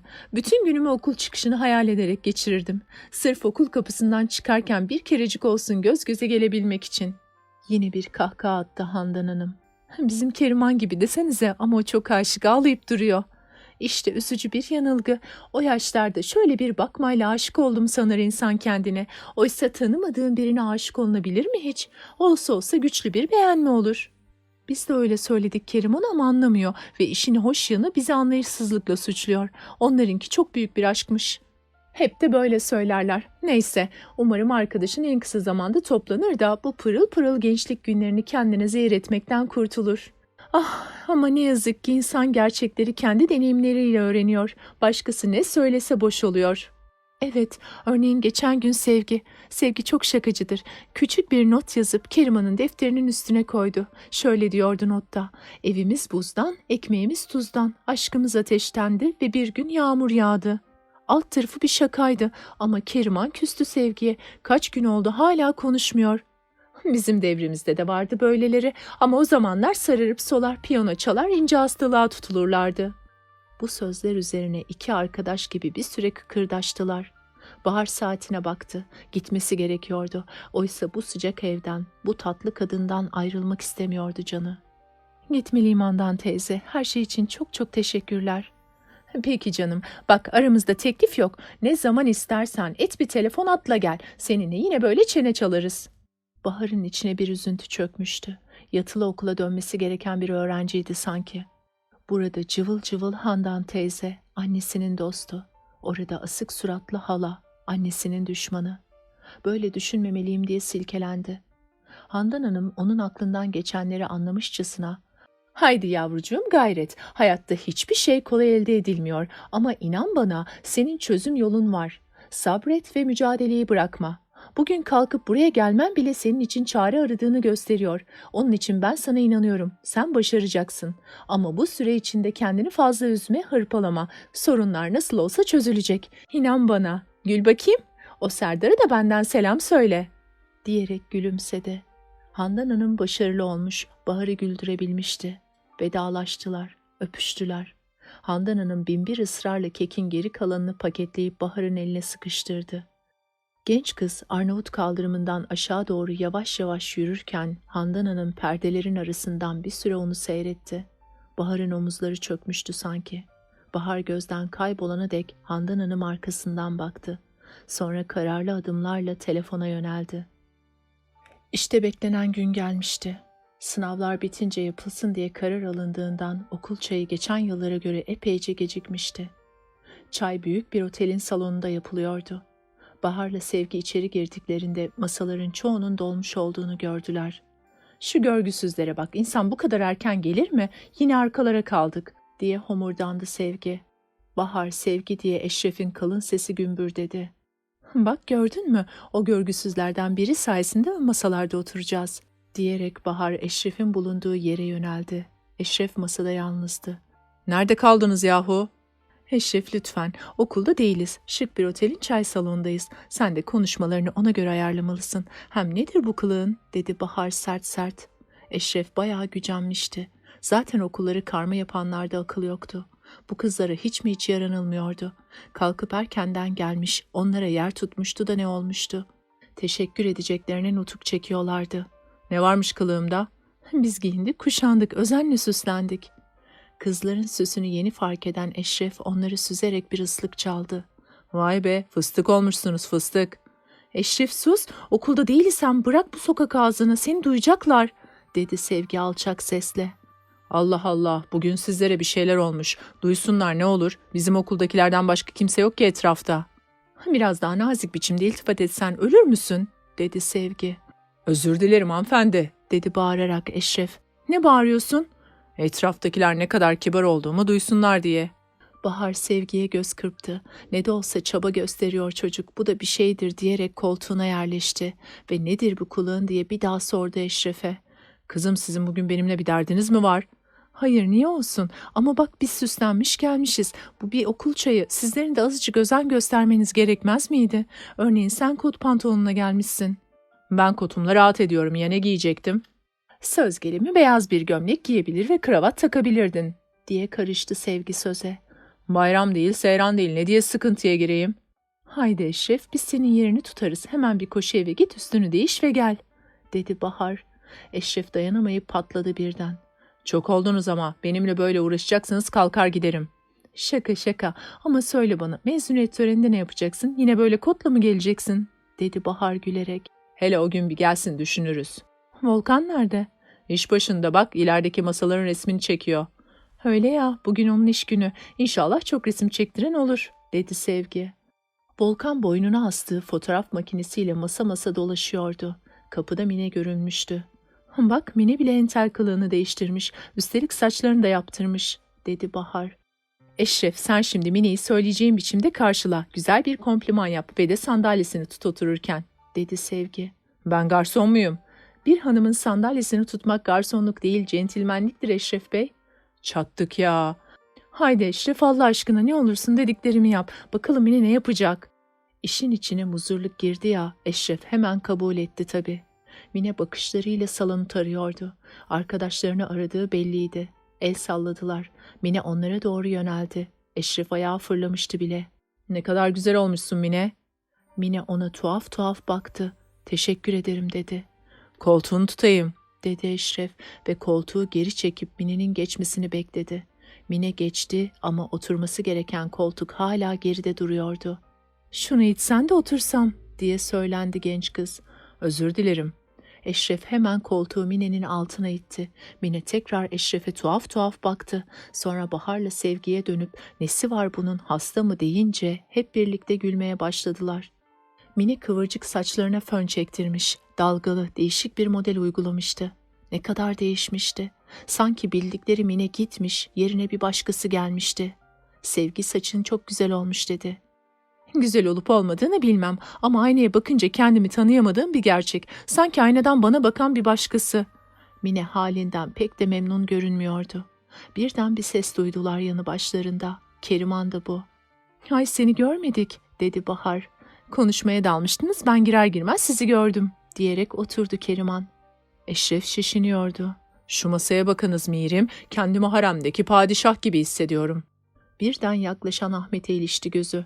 "Evet, padişahlık böylece sona erdi," dedikten sonra eğilip Keriman'a "Onu sen çağırdın tabii," diye fısıldadı. Keriman evet anlamında başını salladı. Kızlar şaşırmışlardı. Keriman çabuk çabuk açıklamaya girişti. Annemlere okul çayından söz ettim, izin verdiler. Tabii önce sıkı sıkı sordular. Ben de bizim okulun öğrencilerinden başka kimsenin olmayacağını söyledim. Ahmet'le burada buluşmaya karar vermiştik. Onunla doğru dürüst konuşmayalı o kadar uzun zaman oldu ki artık dayanamadım. İyi ki annen şüphelenmedi, dedi Sevgi. Şüphelenirse şüphelensin, umurum değil, diye diklendi Keriman. Masayı bir sessizlik kapladı. Keriman'ın kararlı haline şaşırmanın getirdiği bir sessizlikti bu. Keriman ayağa kalktı. Ahmet'e doğru yürüdü. Onu elinden tutup masaya getirdi. Müzisyenler yerine geçmiş akort yapmaya başlamışlardı. Çay salonu cıvıl cıvıldı. Bir şeyler yaparcasına, aslında kendilerini göstermek için ortalarda dolaşıp duran kızlar, kümelişip aralarında konuşup gülüşen erkek öğrenciler, arka masalarda birbirlerinden güç almak ister gibi bir araya oturmuş utangaç küçük sınıflar, protokol masasında takım elbisesiyle dimdik oturan müdür bey ve öğretmenler. "Derya nerede kaldı?" dedi Bahar. "Bilmez misin? O son gelenlerdendir." "Mine, saçınla oynamayı bıraksana, bozacaksın," dedi Sevgi. "O aptal berbere o kadar söyledim. Şu saçı gözümün üstüne düşürme diye. Sanki düşür dedik," dedi Mine, fönüne gerçekten dümdüz edilmiş saçını alnından iterek. "Pekala da güzel olmuş, kıvırcıklarını düzleştirmiş." "Ne de güzel düzleştirdi ya. Şu alnıma düşen saç tutamıyla Hitler'e benzedim." Bu benzetmeye hepsi gülmeye başlayınca Mine onlara kötü kötü baktı. Eşref'in ıslığıyla gülmeyi kestiler. "Kapıdan girenlere bakın," dedi Eşref. Derya gelmişti.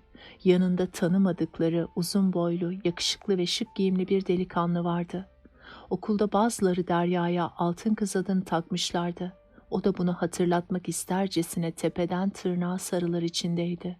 Arkadaşlarını görünce el salladı. Delikanlının koluna girip rahat adımlarla pisti geçti ve yanlarına geldi. Herkes onu seyrediyordu. "Merhaba çocuklar, bakıyorum bizim takım tamam. Sizleri Cengiz'i tanıtayım. Cengiz, bunlar da arkadaşlarım. Bahar, Sevgi, Mine, Eşref, Keriman ve sanırım Ahmet," dedi. Ahmet bu çarpıcı yaratığın karşısında afallamıştı. "Evet," diye kekeledi. Keriman ona şöyle bir baktı. Derya yine aynı rahatlıkla devam etti. "Bak Cengiz, şurada boş yerler var, oraya geçelim. Haydi çocuklar, görüşürüz." Ve ardında hafif bir çiçek kokusu bırakarak ileriye doğru yürüdü. "Vay be, bu kız nereden bulmuş bu tipi?" dedi Eşref. "Ne kadar da şık tanrım," diyerek içini çekti Sevgi. Yoluma altın döşeseler öyle renkli gömlek giymem ben," dedikten sonra dans etmeye başlayanları seyre koyuldu Eşref. Sevgi Bahar'ı eğilerek acar arkadaşlığa terfi etmişe benziyor dedi. "Hiç şaşmam," dedi Mine de.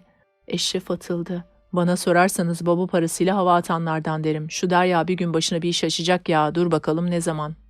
"Ayıp ayıp, dedikodu yapmayın. Herkes istediğini yapmakta özgürdür. Örneğin seni ele alalım. Kimse senin böyle yaka bağır açıp buraya gelmene karışıyor mu?" dedi Mine. "Hem de nasıl? Sen gelmeden bana ettikleri lafları bir duysaydın." Son sınıf öğrencileri küçüklerin de dansa kalkmalarını sağlamaya çalışıyorlardı. "Haydi bakalım, siz erkeksiniz, öyle bir arada kıkırdaşmak yok. Gidin kızları dansa kaldırın," diyordu bir ağabey. Saçları fırça gibi dimdik, al yanaklı küçük bir öğrenciye. Küçük büsbütün kızardı. Sonra sınıf ağabeyinin ısrarı üzerine zorunlu olarak gidip yine küçük sınıflardan bir kızı dansa kaldırdı. Ağabeylerin zoruyla küçük sınıflardan epeyce dansa kalkan olmuştu. Bu arada birkaç erkek öğrenci kesinlikle dans etmeyeceğini söyleyen kız öğrenciler tarafından reddedilmenin utancını kulaklarına kadar kızararak yaşadılar. Müziğin temposuyla dans da hızlanmıştı. Küçük bir kızın sesi duyuldu. "Ayağıma basmasana be," diye. Etraftan gülüşmeler ve bir ağabeyin sesi. "Dikkat etsenize oğlum," diye. Çay hızını almıştı. Herkes dans ediyor, gülüyor, konuşuyordu. Bahar omzunda bir el hissetti. Geçen Serdar'dı. "Merhaba çocuklar," dedi. "Nerede kaldın Serdar? En son gelen Derya'dır sanırdık." "Yolda bir kaza olmuş, trafik tıkanmış, o yüzden geciktim." "Oo beyim, bu ne şıklık." "Aferin sana Serdar. Bak şimdi aramızda doğru dürüst bir kavalye oldu," dedi Sevgi. Delikanlı lacivert ceket, gri pantolon ve beyaz gömlek giymiş, kravat takmıştı. Gerçekten de bu kıyafetle çok yakışıklı olmuştu. Serdar hafifçe eğildi. "Teşekkür ederim, teşekkür ederim. Burada bana yer kalmamış, bir yerlerden bir sandalye bulup geleyim." Az sonra elinde bir sandalye yanlarındaydı. Anlatın bakalım nasıl gidiyor?" dedi Bahar'a bakarak. Herkes formunda ama en tatlısı küçük sınıfları seyretmek. Onları dans ettirene kadar bizimkiler epeyce uğraştılar. Şimdi de oturmak bilmiyorlar. Müdür bey tüm hanım hocaları dansa kaldırmaktan fıtık olacak neredeyse. Eşref biraz öteye gitti, şu koltuğun ucuna ilişeyim, ayaklarım zonkluyor, dedi Volkan. Ayakların zonkluyorsa işleri iyi gidiyor demektir, dedi Mine. Hem de ne biçim, herkes havasında ya, bol bol fotoğraf çektiriyorlar. Sonradan mızıkçılık eden olmasın da. Kimin haddine bacım, kimin haddine? Derya önlerinde dans ediyordu. Etekleri uçuşuyor, gülerek delikanlıya bir şeyler anlatıyordu. Volkan yerinden fırladı. Fotoğraf makinesinin flaşı yanıp söndü. Derya onlara gülümseyerek kalabalığın içinde kayboldu. Keriman'la Ahmet ise sanki dans etmiyor, ayakta konuşuyorlardı. Bahar, haydi gel dans edelim. Beyler siz de öyle oturmayın bakayım. Derken Serdar Bahar'la piste doğru yürüdü. Bahar'ın yüreği sanki ağzında atıyordu. Serdar'la ilk dansıydı bu. Serdar hafif bir tıraş losyonu sürmüştü. Başkalarına çarpmasın diye Serdar'ın kolu ara sıra daha sıkıca kavruyordu Bahar'ı. Ne güzel kokuyor diye düşündü genç kız. Bir süre hiç konuşmadan dans ettiler. Sonra Serdar geri çekilip Bahar'a baktı. Bugün çok güzelsin Bahar. Hoş, sen her zaman güzelsin ya. Teşekkür ederim, sen de çok şıksın. Arada sırada giyinmek pek de fena olmuyormuş. İkisi de bastılar kahkahayı. Aralarındaki gerginlik yok olmuştu. Konuşmaya başladılar. Bahar ne kadar zamandır dans ettiğinin farkında bile değildi. Bildiği tek şey müziğin durduğu ve yerine dönmek zorunda olmasıydı. Ona kalsa sabaha kadar dans ederdi Serdar'la. Mine ortalarda yoktu. Az sonra göründüğünde yüzündeki gülümseme bir kulağından öbürüne kadar uzanıyordu neredeyse. Saçların, dedi Bahar. Gerçekten de Mine'nin saçları sırılsıklamdı. Nerede ıslandın böyle? Oh, dünya varmış. Neydi o saçlar Tanrı aşkına? Bir sıkıldım. Alnımda saç, ağzımın içinde saç. Neymiş, düz olacakmış. Olmaz olsun efendim. Bunca azaba değer mi? Ben de gittim soktum kafamı musluğun altına. Bir güzel ıslattım. Tabii saçlarım eskisi gibi kıvır kıvır oluverdi. Elimle de şöyle bir kırıştırdım. Oh, gerçek kişiliğimi yeniden buldum sanki. Bu berber öyküsü de burada böylece biter, dedi Mine. Bahar gülsün mü, ağlasın mı bilemiyordu. İnanılır gibi değildi. Sen çayın ortasında git, denize düşmüş gibi sırılsıklam ol ve hiçbir şey olmamışçasına gelip otur. Mine, sen hayret bir şeysin. Öyleyimdir. Arkadaşına iş koparmak isteyen Eşref, Mine, Volkan bir resmin çeksin mi ha? Ne hatıra olur ama. Eğer parasını sen vereceksen hay hay, dedi Mine istifini bozmadan ve tekrar tuzlularına döndü. Şu kapıdaki çift kim? Birini arıyor gibiler, diye sordu Sevgi. Kapıda özensizce giyinmiş bir erkekle bir kadın dikkatle içeriye bakıyorlardı. Adamın yüzünde öfke, kadınınsa kaygı vardı. Bir iki adım atıp bu kez piste dans edenleri incelemeye başladılar. Kim bunlar acaba, diye yineledi Sevgi. Eğer ön sezilerim doğru çıkarsa yandık demektir. Sen ne diyorsun, tanıyor musun yoksa onları? Hayır ama sakın Keriman'ın annesiyle babası olmasınlar. Ne? Galiba haklısın. Çocuklar çabuk koşun, onlar bulmadan Keriman'ı bulun, Ahmet'i de yok edin. Bahar böyle deyince Eşref bir yana, Serdar öbür yana koştu. Hem masalara hem piste bakıyorlardı. Öte yandan karı koca piste iyice yaklaşmışlardı. Volkan uzaktan Eşref ve Serdar'ın kalktıklarını ve telaşla koşuşturduklarını görmüş, ne oluyor dercesine kızlara bakıyordu. Sevgi çifti gösterip resimlerini çek, oyala diye işaret etti. Volkan şaşırmıştı ama denileni yapmak için karı kocanın karşısına geçti. Fotoğraf isteyip istemediklerini soruyor olmalıydı ki adamın öfkeyle çekil git der gibi elini salladığını gördüler. Volkan kızlara bakıp boynunu büktü. Bu Keriman da yer yarıldı yerin dibine girdi sanki, dedi telaş içinde Bahar. Keşke öyle olsa, onun için çok daha iyi olurdu, diye mırıldandı Mine. Eşref'le Serdar sonunda Keriman'ı gördüler. Tam pistin ortasında Ahmet'le dans ediyordu. İkisi iki yandan atıldılar ama ne yazık ki geç kalmışlardı. Babası da Keriman'ı görmüştü. Kızlar oldukları yerde dona kalmış, olanları seyrediyorlardı. Adam pistin kenarındaydı. Sevgi yerinden fırladı birden. Nereye gidiyorsun Sevgi? Bu adam şimdi kızı pistin ortasına tokatlamaya filan kalkar. Tam o tiplere benziyor. Bari ben gidip çağırayım da rezillik olmasın. Hani sen Keriman'a sinir oluyordun? Dedikse o kadar da değil. Sevgi bir anda adamın yanına varmış, en tatlı sesiyle kimi aradıklarını soruyordu. Öfkeli babaya beklemesini söyleyip dans eden çiftlerin arasına daldı. Kalabalığı yara yara Keriman'a ulaştı. Keriman nasıl bir kargaşaya neden olduğundan habersiz dans ediyordu. "Hey yarabbi, bir de gözlerini yummuş da dans ediyor. Çabuk benimle gel. Annenle babam burada. Seni çağırıyorlar, bak oradalar." deyince Keriman allak bullak oldu. Bembeyaz yüzü, büyümüş gözleriyle öylece onlara bakıyordu. Olduğu yere çivilenmişti sanki. Az önce gözlerini yumup da dans ediyor diye ona sinirlenen Sevgi'nin yüreği burkuldu bu ani değişiklik karşısında. "Haydi canım, canavar değil ya bunlar. Senin annenle baban. Biraz bağırırlar işte, o kadar." diye yüreklendirmeye çalıştı Keriman'ı. Kerimansa hala öylece duruyordu. "Ben de gideceğim onunla. Ne diyeceklerse bana desinler." "Don Kişotluğun zamanı değil. Sen sadece yok ol. İşleri büsbütün karıştırma," dedi Sevgi. Keriman'ı elinden tutup çekti ve öfkeli babanın olduğu yere götürdü. Yüzünde masum gülücüklerle sanki hiçbir şeyden haberi yokmuş gibi "Keriman'ı buldum efendim," dedi. Keriman'ın yüzüne bakmadan "Düş önüme, eve gidiyoruz," diye haykırdı babası. Adam tüm arkadaşlarının önünde onurunun kırılmasının ezikliği içinde yürüyen Keriman da başı örtülü annesinin arkasında salondan çıkıp gittiler. "Bir teşekkür bile etmedi, ne adam," diye arkalarından söylendi Sevgi.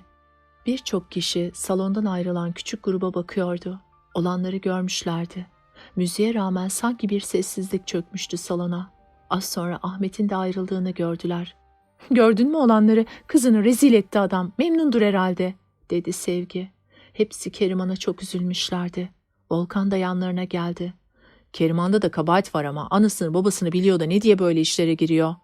"Haklısın da ne ceza vereceklerse en azından kızı herkesin içinde rezil etmeden verebilirlerdi. Buralara kadar gelip kızı çağırdı, sonra da düş önüme diye bağır. Ne hale geldi zavallı kız, görmediniz mi? Madem yakaladın, tamam, git evine, kızını evde bekle ve kozunu orada paylaş, burada değil," diye Bahar kaşlarını kaldırarak konuştu. "Merak etme, kozunu paylaşacak, hem de nasıl paylaşacak," dedi Mine başını sallayarak. "Yok canım, sen de içimi büsbütün karartma, olsa olsa bir iki bağırır o kadar," dedi Sevgi. Hepsinin keyfi kaçmıştı. Öylece otururlarken garson çay ve koca bir tabak dolusu pasta getirdi. Şaşırmışlardı. "Bizim böyle bir şey ısmarladığımızı sanmıyorum," dedikten sonra Eşref'le Volkan'a baktı. "Değil mi çocuklar?" Onlar da bir şey istemediklerini söylemeye başlamışlardı ki garson, "Efendim, bu pasta ve çaylar size karşı masada oturan arkadaşınız tarafından gönderildi," diyerek durumu açıklığa kavuşturdu. Merakla garsonun işaret ettiği masaya baktıklarında Derya'nın çay bardağını içki bardağıymış gibi onlara doğru kaldırdığını gördüler. Bedava olan her şeyden biraz fazlaca hoşlanan Eşref "Helal olsun Derya'ya," dedi. "Derya yanlış yerde doğmuş. Hollywood'da doğacaktı. Çok da paralı ve ünlü olacaktı. Bu tür jestlerin ve yaşamın kızı o," dedi Mine. "Ama çok da duygulu bir yanı var. Keriman'ı o da gördü. Sonra bizim nasıl üzüldüğümüzü anlayınca bizleri neşelendirmek istedi," diye karşılık verdi Bahar. Kısa süre içinde pastalar paylaşılmıştı bile. "Saat 6'ya yaklaşıyor. Orkestra neredeyse gidecek Bahar. Benimle son kez dans eder misin?" dedi Serdar. Bahar sevinçten uçacak gibiydi. Serdar çayda kendisinden başka kimseyle dans etmemişti. Eşref'le Volkan da Sevgi'yle Mine'yi dansa kaldırdılar. Bahar bir ara pistte Derya ile yan yana geldi. Derya laf attı. "Neydi az önceki haliniz? Yüzünüzden düşen 1000 parçaydı," dedi. Bahar kendini tutamayıp güldü. Sonra "Sahi nereden buldun o güzel pastaları?" diye sordu. Derya yakışıklı kavalyesine bakıp "Cengiz'in yapamayacağı şey yoktur," dedi. Ve yine eteklerini uçuşturarak dansa devam etti. Bahar birden bir flaşın yanıp söndüğünü fark etti. Volkan onların fotoğrafını çekmişti. "2 kopya olsun Volkan," dedi Serdar. Bahar fotoğrafı Serdar'ın istediğini anladı. Yine çok çok mutlu oldu. Birden düşündü. Ne kadar da küçük şeylerle mutlu oluyordu. Sonra düzeltti. Ama küçük bir şey değildi bu. Küçük görünen büyük şeyler bunlar. En azından benim için öyle. Kim ne derse desin, benim için mutluluk bu. Belki küçük bir olay. Aman, ister büyük olsun, ister küçük. Ben mutluyum ya. Pazartesi günü arkadaşları merakla Keriman'ı bekliyorlardı. Genellikle okula erken gelirdi. Oysa bugün ortalarda yoktu hala. Acaba neler olmuştu? Zil de çalmıştı ama o yoktu görünürlerde. Sevgi herhalde gelmeyecek dedi sıkıntıyla. Bahar heyecanla işte geliyor dedi. Sonra seslendi Keriman'a. Keriman hızlı hızlı yürüyordu. Onları gördüğüne memnun olmuş bir hali yoktu. Bahar'ı duymazlıktan gelip yerine geçti. Solgun yüzünün bir tarafı morarmıştı. "Ben sana dememiş miydim?" diye fısıldadı Mine Sevgi'ye. "Bunu nasıl yaparlar? Bu yaşta kız dövülür mü?" derken Sevgi'nin sesi titriyordu. Bahar da şaşkındı. Keriman'ın kimseyle konuşmak istemediği, sürekli defterleri ve kitaplarıyla meşgul olmasından anlaşılıyordu. "Onu bir süre kendi haline bırakmalıyız," dedi Mine alçak sesle. Sevgi ile Bahar bu fikri başlarıyla onayladılar. İngilizce öğretmeni daha sınıfa girmemişti. Koridorlarda nöbetçi öğretmenler dolaştığı için sınıf sessizlik içinde öğretmeni bekliyordu. Eşref kızlara doğru eğildi. "Babası iyi bir fırça çekmiş anlaşılan," dedi. Sevgi İngilizce kitabını kaptığı gibi Eşref'in kafasına indirdi. Sınıfın merakla beklediği yeni İngilizce öğretmeni sonunda gelmişti. Ufak tefek çok genç bir kadındı. Kitaplarını kürsünün üzerine özenle koyduktan sonra sınıfa döndü ve "Adım Oya" diye söze başlayacak oldu. Hemen sesler yükseldi sıralardan. "Benim de Volkan, benimki Mücahit, benim adım Ahmet hocam" gibi. Anlaşılan sınıf yeni öğretmeni sanıyordu. "Hocam evli misiniz?" diye bir ses yükseldi arkalardan. Yeni öğretmen gülümsedi. "Hayır değilim," dedi ve devam etti. "Umarım sizlerle iyi ilişkiler içinde oluruz. Arkadaşça, dostça bir beraberliğimiz olur." "İnşallah olur, neden olmasın, Allah'ın dediği olur" gibi sesler yükseldi. Oya öğretmen bu sözleri duymamışçasına devam etti. "Bu benim ikinci okulum olacak. Daha önce karşı tarafta bir okulda çalıştım." Derken gözü pencereye ilişti. İki erkek öğrenci yüzlerini cama dayamış içerisini seyrediyorlardı.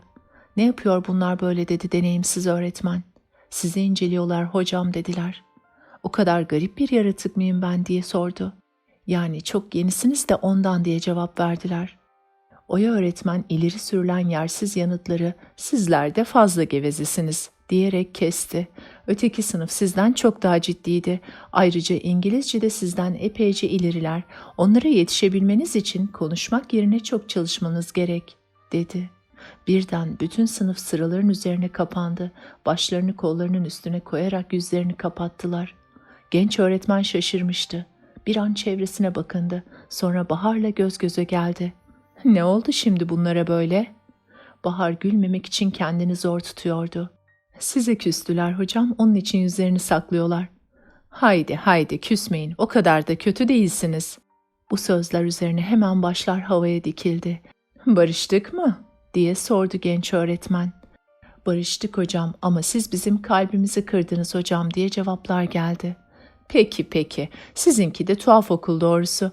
Öteki okulda öğrencilerin sesi çıkmazdı. Buraya geldim geleli koridorlarda yürürken durup durup bakıyorlar, aralarında fısıldaşıyorlar. Camlara yüzlerini yapıştırıp beni seyrediyorlar." Mine Bahar'a doğru eğildi. "Bu da pek hüsniyeymiş canım." Oya öğretmen devam etti. "Sınıflardaysa çene yarıştırmalarından dersi zor anlatıyorum." "Bizim kişiliğimiz var hocam," diye yanıtladı çocuklar. "Neyse neyse, haydi bakalım açın kitaplarınızı," diyerek ders başladı. O günü izleyen günlerde Keriman hala okula hayalet gibi gidip geliyor ve arkadaşlarından uzak durmaya çalışıyordu. Konuşmak istemeyen bir hali vardı. Sürekli bir şeyler düşünür gibiydi. Arkadaşları ona anlayış gösteriyor, bir şey olmamış gibi davranıyor. Onunla sadece dersler ve öğretmenlerle ilgili konularda konuşuyorlardı. O bunlara bile kısa yanıtlar verip yine kendi dünyasına çekiliyordu. O gün bir ders boştu. Hava güneşli olduğu için Bahar dışarıda bir banka oturmuş ders çalışıyor. Derya da yanında gözlerini kapamış yüzünü yakmaya çalışıyordu. Mine ise karşı bankta bir şeyler okumakla meşguldü. Küçük sınıflardan bir öğrenci Mine'ye yaklaşıp Bahar'ı sordu. Mine Bahar'ı gösterince çocuk onun yanına gitti. Bir süre konuştular. Sonra öğrenci yanlarından ayrıldı. Mine ders mi almak istiyormuş diye sordu. Bahar başını salladı. "Evet ama sınavlar yaklaştığı için haftada ancak 1 saat ders verebileceğimi söyledim. Oysa o haftada 2-3 saat istiyor. Bir araştırsın bakalım. 2-3 saat ders verecek birini bulabilirse ne hala. Bulamazsa düşünüp taşınacak. 1 saate razı olursa ben ders vereceğim. Zaten hafta sonları gelen 2 öğrencim var. Ancak bu kadar zaman ayırabilirim. Sınavlar yaklaştıkça belki onlara da ders veremeyeceğim. Sınavlara daha çok çalışabilmek için daha çok zaman gerek." İlk elemeyi hepimiz hem de zorlanmadan geçtiğimize göre ikincisinde de başarılı olmamamız için bir neden yok, dedi Derya. Güneşten iyice gevşemişti. Sen öyle san. İlk sınavı Eşref'le Volkan bile verdiler. Ne kadar çalıştıkları da meydanda. Danının kuyruğu son sınavda kopacak. Onun için her dakikaya ihtiyacım var. Derya, az önce ortaokuldan bir öğrenci matematik dersi almak istiyordu. Bahar veremeyecek anlaşılan. Sen yapmaz mısın bu işi? Acıdım küçüğe, dedi Mine. Derya gözlerini açmadan, ben ancak sorulan soruları yanıtlayabilirim. Öyle belli bir düzen içinde ders veremem. Hele hele hafta sonları hiç, dedi tembel tembel. Çok meşgulsün galiba. Evet, hem de çok. Öyle ya, biz bile yüzünü göremiyoruz. Derslere son dakika geliyor, zil çalınca da fırlayıp gidiyorsun son günlerde. Beni çok özlemişe benziyorsunuz. Neler yaptığını merak ediyoruz. Acaba ne oldu? Bu Cengiz kimin nesi? Ama bunlar özel sorular. İstemezsen yanıtlamamakta serbestsin. Bahar'cığım, benim sizlerden saklım yoktur bilirsin. Cengiz'e gelince, geçenlerde bir hafta sonu Büyükada'ya gitmiştik. Orada tanıdım. Annemlerin bir ahbabının oğlu. Dışarıda okumuş, yurda yeni dönmüş. Şimdi babasının işinde çalışıyor. Aslen Çanakkale'liler, çok da zenginler. Yani Çanakkale'de mi oturuyor? Hem orada hem burada evleri var. İşlerine göre gidip geliyorlar. Peki nasıl oldu da yeni tanıdığın birini pat diye çaya çağırdın? Esaslı bir sorguya çekildiğim duygusundayım ama söyleyeyim.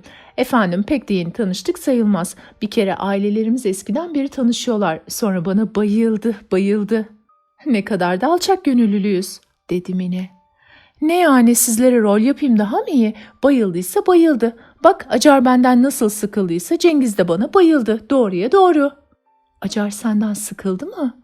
Bahar şaşırmıştı. Ne yazık ki evet. Hoş, ben de ondan sıkılmaya başlamıştım. Hep edebiyat, hep yazı çizi. Hayatta sadece bu değil yani. Kusura bakma Mineciğim. Mine aldırma, devam et anlamında elini salladı. Ben de onu arkadaşlığa terfi ettirdin değil mi? Diyerek cümleyi Mine tamamladı.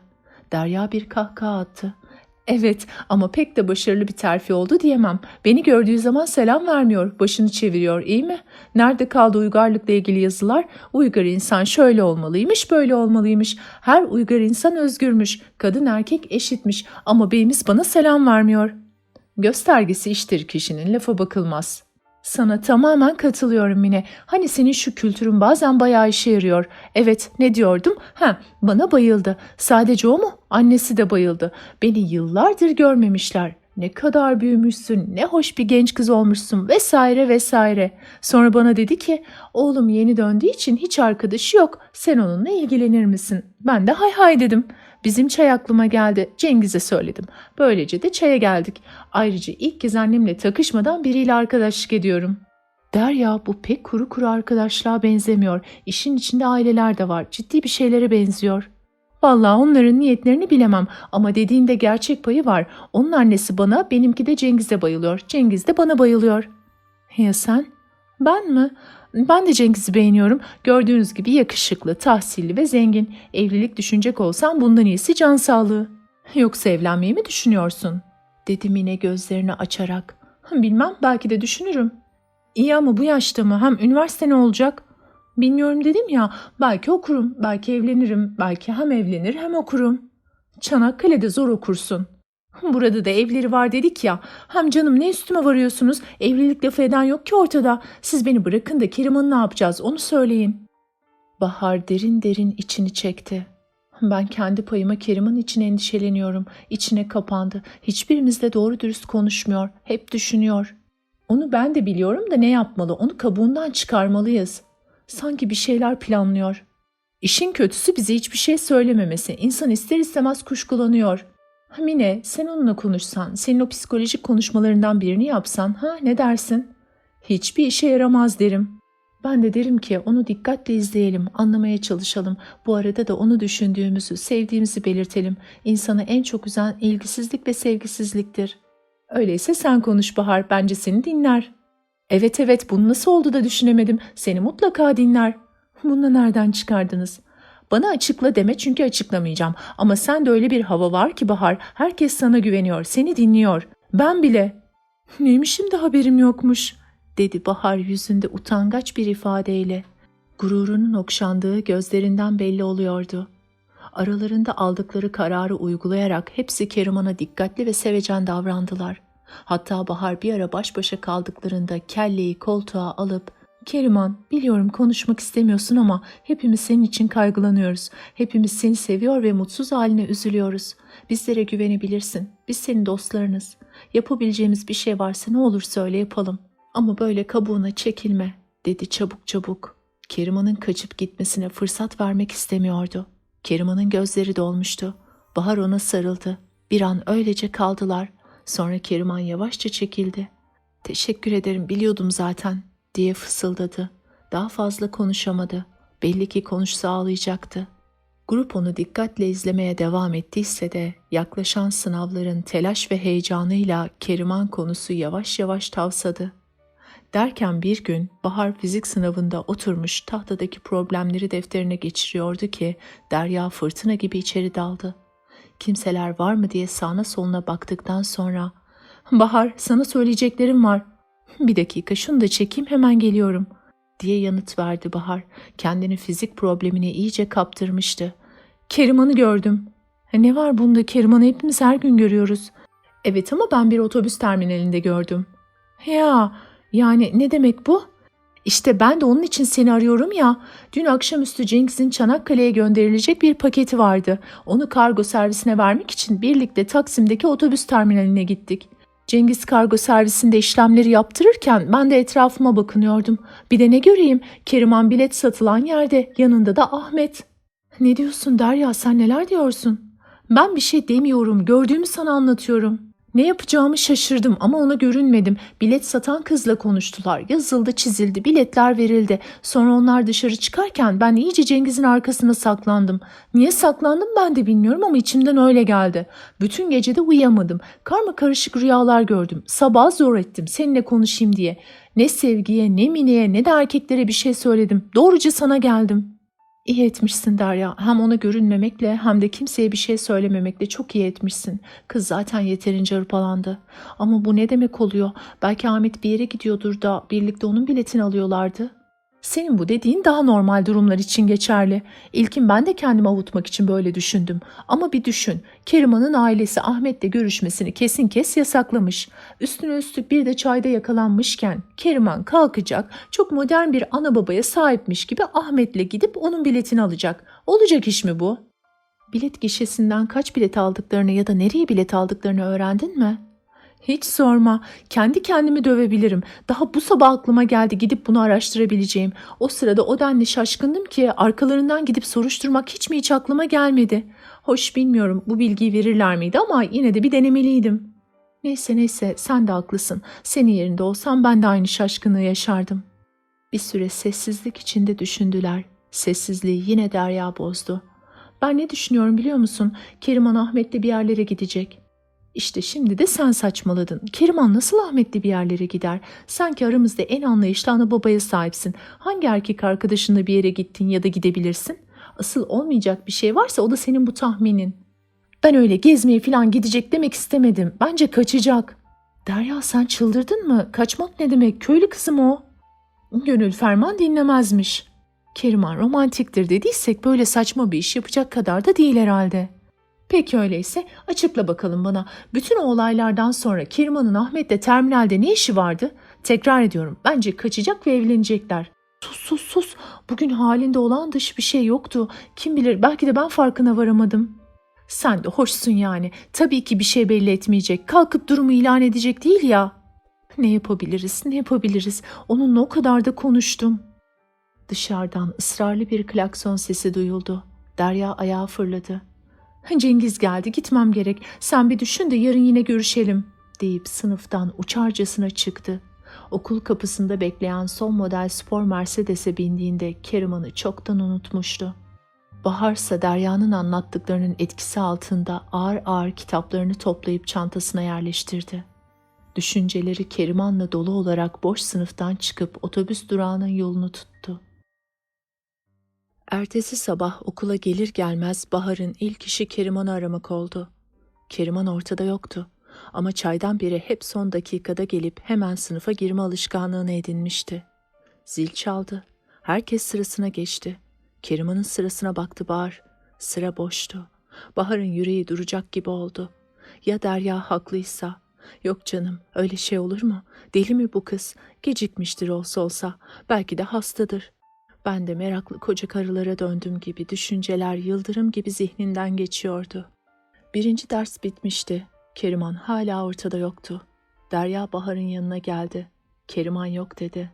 Tam 45 dakikadır ben de bunu düşünüyordum. Gecikmiş olsaydı dersin ortasında da olsa sınıfa girerdi. Bunu ben de düşündüm. Gecikmemiş olduğuna göre bugün okula gelmeyecek demektir. Öyle görünüyor. Bahar, Tanrı aşkına, şu bildiklerimizle kollarımızı kavuşturup oturamayız. Ya şu anda kaçıyorsa? Düşünebiliyor musun? Tüm yaşamını mahvedebilir ve biz öylece oturup seyretmiş, bunu engelleyecek hiçbir şey yapmamış olacağız. Yeter Derya, zaten kaç gündür aklım bu işte. Senin anlattıklarından sonra dün gece hiç uyku tutmadı. Öyleyse bir şey yap. Dur, önce paniğe kapılmadan sakin olarak bir düşünelim. Derya derin bir soluk aldı. Bahar işi üstlenmişti ya, artık gerisi gelirdi. Önce Keriman evde mi, yani hasta mı da gelmedi, yoksa gerçekten kaçtı mı, bunu anlamalıyız. Kızcağız evinde hasta yatıyorsa boşuna telaşlanmışız demektir. Evet, ama nasıl anlayacağız bunu? Okuldan bir görevliymiş gibi eve telefon etsek? Yaşa Bahar'ım benim, haydi koş, zil çalmadan telefon edelim. Koşa koşa telefon kabinine vardılar. Allah vere de bozuk olmasa. Şomazlılığı bırak ve numarayı çevir. Bahar numarayı çevirdi. Almacı sıkı sıkı kavramaktan parmakları bembeyaz kesilmişti. Alo, Bay Tüten'in evi mi efendim? Derya soluğunu tutmuş dinliyordu. Ne diyecekti acaba Bahar? Bağırsa havalı bir sekreter ağzıyla konuşmaya başlamıştı bile. Rahatsız ettik hanımefendi. Biz sağlık kuruluşundan arıyoruz. Okullarda sağlık taraması yapılıyor şu ara, biliyorsunuz. Ama oradan aldığımız bilgiler yeterli değil. Bu nedenle öğrencilerin evlerine telefon edip sağlıkları ile ilgili özgeçmişlerini öğreniyoruz. Hangi hastalıkları geçirdiler gibi. Herhalde kızınız okuldadır. Evet, tahmin etmiştim. O zaman sizden rica edelim. Çocukken ne gibi hastalıklar geçirdi? Evet, yazıyorum efendim. Bu kadar yeter. Çok teşekkür ederim hanımefendi.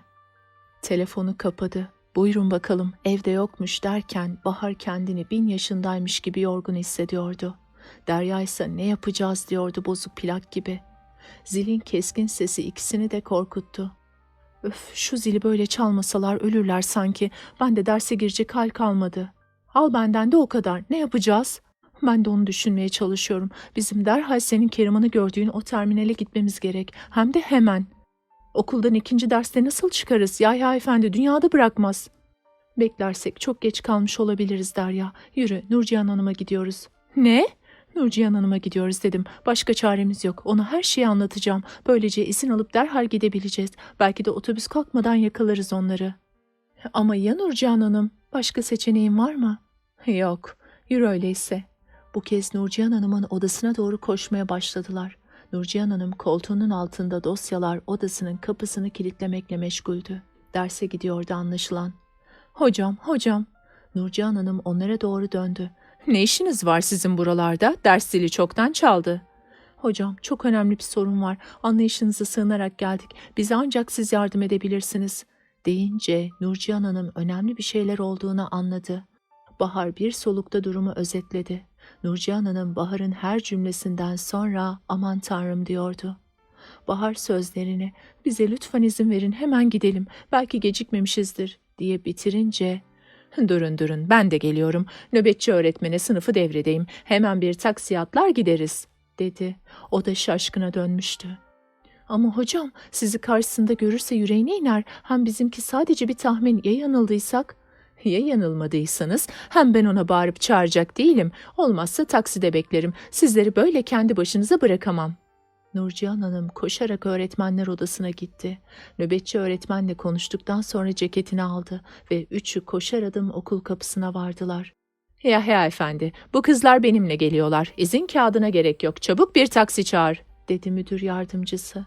Az sonra sessizlik içinde takside gidiyorlardı. İyi ki bana haber verdiniz çocuklar. En doğrusunu yaptınız. Dua edelim de gecikmiş olmayalım. Neyse ki o saatlerde trafik sıkışık değildi. Nurcihan Hanım çabuk demesiyle şoför gaza basmış, son sürat Taksim'e varmışlardı. Terminalin önünde indiklerinde hepsinin gözleri Keriman'ı aradı ama kimseler yoktu. Nurcihan Hanım bilet masasına gitti. Bugün saat kaçta otobüs var diye sordu. Nereye olduğunu sordular. Birbirlerine baktılar. Nereye gidecekti acaba Keriman? Nurcihan Hanım, siz bize hepsinin saatlerini verin ya da durun şu ana kadar kaç otobüs kalktı önce onu söyleyin. Sabah ilk otobüs saat 7'de Ankara'ya, 7.30'da İzmir hareket etti. Hepsi bu mu? Nurcihan Hanım derin bir nefes aldı. Onlar da olamaz. Bunun için evden çok erken çıkması gerekir ki dikkat çekmemek için bunu yapmaz. Dedikten sonra tekrar bilet satan görevliye döndü. Şimdi ya da az sonra kalkacak hangileri? Diye sordu. Nurcihan Hanım saatine baktı. Saat şimdi 11'e geliyor. Oturup beklemekten başka çare yok diye düşündü. Koltuklara geçip oturdular. Hocam, belki yanıldık. Eğer yanıldıysak sizi de boşuna telaşlandırmış olacağız. İlahi çocuk, keşke yanılmış olsanız da ben de boşuna yorulmuş olsam. Çok doğru hareket ettiniz. Böyle durumlarda riske girilmez. Hem bir eğitimci olarak bu da benim görevlerim arasında. Üstelik 0 kuruşa okuduğunuz halde değil mi hocam? Deyiverdi Derya. Bahar içinden Derya'ya çok kızdı. Şimdi şaka yapmanın sırası mıydı? Kadını kızdıracaktı. Oysa Nurcihan Hanım umduğunun aksine bir kahkaha daha attı. Tabii ya, hem 0 kuruşa okuyun hem de beni bu kadar yorun. Haydi birer çay içelim de aklımız başımıza gelsin, deyip çaycıyı çağırdı. Yıl gibi uzayan bir saatten sonra 12'ye etmişlerdi. Gelen yolcuları bir kenardan seyrediyorlardı. Ne Keriman ne de Ahmet vardı görünürlerde. Aynı yolcuları bir kez de otobüse binerken incelediler. Yok, bu otobüste yoklar. Demek güneye gitmiyorlar. Şimdi Ankara'ya kalkacak otobüsü bekleyelim. Benim şansıma eminim son otobüstedirler. Ne dedin? Derya sözlerini yineleyince, beklerken hep böyle olur zaten. Dur, iyi ki aklıma getirdin. Okula bir telefon edeyim de gecikeceğimizi bildireyim. Bakarsın saat 1 otobüsünü beklemek zorunda kalırız, dedi Nurcihan Hoca. 12.30 otobüsü de gelip gitmişti. Son ümitleri İzmir otobüsündeydi artık. Derya yavaşça Bahar'a eğilip, "İster misin son otobüste de gelmesinler, ister misin sadece okulu kırıp geziyor olsunlar?" diye fısıldadı.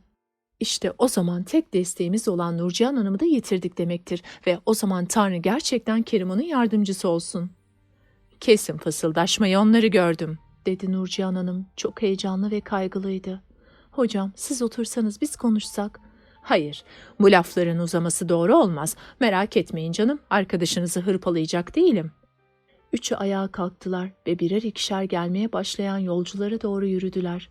Keriman'ın yüzü solgundu. Gece uyumadığı belli oluyordu. Ahmet'e bir şeyler söyledi. Sonra etrafına bakındı ve onları gördü. Yüzü öylesine sarardı ki bir an bayılacak sandılar. Bahar koşup arkadaşına sarıldı. "Korkma, Allah aşkına korkma. Nurcihan Hanım sana yardım etmek için burada. Ne olur güven bize." Keriman'dan tek söz çıkmıyordu. Ayakta sallanmaya başlamıştı. "Bayılacak, çabuk içeri götürelim," dedi Nurcihan Hanım ve Keriman'ın öbür koluna girdi. Fenalık geçirmekte olan kızı yarı taşıyarak terminalin bekleme salonuna getirdiler. Ahmet şaşkın, ne yapacağını bilemez bir halde öylece duruyordu. Keriman'ı bir kanepeye uzattılar. Görevlilerden biri kolonya getirdi. Bahar Keriman'ın bileklerini, şakaklarını kolonyayla ovuyor, Derya bluzun düğmelerini açmış, oralardan bulduğu bir gazeteyi sallayarak kızı serinletmeye çalışıyordu. Keriman yavaş yavaş kendine geldi. Etrafına bakındı. Ahmet'i arıyordu. Gözleri bir süre birbirlerine takılı kaldı. Sonra Ahmet saatine baktı ve yavaşça "Otobüsümüzün kalkmasına 15 dakika var," dedikten sonra titreyen dudaklarla "İyi misin, kalkabilecek misin?" diye sordu. Keriman doğrulmaya çalıştı. "Evet," diye mırıldandı. Nurcihan Hanım Keriman'ı yavaşça geriye itip Ahmet'e döndü. "Bana bak küçük bey, bu saçmalık burada biter." Yine okuldaki müdür yardımcısı oluvermişti o anda. Ahmet son bir hamle yaptı. "Biz kararımızı verdik. Kimse bize karışamaz," dedi. "Çok yanılıyorsunuz küçük bey, çok. Öyle bir karışırım ki sen de şaşırırsın. Şuradan bir polis çağırsam seni kız kaçırma suçundan içeri bile attırabilirim." Ahmet bocalıyordu. Yaptığı işe kendinin de yürekten inanmadığı, bocalamasından belliydi. Yılların deneyimli eğitimcisi Nurcihan Hanım onun bocaladığını hemen anlamıştı. Görevli yaklaştı yanlarına. "Otobüs kalkıyor," dedi. Nurcihan Hanım, "Yolcularımız binmeyecekler. Acil bir durum çıktı ortaya. Lütfen biletler için gerekeni yapın," dedi. Görevli de Ahmet gibi bu otoriter sesten etkilenmişti. Kadının dediklerini yapmak üzere oradan ayrıldı. Nurcihan Hanım duruma el koymuştu koymasına ama Keriman'ı sağ salim okula götürmeden içi rahat etmeyecekti. Otobüs kalkana kadar gerginlik sürdü. Keriman illa gideceğim derse elini kolunu çekecek halleri yoktu herhalde. Ya da Ahmet diretir, Keriman'ı ikna ederse kocaman gençleri sille tokat engelleyemezlerdi ya. Aynı düşüncelerin hem Bahar'la Derya'nın hem de Nurcihan Hanım'ın aklından geçtiği, yüzlerindeki kaygılı ifadeden açık açık okunuyordu. Sonunda otobüsün kalktığını terminalin penceresinden gördüler. Üçü de derin bir nefes aldı. İşin en zor yanını atlatmışlardı. Otobüsün gittiğini gören Keriman ağlamaya başladı. Nurcihan Hanım yavaşça Keriman'ın yanına oturdu. Şöyle bir alnını okşadı ve Ahmet'e seslendi. "Çocuğum gel buraya, geç karşıma, şöyle yakınıma otur. Konuşacaklarımızı kimsenin duymasına gerek yok." Ahmet yavaş yavaş ilerledi ve Nurcihan Hanım'ın gösterdiği yere oturdu. "Aslında bunlar terminallerde konuşulacak şeyler değil ama nereye gidebiliriz ki? Hazır burası tenhalaştı, bu sorunu burada kesin olarak halletmek istiyorum." Derin bir nefes aldı ve konuşmaya devam etti. "Yapmak üzere olduğunuzun nasıl bir çılgınlık olduğunun bilmem farkında mısınız? Yani bunu nasıl düşünebildiniz? Sen de aklı başında bir çocuğa benziyorsun üstelik. Yakışır mı sana böyle kız kaçırmalara kalkmak?" Ahmet susuyordu. Keriman atıldı. "Hocam onun bir suçu yok. Ben istedim. Her şeyi ben istedim. Hatta o yapmayalım dedi ama onu ben ikna ettim." Gözlerinden yaşlar iniyordu. Yanakları ıpıslak olmuştu. "Tahmin etmiştim zaten. Peki kızım, ne yapmak üzere olduğunun bilincinde değil misin sen?" Keriman artık hıçkıra hıçkıra ağlamaya başlamıştı. "Ben Ahmet'i seviyorum. Onu görmeme izin vermiyorlar. Üstelik son çaydan sonra babam beni dövdü. Okula nasıl geldiğimi gördünüz. Babam beni hem çayda rezil etti hem de yüzüm o haldeyken okula göndererek rezil etti. O kadar yalvardım hocam. Dayaksa dayak ama ne olur baba şu yüzüm biraz iyileşene kadar okula gitmeyeyim. Arkadaşlarımın karşısında zaten yeterince küçük düştüm. Bir de bunu yapma dedim. Oysa o bana gideceksin. Hem de aleme ibret olsun diye gideceksin dedi. Hocam ben o eve gitmek istemiyorum. Nereye olursa olsun giderim ama o evden nefret ediyorum. Nefret ediyorum." Keriman içini çeke çeke ağlıyordu. Artık boğulurcasına ağlıyordu. Nurcihan Hanım'ın gözleri doldu. Belli etmemek için başını öbür yana çevirdi. Keriman'ın elini okşadı. Yavaşça, "Sus yavrum sus. Haydi bakayım topla kendini." Bir süre Keriman'ın sakinleşmesini beklediler. Sonra yine Nurcihan Hanım konuşmaya başladı. "Bak yavrum, haklısın, çok haklısın ama bu yapmayı düşündüğün şey seni daha da sıkıntıya sokacaktı. Bir kere baban nerede olursan ol seni bulurdu. Ahmet'ten davacı olur, onu mahkum bile ettirebilirdi. Ayrıca bu olaydan sonra senin evdeki yaşamında tam anlamıyla çekilmez hale gelirdi. Nasıl olsa kıyamet yine kopacak. Neden? Şimdi siz beni disipline vereceksiniz okuldan kaçtım diye. Neden kaçtığım da açıklanınca?" Keriman gözyaşları arasından çaresizlik içinde gülümsedi. "Evdeki durumumu düşünmek bile istemiyorum." "Evet, okulunuzun müdür yardımcısı olarak okuldan kaçanları disipline vermek ya da cezalandırmak benim görevim." Bahar'la Derya yalvaran gözlerle Nurcihan Hanım'a bakıyorlardı. Şu an karar anıydı. Nurcihan Hanım ya ona duyulan güveni haklı çıkaracak ya da... Ahmet'e gelince, gerçi benim sorumluluğumda değil ama onun okul müdürüne bu olayı bildirmek de yine benim görevim. Ahmet bu sözlere karşı nasıl isterseniz öyle yapın dercesine omuz silkti. "Şimdi ben şöyle yapacağım. Ahmet bundan böyle Keriman'ın deli saçması fikirlerine uymayacağına ve bir süre bizim okulun önünden bile geçmeyeceğine şerefi üstüne söz verecek. Ben de onun hakkında hiçbir girişimde bulunmayacağım." Keriman Ahmet için sevinmişti. Hiç olmazsa onun başı derde girmeyecekti. Gözleri pırıldadı ve Ahmet'e bakıp "Geçmez hocam, artık geçmez," dedi yavaşça. "Keriman'a gelince onu disipline vermek yerine kendim cezalandırmayı yeğliyorum. Onu şimdi revire götüreceğim. Sakinleştirici bir iğne yaptıracağım ve okul çıkışına kadar revirde kalacak, tamam mı?"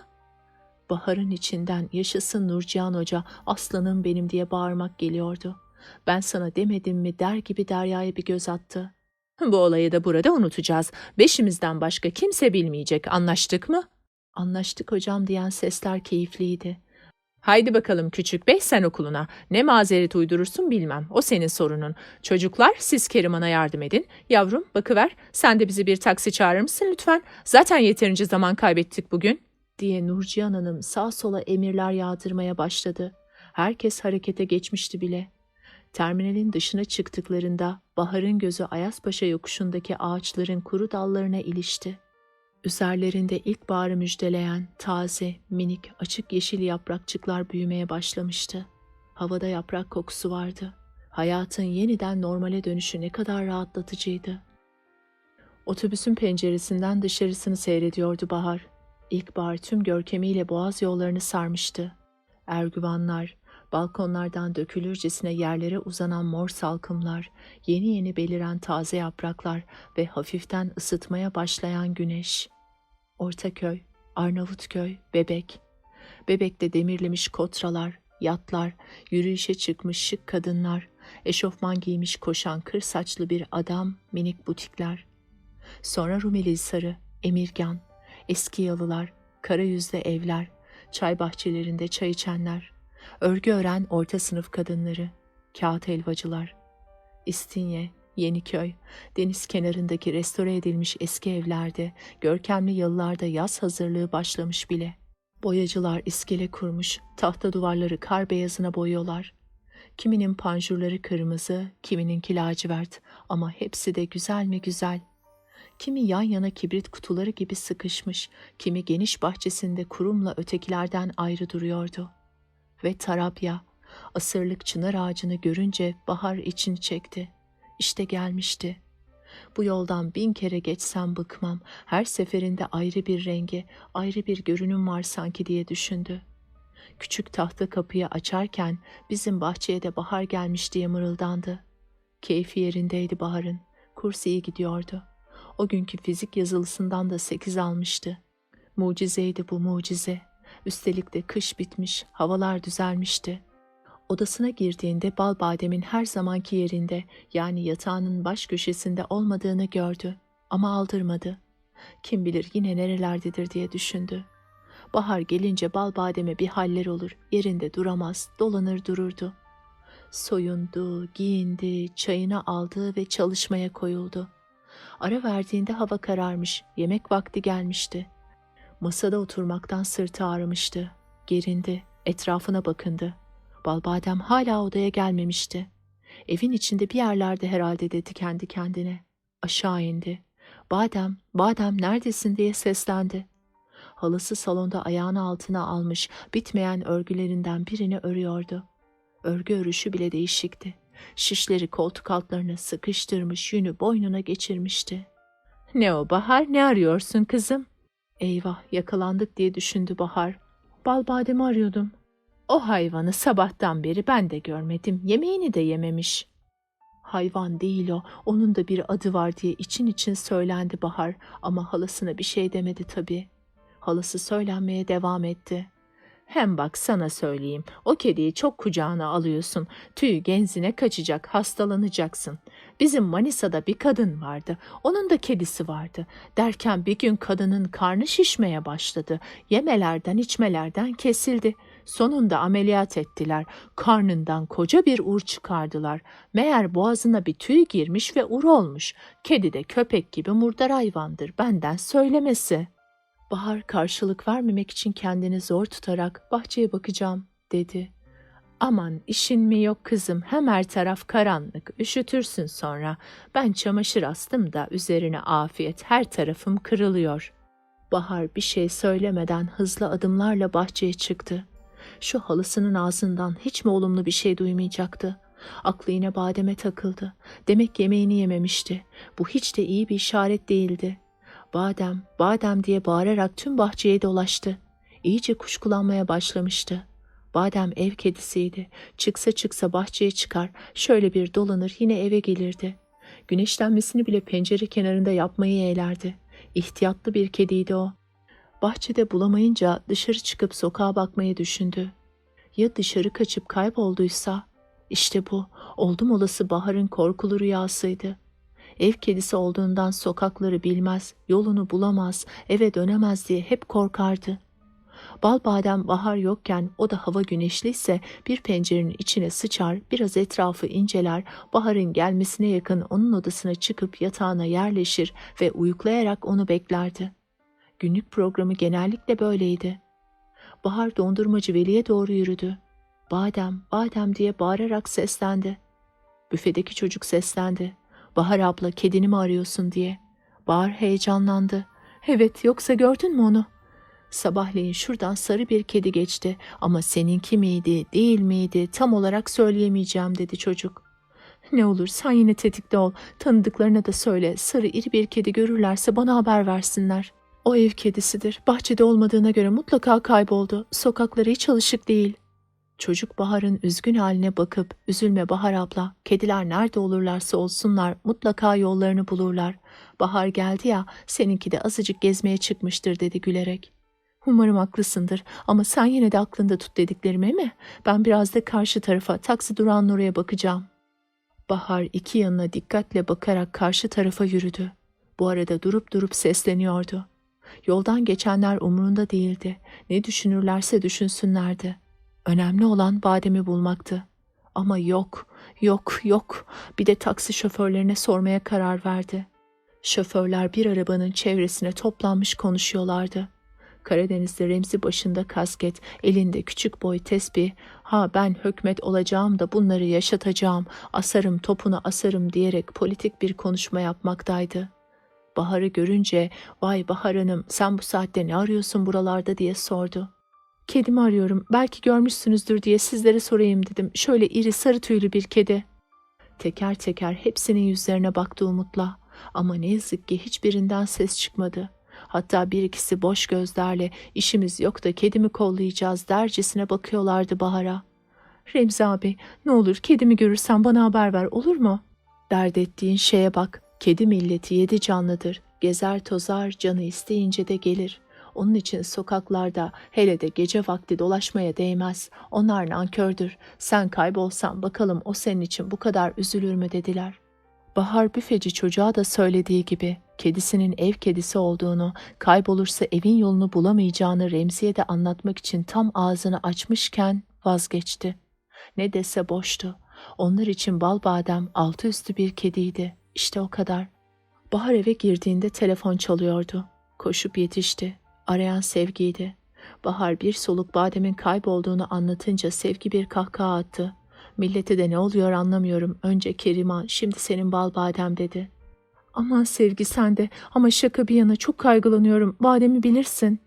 Bence hemen telaşlanma. Önce bir iki gün bekle. Görünmezse o zaman gazeteye ilan verir, ödül de koyarız. Aman Sevgi sen de.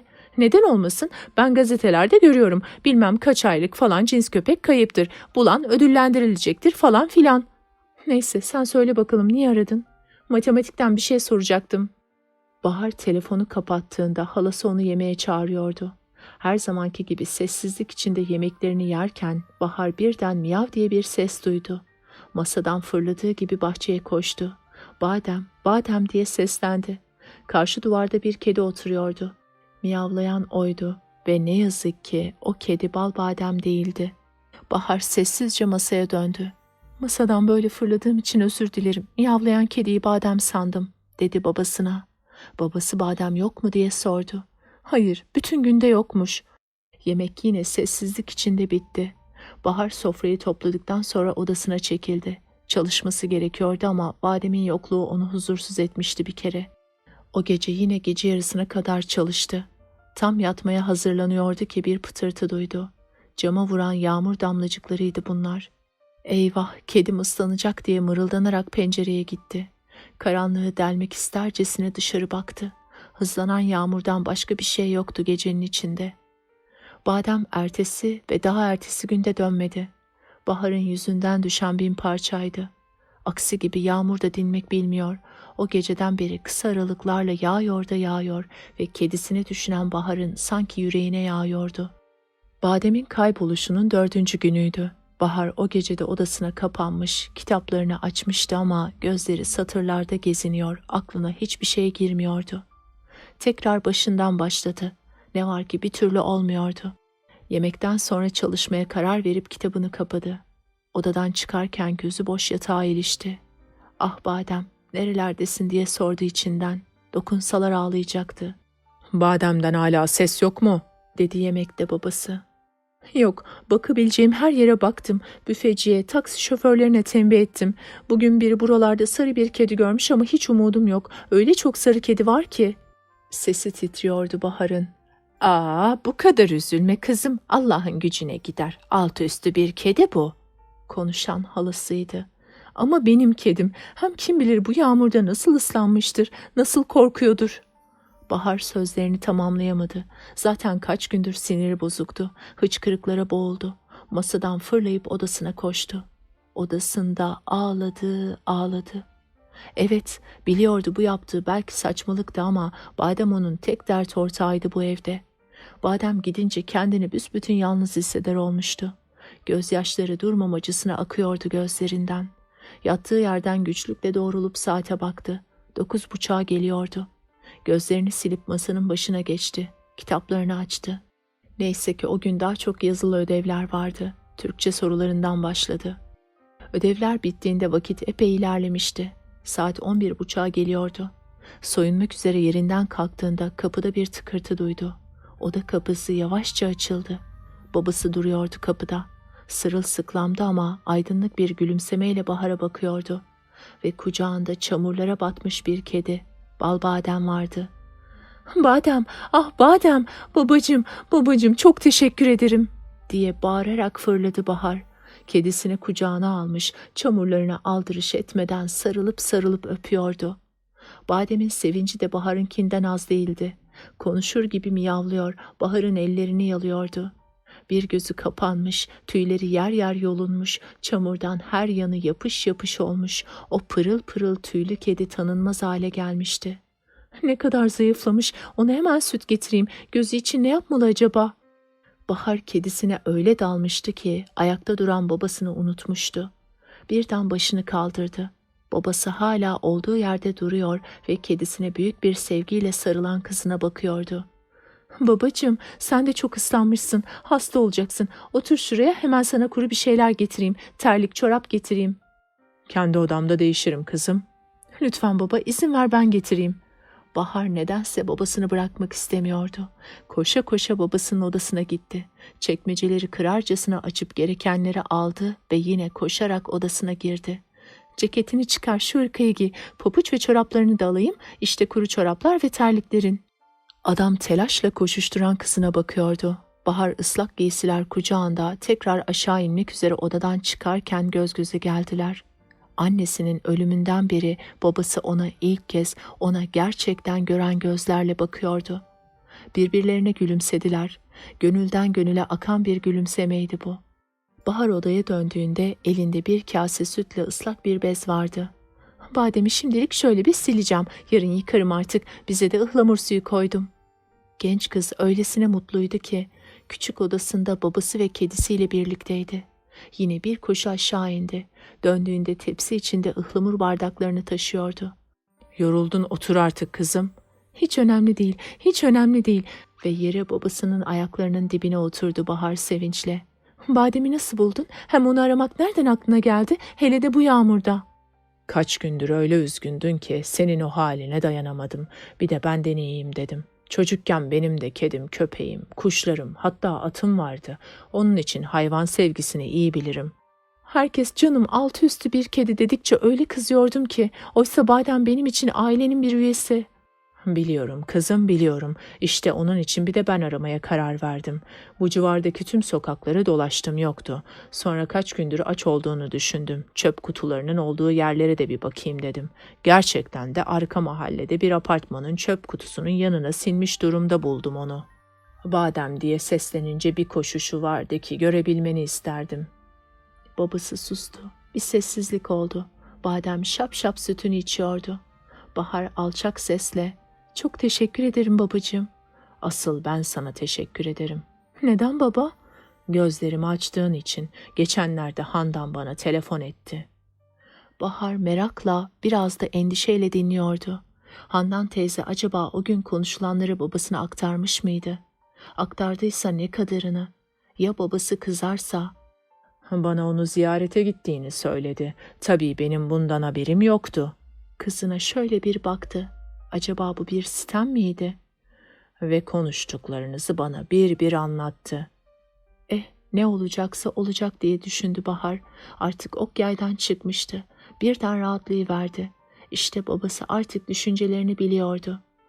Ben de sonra günlerce onun söylediklerini düşündüm ve sana hak verdim. Babacığım, bu nasıl bir sevinçti. Bahar bu kez sevinçten ağlamaya başladı. Ağlama kızım, yeterince ağladın zaten. Gel şöyle yanıma otur. Eski günlerdeki gibi ufacık olsan kucağıma otur diyeceğim ama kazık kadar oldun. Gel bakayım. Bahar hem ağlıyor hem gülüyordu. Babasının yanına sokuldu. Onun sigara kokusuyla karışık kokusunu içine çekti. Babası Bahar'ın sırtını okşuyor. Haydi, haydi yeter artık. Evet, ağlama duvarına döndüm bugünlerde. Bizim Keriman'ı da geçtim. Keriman kim? Çok romantik bir arkadaş. Oo, daha uygun bir zamanda bana şu Keriman'ı iyice bir anlat. Seninle hiç ilgilenmedim. Seni kendi başına bıraktım. Aslında içten içe bunun farkındaydım ama kendimi zorladığım halde yapamıyordum. Yapamayınca kendime karşı öfke duyuyor. Bu öfkeyi de ne yazık ki sizlere, herkese, hatta hayata yansıtıyordum. Kısaca kendime olan kızgınlığımın acısını sizden, özellikle de senden çıkarıyordum. Bilmem anlatabiliyor muyum? Bahar evet anlamında başını salladı. Sonra Handan telefon etti. Senin nasıl bir arayış içinde olduğunu, kaygılarını, üzüntülerini ondan da duyunca, dediğim gibi zaten farkındaydım ama bir duygu tembelliği içindeydim. Kendi kendimi toparlayıp sizlere sahip çıkma zamanının gelip de geçmekte olduğunun iyice farkına vardım. Sen ve Hakan benim hayatta tüm varlığımsınız. Babası bir an durdu. Gözleri dalmıştı. Sonra yine devam etti. Ama sizlerin, daha doğrusu senin de bana anlayışlı davranman gerek. Anneni kaybetmek beni düşünemeyeceğin kadar sarstı. Ben her mutluluğu evinde, çocuklarında ve karısında bulan bir erkektim. Evime koşarak gelir, her şeyimi annenizle paylaşırdım. Biz onunla karı kocadan da öte, dosttuk, arkadaştık. Onun bu ani ölümü tüm yaşamımı alt üst etti. Bunu sindirmem kolay olmayacak. Bu yüzden yine zaman zaman içime kapanırsam, sana terslenirsem beni uyar, bana söyle. Çünkü bazen gerçekten farkında değilim yaptıklarımın. Ben sana destek olmaya çalışacağım ama sen de bana yardımcı olmalısın. Ne dersin, tamam mı? Anlaştık mı? Anlaştık. Kalbi nasıl da atıyordu Bahar'ın. Bir de şu halan sorunu var. Halandan hoşnut değilmişsin. Bahar oturduğu yerde huzursuz huzursuz kıpırdandı. Babası güldü. Annen de hoşlanmazdı. Hoş onlar da zavallıyı etmediklerini bırakmadılar ya, ama yine de aslında iyi kadındır. Belirgin nitelikleri olmayan insanlar için düşünüp düşünüp de bir şey bulamayınca iyi insandır deyip çıkıyoruz galiba, dedi Bahar yavaşça. Senin şu sivri dilin. Sana çekmişim. Hem hep düşündüğünü söyle, doğruyu söyle diye yetiştirmedin mi bizi? Düşündüğünü dosdoğru söylemek güzel bir kusurdur. Ne çelişki. Bunu da seninle başka zaman tartışırız. Seninle konuşacak ne çok şeyimiz varmış meğerse. Badem sütünü bitirmiş bir köşeye çekilip tüylerini yalamaya koyulmuştu. Handan'a halan giderse evi çekip çevirebileceğini söylemişsin. Evet baba. Peki derslerin ne olacak? Yemek, çamaşır, evin işi bitmez ki. Eğer bana yardım edersen her şeyi yapabileceğime inanıyorum. Temizliğe zaten kadın geliyor. Vay vay, bana danışmadan beni de hesaplarına katmışsın bakıyorum. Sadece eskiden olduğu kadar babacığım. Alışverişi sen yapardın. Yine sen yap. Hem biraz hava almış olursun. Sonra sen yemek de yapardın. Salata yapmaya bayılırdın. Nohutlu pilavına aylardır hasretim. Menemenlerinin ise eşi yok. Ben de bulaşıkları yıkarım. Kolaylarından başlayarak yavaş yavaş yemek de öğrenirim. Yani el ele verirsek kendi düzenimizi kurabiliriz. Demek evin sorumluluğunu üstlenmek istiyorsun. Evet. Ama sonra sızlanmak yok. Yok. Emin misin? Eminim. Pekala, anlaşıldı.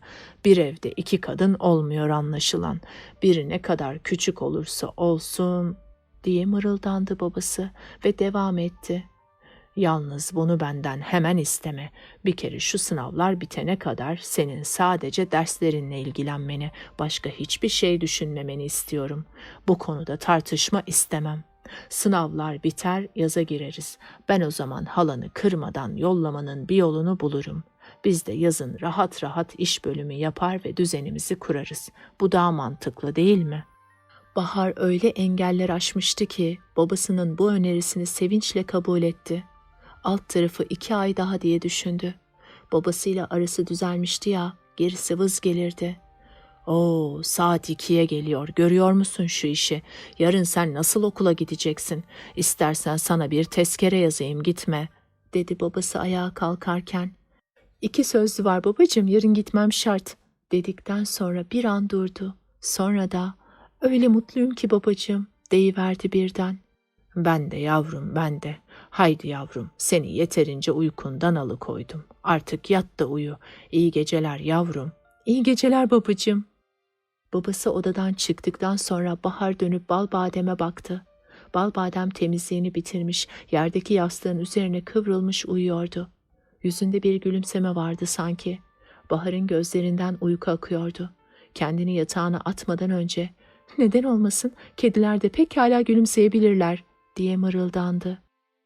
Bahar'la Sevgi küçük seyahat çantalarını bagaja verdikten sonra otobüse girdiler.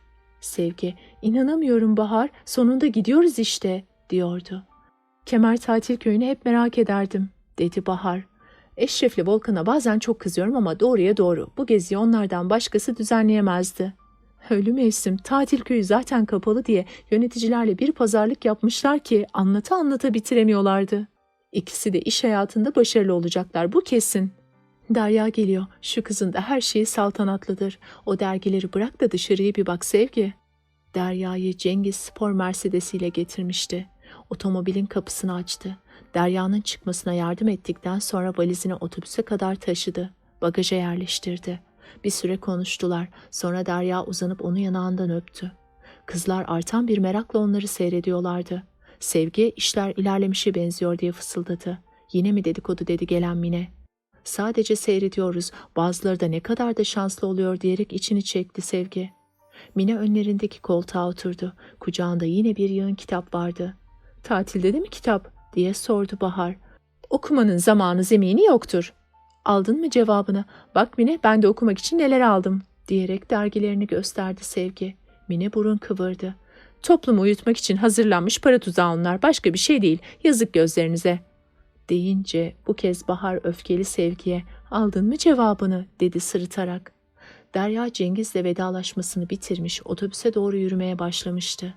Eşref'le Volkan ellerinde listeler, gelenleri kaydediyor, bagajları sayıyorlardı. Serdar da onların yanındaydı.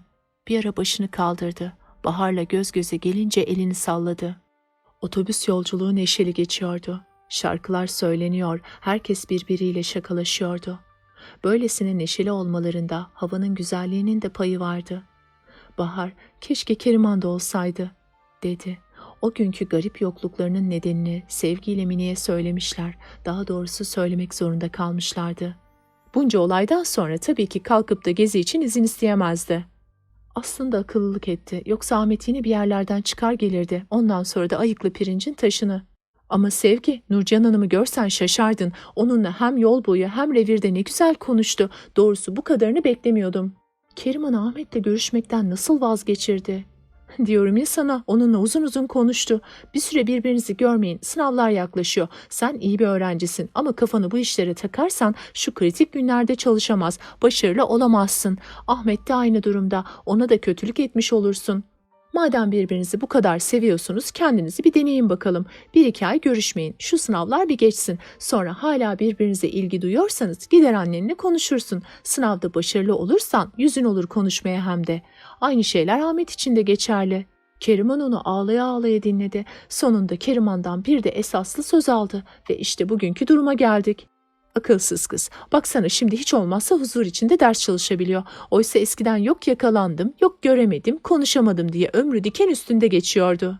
"Ne o? Mırıl mırıl neler konuşuyorsunuz?" dedi Derya.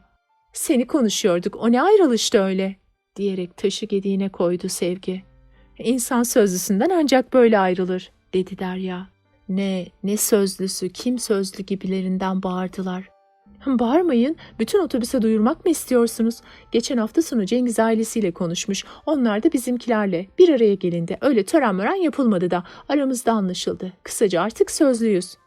Ay sen şimdi ciddi ciddi evleniyor musun? Dedi Sevgi. Öyle görünüyor. Peki ne zaman? Önce okul bitecek tabii. Foto. Eşref'le işi biten Volkan bu kez de eline fotoğraf makinesini almış otobüsün içinde dolaşıyordu.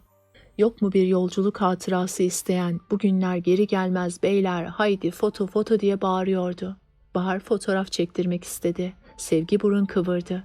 Foto Volkan, emrinizde bayanlar diyerek Volkan flaşları patlattı. Kahkahalar yükseldi. Bahar kendini ağır bir hastalıktan kalkmış biri gibi hissediyordu. Yorgun ve mutlu. Babasıyla yaptıkları o konuşmadan beri sabahları uyandığında ben bir şeye seviniyorum, içimde bir sevinç var, neden diye hala kendi kendine soruyordu. Sonra aklına babasıyla aralarının düzeldiği gelince bu kez bilinçli bir sevince dönüşüyordu duyguları. Şu kemer gezisi örneğin, nasıl da kolay izin vermişti babası. Üstelik de git kızım açılırsın, sen bunu hak ettin, sınavlardan önce de dinlenmiş olursun demişti. Daha bir ay önce bu sözleri duyacağını biri ona söylese dünyada inanmazdı. Ne korkunç günlerdi onlar. Yüreğinde ne biçim bir ağırlık vardı. Şimdi ise oh hayat çok güzeldi. Tatil köyünün damları kırmızı kiremitlerle kaplı küçük beyaz binaları görünmüştü. Binalar sarmaşıklar içinde, daracık sokakların iki yanı rengarenk çiçeklerle bezeliydi.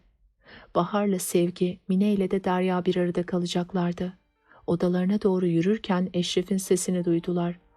Öf bir kız lisesinin otobüsü de buraya çekti. Yaşadık beyler yaşadık.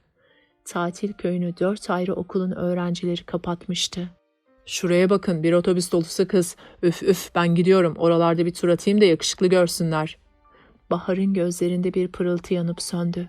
Koşa koşa giden Eşref'in arkasından bakarken şuna bir oyun oynayalım mı? Nasıl? Şimdi bu gidip hava atacak oralarda. Bir iki kız da bakar ona herhalde. Herhalde. Meçhul bir kızdan bir hayranlık mektubu alsa kim bilir nasıl şişinir, nasıl sevinir ve bizlere gelip nasıl övünür. Ve bu mektupları biz yazacağız. Bunu mu demek istiyorsun? Neden olmasın? Harika. Odalarına bayıldılar. İçi de dışı gibi bembeyaz badanalıydı. Küçük pencereden yeşillerle çevrili mavi deniz, kırmızı sardunyalı beyaz evcikler, kıvrılarak plaja inen dar taş yollar görünüyordu. Ertesi sabah 4 arkadaş güneşlenmek üzere deniz kenarında buluştular. Derya mis gibi Hindistan cevizi kokan bir güneş yağını vücudunun her yanına uzun uzun sürdükten sonra şık plaj havlusunu özenle yere serdi ve uzandı. Mine mayo yerine bol ve rahat bir şort giymeyi eylemişti.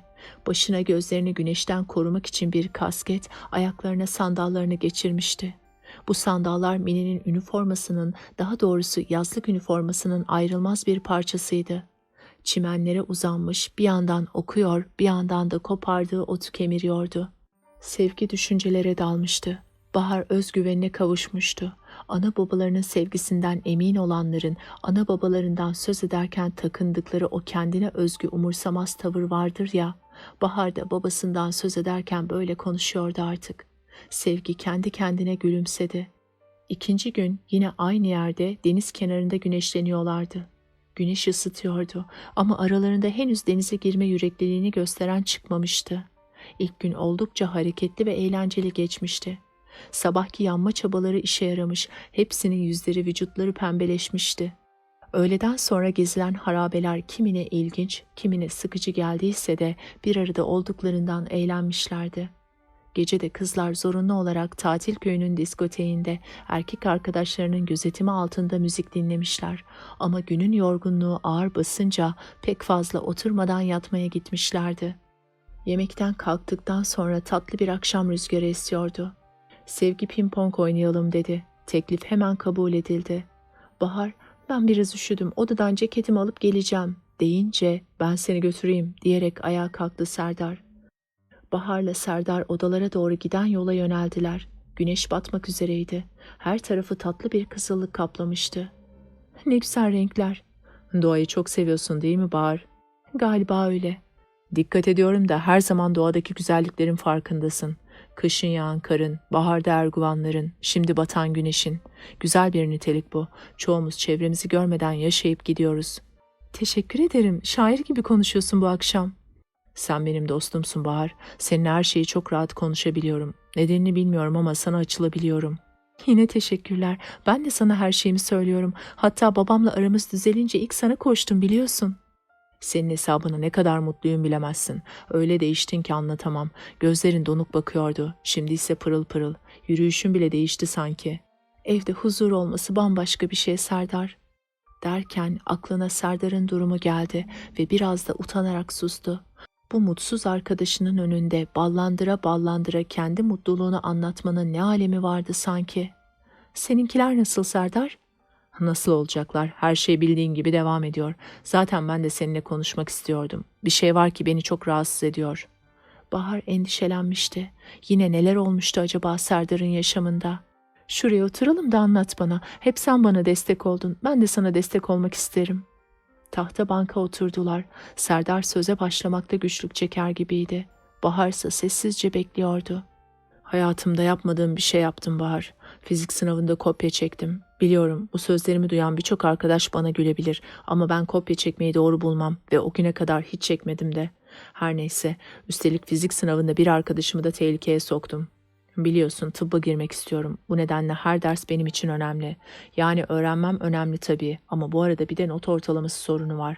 Eğer not bu denli önemli olmasa o sınavda boş kağıt verir çıkardım inan bana. Ama fizik hocasını biliyorsun. Az sınav yapıyor ve notu da kıt. Bu dönemde kırık notu göze alamazdım. İşte bu yüzden bir arkadaştan kopya istedim. O da verdi. Düşünüyorum da ya yakalansaydık. Sadece benim değil, onun da başı derde girecekti. İşte bunları düşündükçe bütün bunları neden olan annemle babamdan nefret ediyorum. Bahar hiç sesini çıkarmıyor, bırakıyordu Serdar konuşsun, içini döksün. O gece, sınavdan önceki gece, ben çalışmaya gayret ediyorum. Bunlar yine içeride bağırışıyorlar. Aldırmadım, kulaklarımı tıkadım ama olmadı. Bari yatayım da sabah 4'te kalkıp çalışayım dedim. Yattım. Gece yarısı şak diye odamın ışığı yandı. Ne oluyor diye baktı bizimkiler. Annem tiz bir sesle çabuk kalk içeri gel seninle konuşacaklarımız var dedi. Babam da suratını asmış orada bekliyor. Kalktım içeri gittim. Uyku sersemliği içinde babam otur şuraya sana anlatacaklarımız var dedi sert sert. O kadar şaşırdım ki bir şey mi yaptım da bunlar beni çağırdı diye düşündüm. Sonra annem başladı bağırmaya. Biz babanla anlaşamıyoruz, ayrılmak istiyoruz. Şimdi sana anlatacaklarımızı iyi dinle. Sen hakem olacaksın. Kimin haklı, kimin haksız olduğunu söyleyeceksin. Kriz geçiriyordu sanki. Hoş babamın da ondan aşağı kalır yeri yoktu ya. Anlat anlat dedi babam. Sonra da bana döndü. Söyle bakalım hangimiz haklıyız, hangimiz haksız. Düşünebiliyor musun Bahar? Gece yarısı beni yataktan kaldırıyor ve aralarındaki kavgada hakemlik yaptırmaya çalışıyorlar. Sonra işte ayrıntılara girmeyeceğim. Çünkü çok çirkin, çok çirkin. Beni sabaha kadar orada diktiler. Hepimiz bağırıştık ve ben o sinirle bir daha yatmadan üstüme bir şeyler geçirip sokağa fırladım. Dolaştım, dolaştım. Okul vakti gelince de okula geldim. Tabii fizik çalışması da böylece yattı. Gerçi daha önceki derslerden bir şeyler vardı aklımda ama son bölümleri o gece çalışacaktım. Zaten bir sürü başka ders de vardı çalışılacak. Sen de biliyorsun ya. O geceyi bu işe ayırmıştım. Çalışmayınca kopya çektim. Düşündükçe bu bana çok ağır geliyor. Çok ağır. Kendini o kadar suçlama. Zaten koşulları zor, sınavlar, notlar. Ayrıca sen hepimizden çok çalışıyorsun. Böyle olaylarda olunca mecbur kalmışsın kopya çekmeye. Bunu düşünme artık. Olmuş geçmiş. Sen bunu tembelliğinden, keyfinden yapmadın ki. Biliyor musun Bahar, o geceden sonra kesin kararımı verdim. O evde kalmayacağım artık. Zaten sıralamada önce Ankara'daki tıp fakültelerine yazmıştım. Sonraki tercihim İstanbul'du. Ama onu kazansam bile burada kalmayacağım. Bu ev, bu kavgalar beni bitiriyor. Yarı yıl tatilinde Ankara'ya gitmiştim biliyorsun. Ağabeyim orada, Orta Doğu Teknik Üniversitesi'nde. Ona durumu anlattım. Onunla çok iyi anlaşırız. Ankara'ya yazmamı da o salık vermişti. Ama ben pek emin değildim. Şimdi Ankara'yı kazanmasam da oraya gidip abimin yanında kalacağım. Bir yıl oradaki kurslara devam edip rahat rahat çalışacağım ve tıbbı tutturana dek deneyeceğim. Zaten bu sınavlardan ümidim yok. Bu çalışmayla kazanacağımı hiç sanmıyorum. Öyle söyleme Serdar, sen sınıfın en iyilerindensin. Sağ ol Bahar, sağ ol ama inan bana eğer Ankara'ya gidersem yani bu evden uzaklaşırsam hiç üzülmeyeceğim. Tersine huzura kavuşacağım en azından. Kazanamayacağın kesinmiş gibi konuşuyorsun. Kazanamayacağım Bahar, kazanamayacağım. Bunu da nereden çıkarıyorsun? Senin sinirlerin bozuk o kadar. Gör bak kazanacaksın. Seninle istediğin bahse girerim. Nurcihan Hanım bile geçen gün senden söz ediyordu. Çok iyisin Bahar. İnanılmak güzel şey ama. Buradan gitmem şart. Bir sessizlik oldu yine. Demek kesin olarak gideceksin. Gitmek zorundayım. Burada o evde kalırsam yozlaşacağımı hissediyorum. İşte son örnek kopya olayı. Eğer o gece kavga etmeselerdi ben de çalışıp sınavda kendi bilgimle başarılı olabilecektim. Oysa kopya çekmek zorunda kaldım. Bu da benim hiç hoşuma gitmiyor. Onları değiştiremeyeceğime göre bari kendimi kurtarayım bu ortamdan. Haklısın. Senin durumun farklı. Senin sorunların çözülebilecek sorunlardı. Çözülmeyebilirlerdi de elbet ama sen yılmadın. Kalktın o Handan Hanım'a gittin. O da bir çözüm getirdi. Senin için ne kadar mutluyum bilemezsin. Hiç olmazsa gittiğimde aklım sende kalmayacak. O artık mutlu diyebileceğim. Ama benim durumumu artık hiçbir şey değiştiremez ne yazık ki. Yıllardır bu böyle. O zaman kendimi kollamam, onlardan uzaklaşmam gerekiyor. Ben böyle düşünüyorum. Sen ne dersin? Doğru düşünüyorsun derim. Gitmen gerek. Seni çok özleyeceğim Bahar. İnan şu koca kentte arayacağım insan sensin. Ben de seni özleyeceğim Serdar. Bol bol yazışırız o zaman. Sen bana oradan havadis verirsin. Ben de sana buradan. Tabii, hem belki tatillerde de gelirim. Değil mi ya? Ne iyi olur. Eğer sen gelmezsen belki ben gelirim. Sahi bunu yapar mısın Bahar? Hiç belli olmaz. Bir bakarsın karşındayım. Uzaktan diğer gençlerin kahkahaları yankılanıyordu. Bahar ve Serdar ise buruk bir neşeyle birbirlerini ayakta tutmaya çalışıyorlardı. Tatilin son günü çabucak gelmişti. Ertesi sabah yola çıkacaklardı. Son günün hakkını gerektiği gibi vermişlerdi doğrusu. Sabah İstanbul'da hava atabilecek kadar bronzlaştıklarından emin olana dek deniz kenarında yanmışlar, sonra otobüsle başka harabelere gitmişler, oradan kasabaya alışverişe inmişler, oradan da tatil köyüne dönmüşlerdi. Tatil bitmişti, İstanbul'a dönmüşlerdi ve mezuniyet günü gelmiş çatmıştı. Bahar heyecan içinde aynada kendini son kez süzdü. Kıyafetini hazırlamasına Handan teyzesi yardımcı olmuştu. Sınavlar ve son çalışmalar öylesine yoğundu ki Bahar'ın mezuniyet gecesi için giysi seçimiyle uğraşacak vakti yoktu. Babası da bu işlerden anlamadığından çareyi Handan Hanım'ı aramakta bulmuşlardı. Zaten giysisiyle kendisi ilgilenen bir tek Derya vardı sınıfta. Geri kalan bütün kızların anneleri üstlenmişti bu işi. Sınavlar büyük bir heyecan fırtınası içinde geçmişti. Sınav günü her biri sınavların yapılacağı okullara dağılmış, sonra da sonuçları karşılaştırmak üzere kendi okullarında toplanmışlardı. Kimi umutlu, kimi umutsuzdu. Sınavı kötü geçenler teselli edilmiş, iyi geçenler kutlanmıştı. Bahar ise başarılı olup olmadığını bir türlü kestiremiyordu. Neyse, artık olan olmuştu. Sınavı düşünmeyi bir yana bırakıp bu gecenin tadını çıkarmalıydı. Tekrar aynaya döndü. İyi ki Handan teyze vardı, yoksa ne yapardım diye düşündü. Handan Hanım her zamanki enerjisiyle işe girişmiş, kendi arkadaşlarını da seferber ederek Bahar'a gerçekten güzel ve değişik bir kıyafet hazırlamıştı. Saatine baktı, 7'ye geliyordu. Hava da bulutlanmıştı. "İster misin yağmur yağsın?" dedi içinden. Balayı üstü açık bir restoranda yapmayı kararlaştırmışlardı. Yüzünü hafifçe pudraladı, yanaklarına tozallık sürdü. Hay Allah, fazla kaçmış, yapma bebeklere dönmüştü. Telaşla kağıt mendil buldu bir yerlerden. Ovuştura ovuştura yüzünü sildi. Şimdi de pudra uçup gitmişti. Sinirinden ayağını yere vurdu. Anlaşıldı, bu işi başaramayacaktı. Dışarı çıkıp Handan Hanım'a seslendi. Handan Hanım tüm ısrarlara karşın Bahar'ın giyinmesine yardım etmek için gelmişti. İyi ki geldi diye düşündü Bahar. Yoksa ne süslü kemerini doğru dürüst bağlayabilecek ne de hafif makyajını yapabilecekti. Becerikli elleriyle önce pudranın pomponunu Bahar'ın yüzünde gezdirdi. Sonra fırçayı alıp bir iki darbeyle yanaklarını boyadı. Geri çekilip baktı. Bahar'ın yüzü güldü aynaya bakınca. Bahar özenle parlatıcısını sürdükten sonra merdivenleri yavaş yavaş indi. Babası koltukta oturmuş onu bekliyordu. Merdivenlerden inen kızını süzerken gözlerinde gurur dolu ama biraz da ıslakça bir parıltı vardı. Neler düşünüyordu acaba? Mezuniyet balosuna babası bırakacaktı. Hep birlikte çıktılar. Yolda Bahar konuştu durdu. 2 gün önceki diploma töreninin perde arkası olaylarını anlatıyor, herkesi güldürüyordu. Restoranın önüne gelmişlerdi. Cıvıl cıvıl bir kalabalık vardı. Rengarenk giysiler içinde genç kızlar kelebekler gibiydiler. Delikanlılarsa ceket ve kravatlarıyla birdenbire büyümüş, tam bir erkek havasına girmişlerdi. Ve gece başlamıştı. Serdar yavaşça Bahar'ı kendine çekti. Bir süre hiç konuşmadan dans ettiler. O koca salonda, o kalabalıkta sanki bir tek onlar vardı. Müzik hızlanmaya başlamıştı. Hocalar birer ikişer yerlerine dönüyorlardı. Az sonra pistte sadece öğrenciler kalmış, gönüllerince dans ediyorlardı. Derya'nın kavalyesi güzel dans edenler arasındaydı. Göz alıcı bir çift oluşturuyorlardı. Keriman ise amcasının oğluyla oturuyordu. Sevgi Volkan'a "Hadi yine kendimi feda edeceğim şu Keriman için. Gidelim, sen Keriman'ı dansa kaldır, ben de şu amcaoğlunu. Yoksa kızcağız bütün gece öyle oturacağı benziyor." Dans teklifini amcaoğlunun büyük bir şüpheyle karşıladığı, Volkan'a kötü kötü bakmasından belliydi. Çaresizlik içinde Sevgi'yle dans etmeye başladı ama gözü Keriman'daydı. Sevgi giderek sinirlendiğini hissediyordu.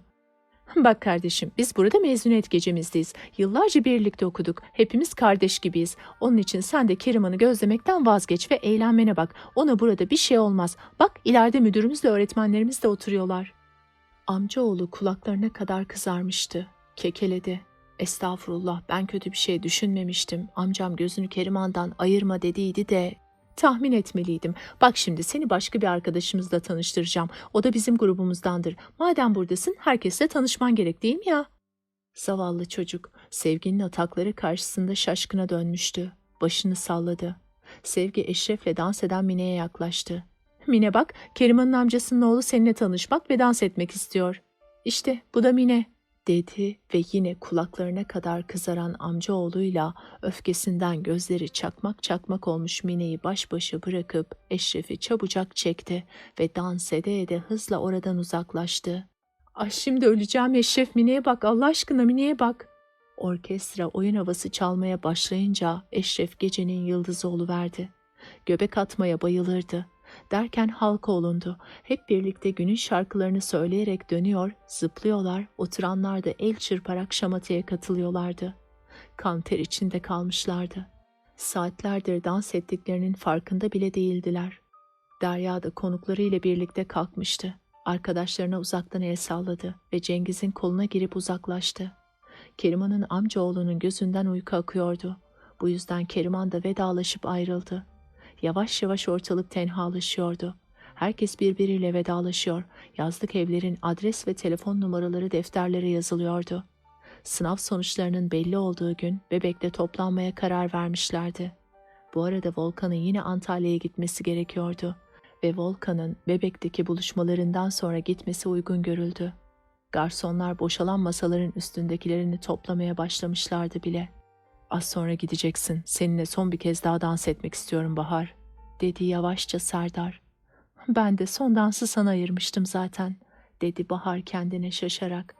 "İşte hayran olduğum niteliklerden biri de şu açık sözlülüğün," derken Bahar'a sevgi dolu gözlerle bakıyordu Serdar. "Bu gece bana övgüler yağdırıyorsun bakıyorum." "İnan ki övgü değil, hem bir şey daha bilmeni istiyorum," dedi ve bir an sustu. Bahar merakla bekliyordu. Pek çok şey söylemek ister gibiydi Serdar. Gözleri duygularının yoğunlaştığı iki kuyuydu sanki. Sonra biraz buruk bir gülümsemeyle "Haydi bırakalım bunları da dans edelim, eğlenmemize bakalım. Ben de hep senin kafanı şişiririm zaten," diyerek Bahar'ı döndürmeye başladı. Nurcihan Hanım'ın sesini duyana dek dans ettiler. "Balo bitti. Haydi çocuklar, haydi bakalım. Herkes evine."